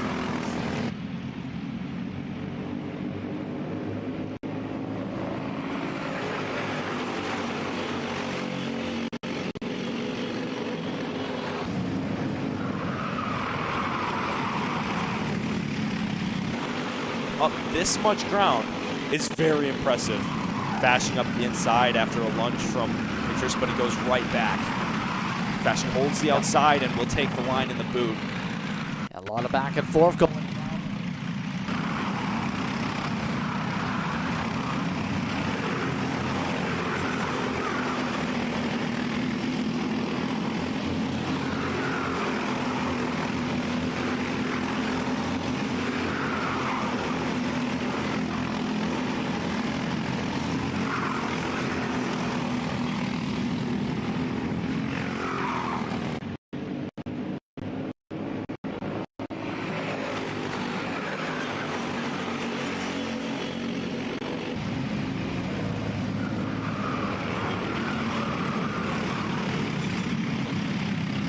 On up, the 5'11 continues to fight.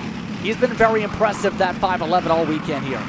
And Fritz just got given the side pot a little bit. I think there's some frustration from McPherson here as he got shuffled back after trying to make a move on Fritz. And now, but he's right back into that 4th position, right behind Fashion. I'm sure he's not going to wait too long to go on him, as he has so much pace here. It's incredible. He's been perfect, except for the incident in the first heat in turn 4, lap 1. After that, there's not much more he could have done wrong. And now he's up into the podium spot in the hunt. He's given the pointed black flag. Doesn't mean too much. It's just a warning. But now he's in the hunt. They did get a little bit argy-bargy for that warning to come out like that there. So he's got to be careful. We've seen some of these races, the penalty markers get picked up. There was that big talking to before the KA100 juniors earlier on today, for example, to get them wound down after a lot of the pushback penalties. So right now, Needs to close up rapidly. Already coming up to halfway this time by. Here's the barometer on the speed. Last time by, McPherson was in the 53.6s. Zerv's the leader, also in the 53.6s. Speed needs to be picked up pretty quickly. How would you describe, though, that effort to close up to those in a draft pack, like compared to if you don't have the draft? How difficult it is to close up on these 206s? You got to be perfect. I mean, we look at 206 racing. CK&A Grands is just in a month now. You look at the racing there, you look at the racing at any other race, there's barely breakaways. And that kind of shows for what situation McPherson's in now, where he's by himself, Fasching isn't able to push. But it looks to me as McPherson is closing in. And to McPherson's advantage, he hasn't been in the front all weekend. You know, nobody's been able to see what he's doing differently, and look at the gap. It's starting to close. He's doing something everybody else is not. He has so much pace. Look at the gap. Look how it's going to go down. Where is it going to close to? Half a second, he closed in. Even more than that. And now he's in the draft. 8/10 in one lap. Exactly. He's been phenomenal the last lap. It's given me a little chills, to be completely honest with you. His laps are only going to get better now that he's in draft. And he's going to P2. What a drive from McPherson. And unfortunately for Shane Reddy, McPherson has been perfect.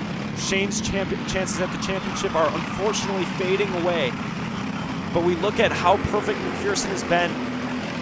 There's almost nothing Shane can do but watch at this point.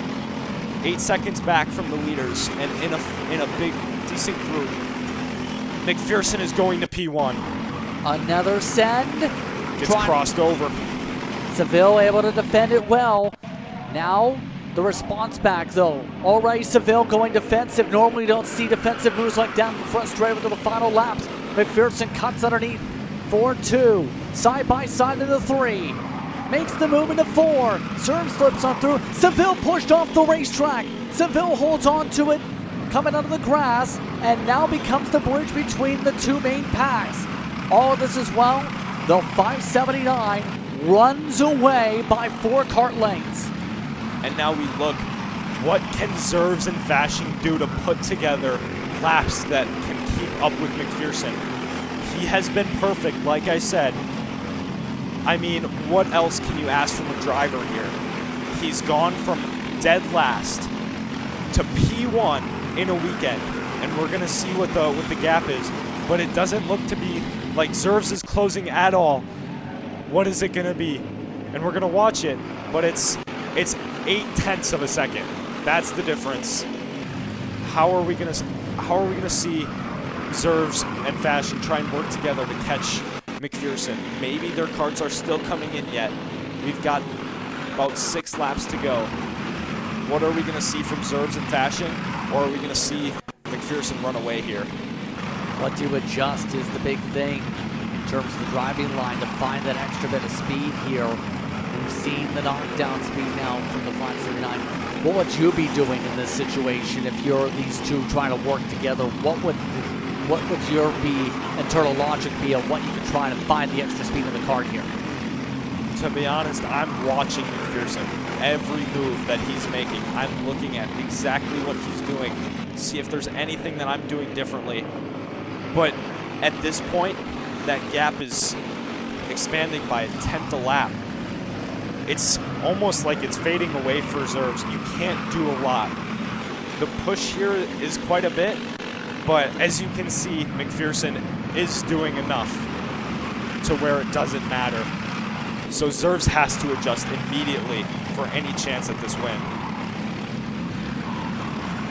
Looking really good, to say the very least. Coming around 5 laps to go. This upcoming time by what has been an impressive drive from the 579. By the way, Shane Reddy isn't even in the top 10 right now. Down in 11th position. And that's going to be heartbreaking to close out the championship with one of the worst rounds. Likely going to be the drop potentially for Shane Reddy with how things are looking here with this. But what's kind of that discussion point for the other side of the coin here from that position.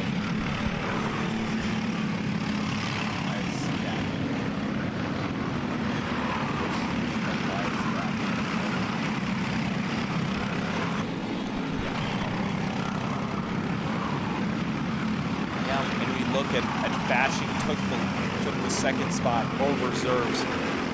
So, and now we're going to see Leslie and Seville grab the draft, but Fashing seems to have some pace here. So I don't know if it's going to be enough, but we might be able to see him, run away with second a little bit, unless Leslie gives Zerves a push here, which then we're going to see a four-kart battle for second. At this point, with the gap, that might be the best option for some of these drivers, even working together here. It's going to be enough to close up 1.5 to 1.6 seconds.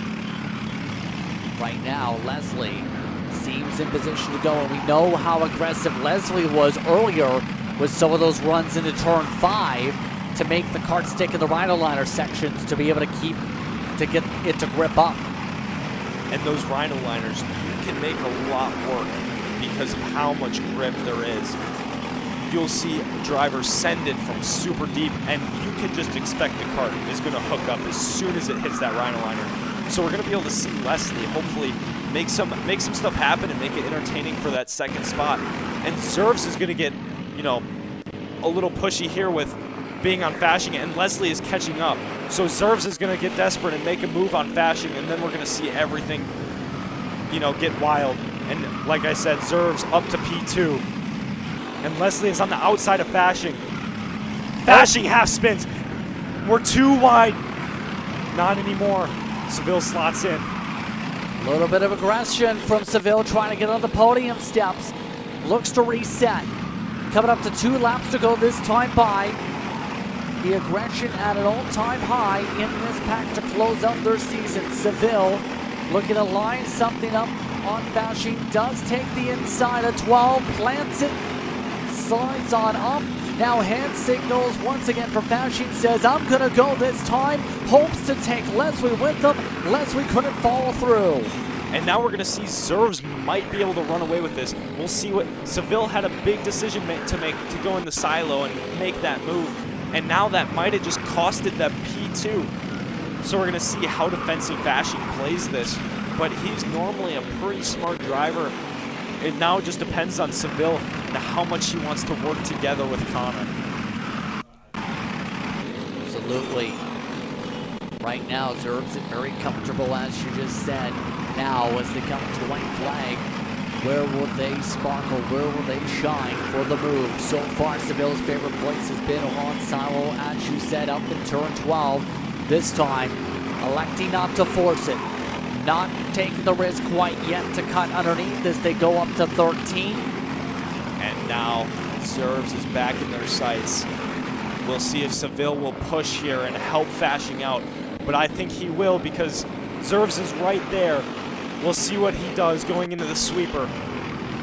White flag out, by the way. Final time around this race. McPherson on the way to victory by almost 4 seconds. Defensive line by Fashing. Fashing tries to set up. Seville takes the inside for 6. Able to get it to stick the 500. Able to get back to the podium spots. Seville looks to build the buffer. All of this as well. Zerves holds on to second. Seville tries to pull away, get some draft off of Zerves to build the buffer. Keeps the buffer into 12. Bumping to 13. All of this as well. McPherson will come to the final corners. Seville holds on in front, looks comfortable and will stay comfortable. McPherson comes to the checker flag, takes the win in 206 senior. Well, it's going to be Seville on the podium behind Zerves. Fashing and Leslie go in the top 5. Fritz in the next pack, 3 wide in the back end of the top 10, and just outside of it is Carter amongst those back there to hold on. So Quentin McPherson able to get the edge and potentially the title.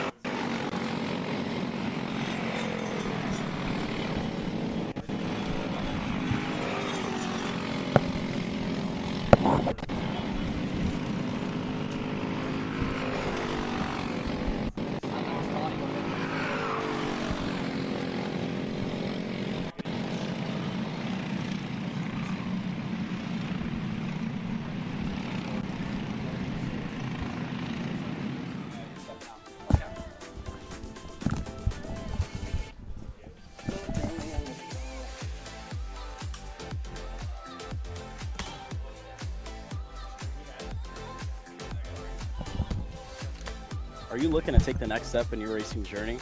Well, look no further than PitFit. With 2 locations in Charlotte, North Carolina and Indianapolis, Indiana, PitFit trains drivers all the way from grassroots level karting to IndyCar and NASCAR with top-of-the-line personalized coaching to improve physical and cognitive fitness. For more information on programs, check out PitFit on Instagram or Facebook today. Check, check. Nothing.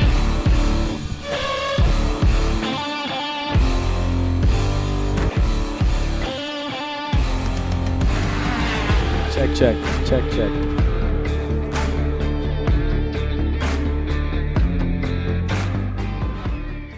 Are you stuck with your kart racing? Not sure the ideal kart setup? Or going to a track for the first time?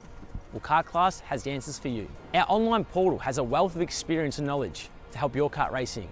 From kart setup advice to track guides that are targeted specifically to your circuit, or the driver coaching aspect with mindset, racecraft and driving techniques. If you want to take your karting to the next level, visit us at kartclass.com.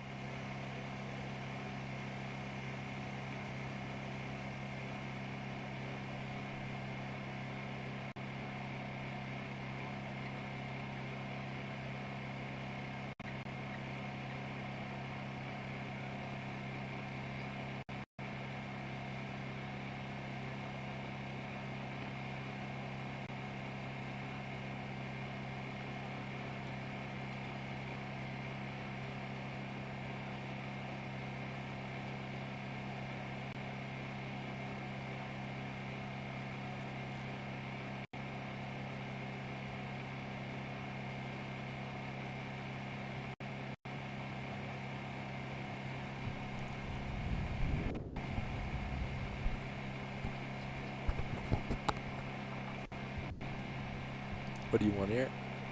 Yeah. Okay. So I can hear you. Check, check.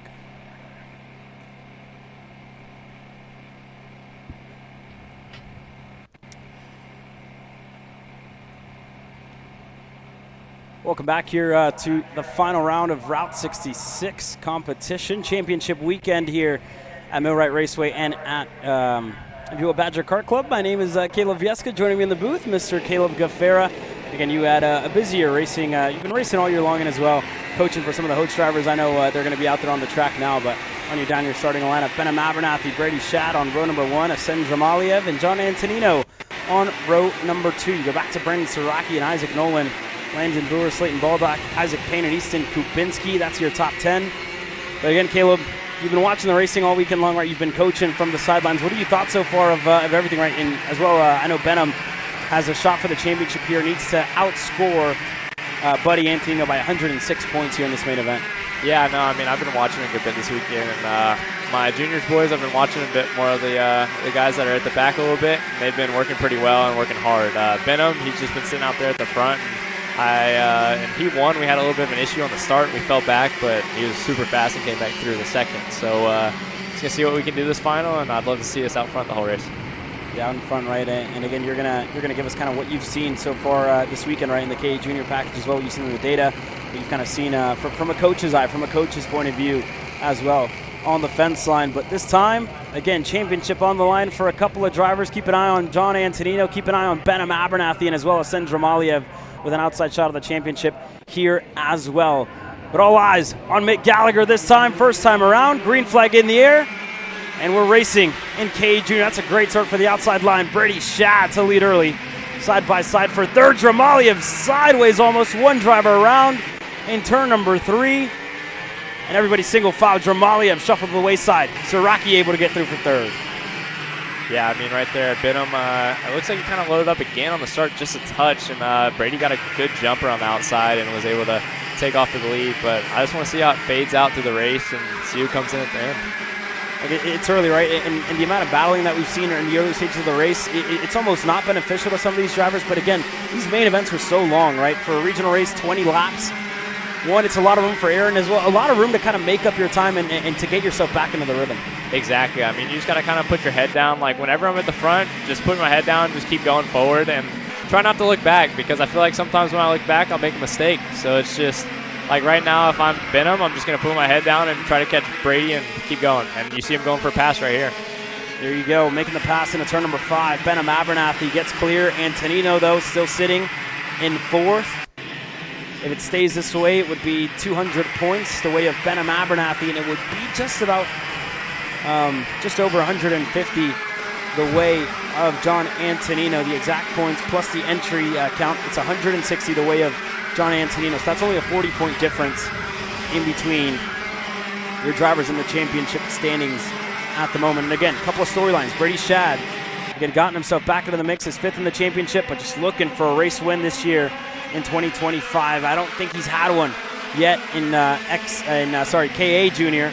And neither has Brandon Siraki, who hasn't even had a podium this year in 2025. We'll see what these two drivers can do. Siraki looking for 2nd. He's clear. How about the hometown kid on birthday weekend going through, and Shad going to go right back on Brandon Siraki. Yeah, I mean, we just came from the Josh Oates camp, and Benham was pretty quick just with me. And I'm just going to see how this plays out, because I know Brady's super quick. I got to race with him earlier this year in some Briggs racing at Road America. So that was fun.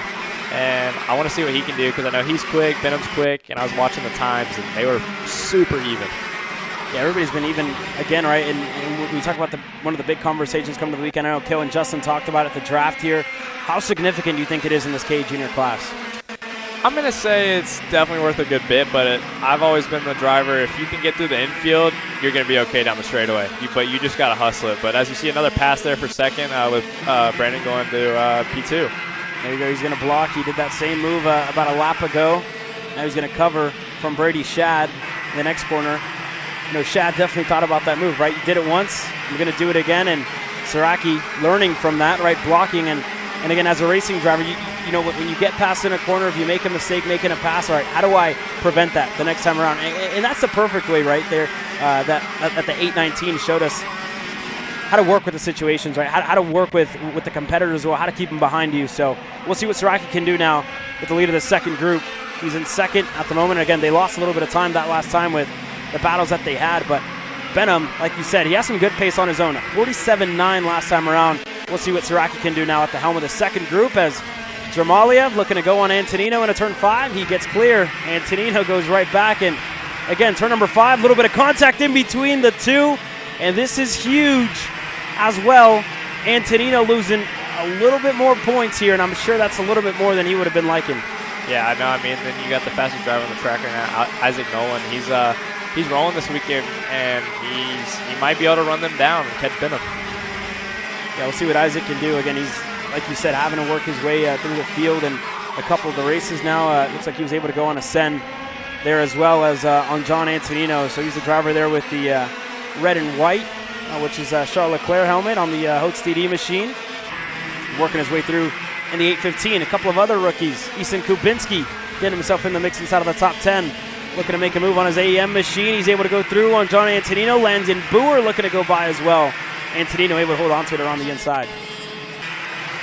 Yeah, I mean, I've watched John and raced with John a good bit. I know he's a really good driver. And they seem to be struggling a little bit here with setup this weekend. I talked to some of the MPG boys. I mean, they definitely have pace, but these OTKs here have been super quick. And you guys have been pitted right next to each other as well. And it seems like you guys have been in good spirits, right? Josh seems happy.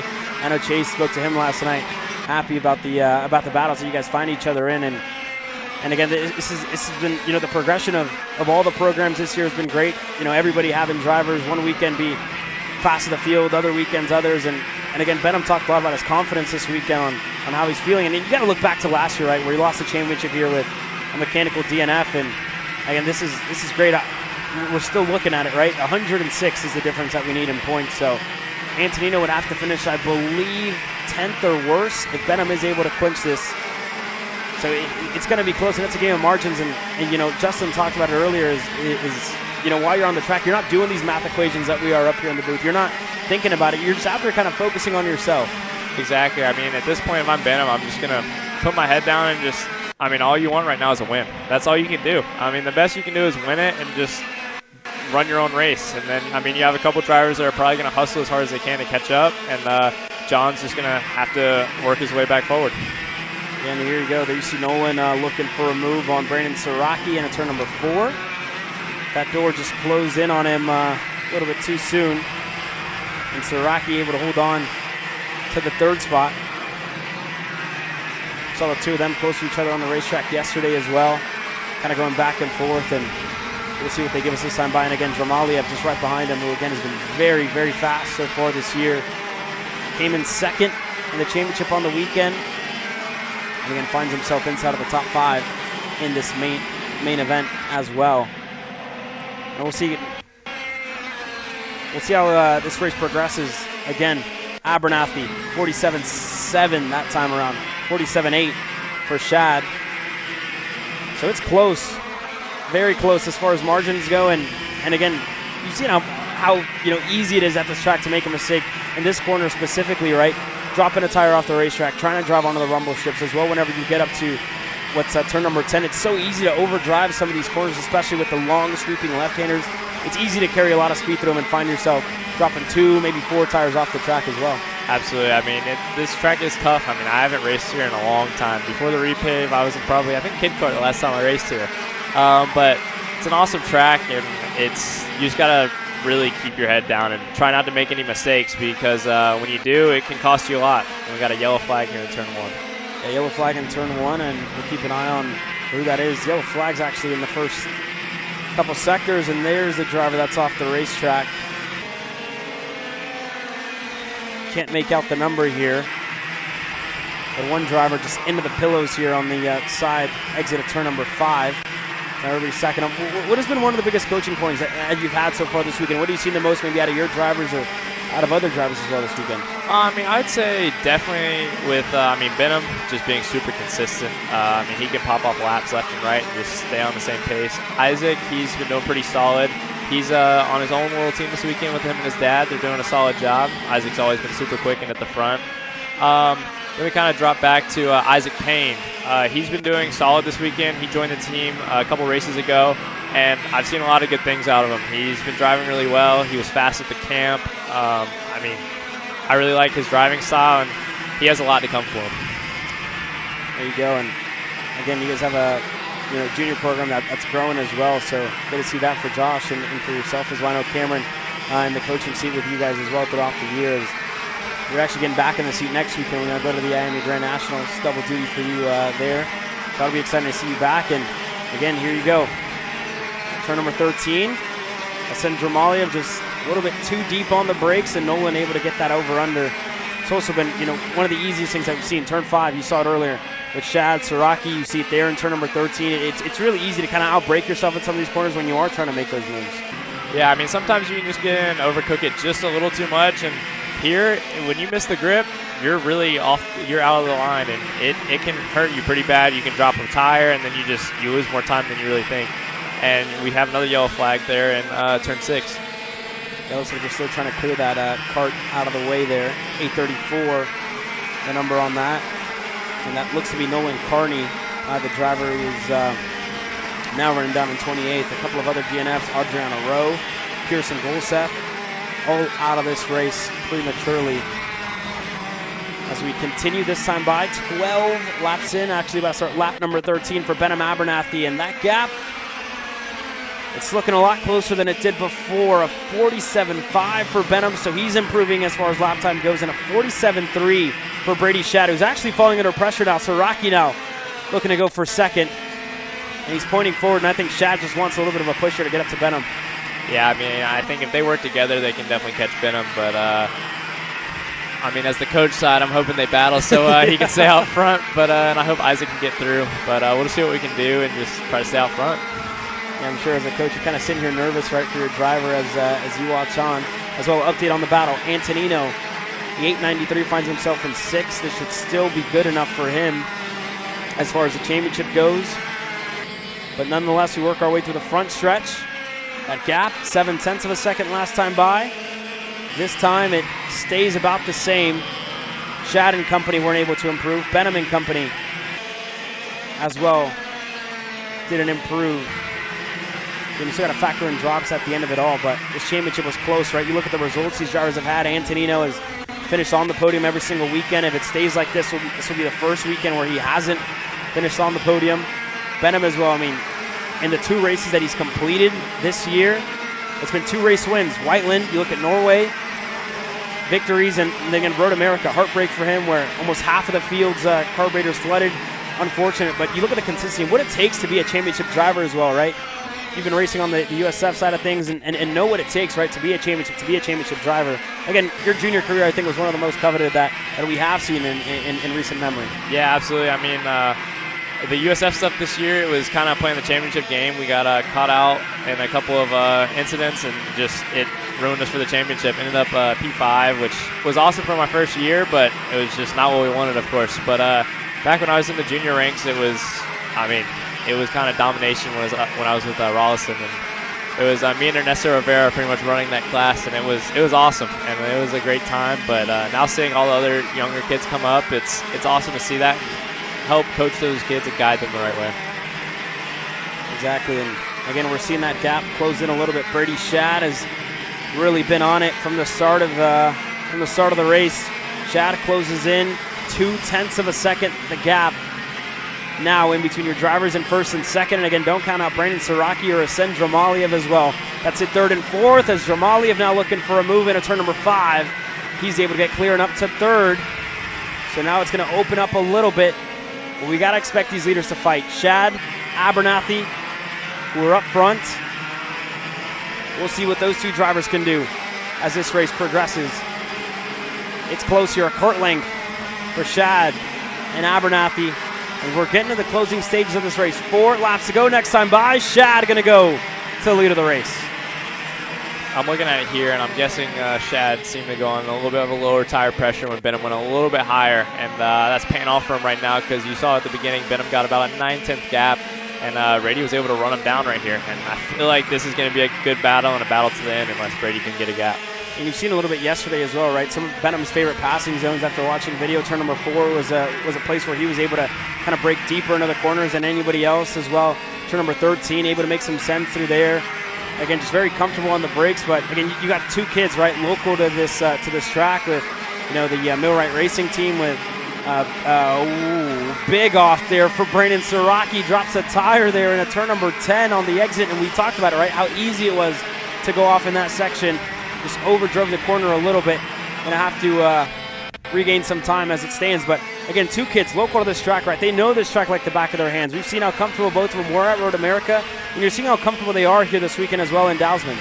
Absolutely. I mean, they've been doing a great job, and I've helped out Isaac and Benham a good bit. I mean, Benham, we'll kind of work together and be like, hey, is this better or is this better? Like, because we're both always super quick and at the front, and it's just like seeing what works best and helping each other and going faster rather than saying, oh, you should do this instead. Just working together and putting something that it helps us both. Yeah, and Brady, again, he's had quite the weekend, quite the year as well. I mean, with the pace he's had, he probably should have had a win up to this point. And again, this weekend, it's again one of the best opportunities he's had to date. This time around, 2-6 in the air, 2 laps to go for Brady Shad and for Benham Abernathy for the race win. Antonino in the championship still should lead at the end of it. He's 6th on the racetrack as Brady Shad now going to start to defend in turn number 5. Keep an eye out for lap traffic as well. This could play a factor for your leaders. Shad knows it, so he's trying to back him up as much as possible before they get to that driver in the back of the pack. It's going to be close. And again, we talked about Benham's favorite passing opportunities. I'm pretty sure Brady's going to know it. He's probably going to know where Benham's going to want to go. Exactly. I mean, Benham's been making a lot of passes in turn 6 as well, and they've been pretty solid. We got by that lap car right there, so that was pretty smooth. Didn't seem to mess him up. Oh, and a big send for Benham down the inside, and he made it through. That was close there, side-by-side contact just a little bit in between Benham and Brady Shad. It's getting close. White flag in the air this time by Dramaliev now on the rear bumper of Brady Shad. Benham looking to go 3 for 3 in races that he's finished on the year, taking the win. Shad looking to deny him and get his first win of 2025. The same goes for Asen Dramaliev, who hasn't stood on the yet this year. And it's going to be close. Last couple of corners coming your way. Abernathy holding everybody up, stacking them up. Siraki just at the end of the pack. Antonino's a good ways back. This time, Abernathy to the low side. Shad going high. Asen going low as well. Siraki, the first driver to try the high side. Nolan getting out of line. Everybody stacked and packed. A little bit of a bumper there by Shad to Abernathy. It's going to be Shad coming to the line to take the win on Sunday. Abernathy comes across second to Dramaliev, to Saraki, to Nolan Antonino across the line in sixth. And that should be good for John Antonino to crown himself champion here in 2025 in KA Junior. A close finish. And again, it was elbows out racing there in the end for sure, Caleb. Exactly. I mean, it came down close to we saw a little bit of a bump there in the last corner, so we're going to see what anyone has to say on that.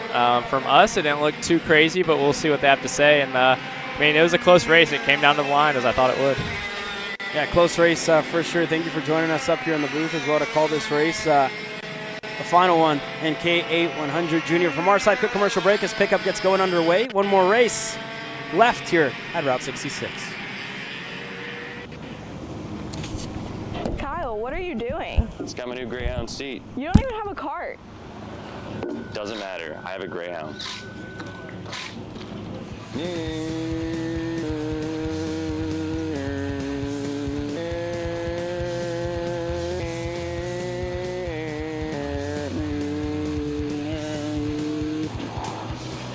Is Kyle Cuthbertson doesn't even have a go-kart. Doesn't matter.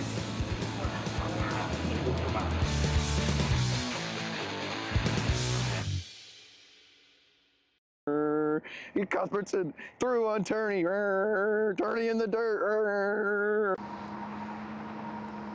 Cat food marketing.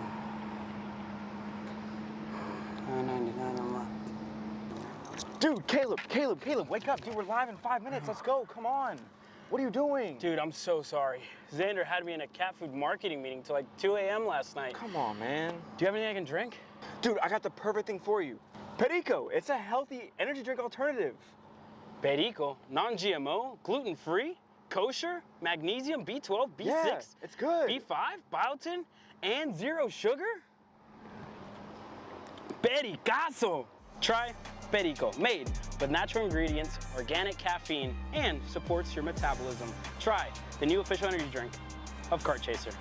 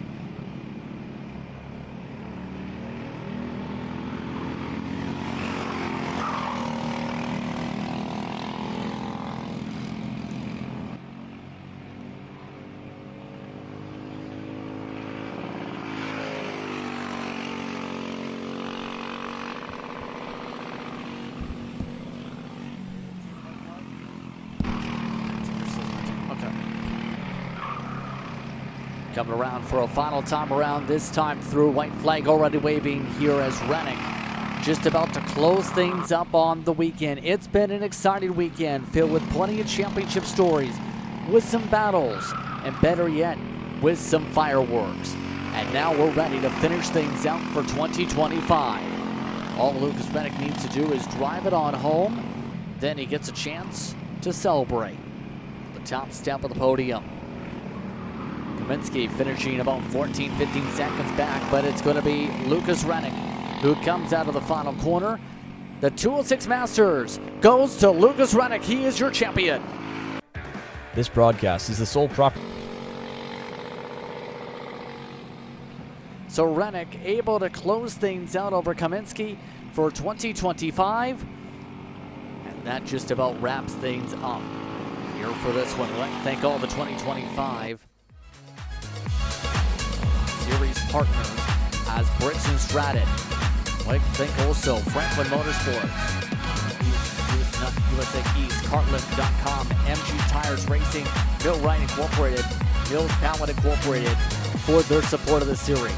But for everyone here, for Kart Chaser, for Cal Viesca, for everyone here this weekend from Route 66 in the Sprint Series, I'm Justin Prince saying so long for the rest of your evening. You've been watching today's action from Rite Raceway.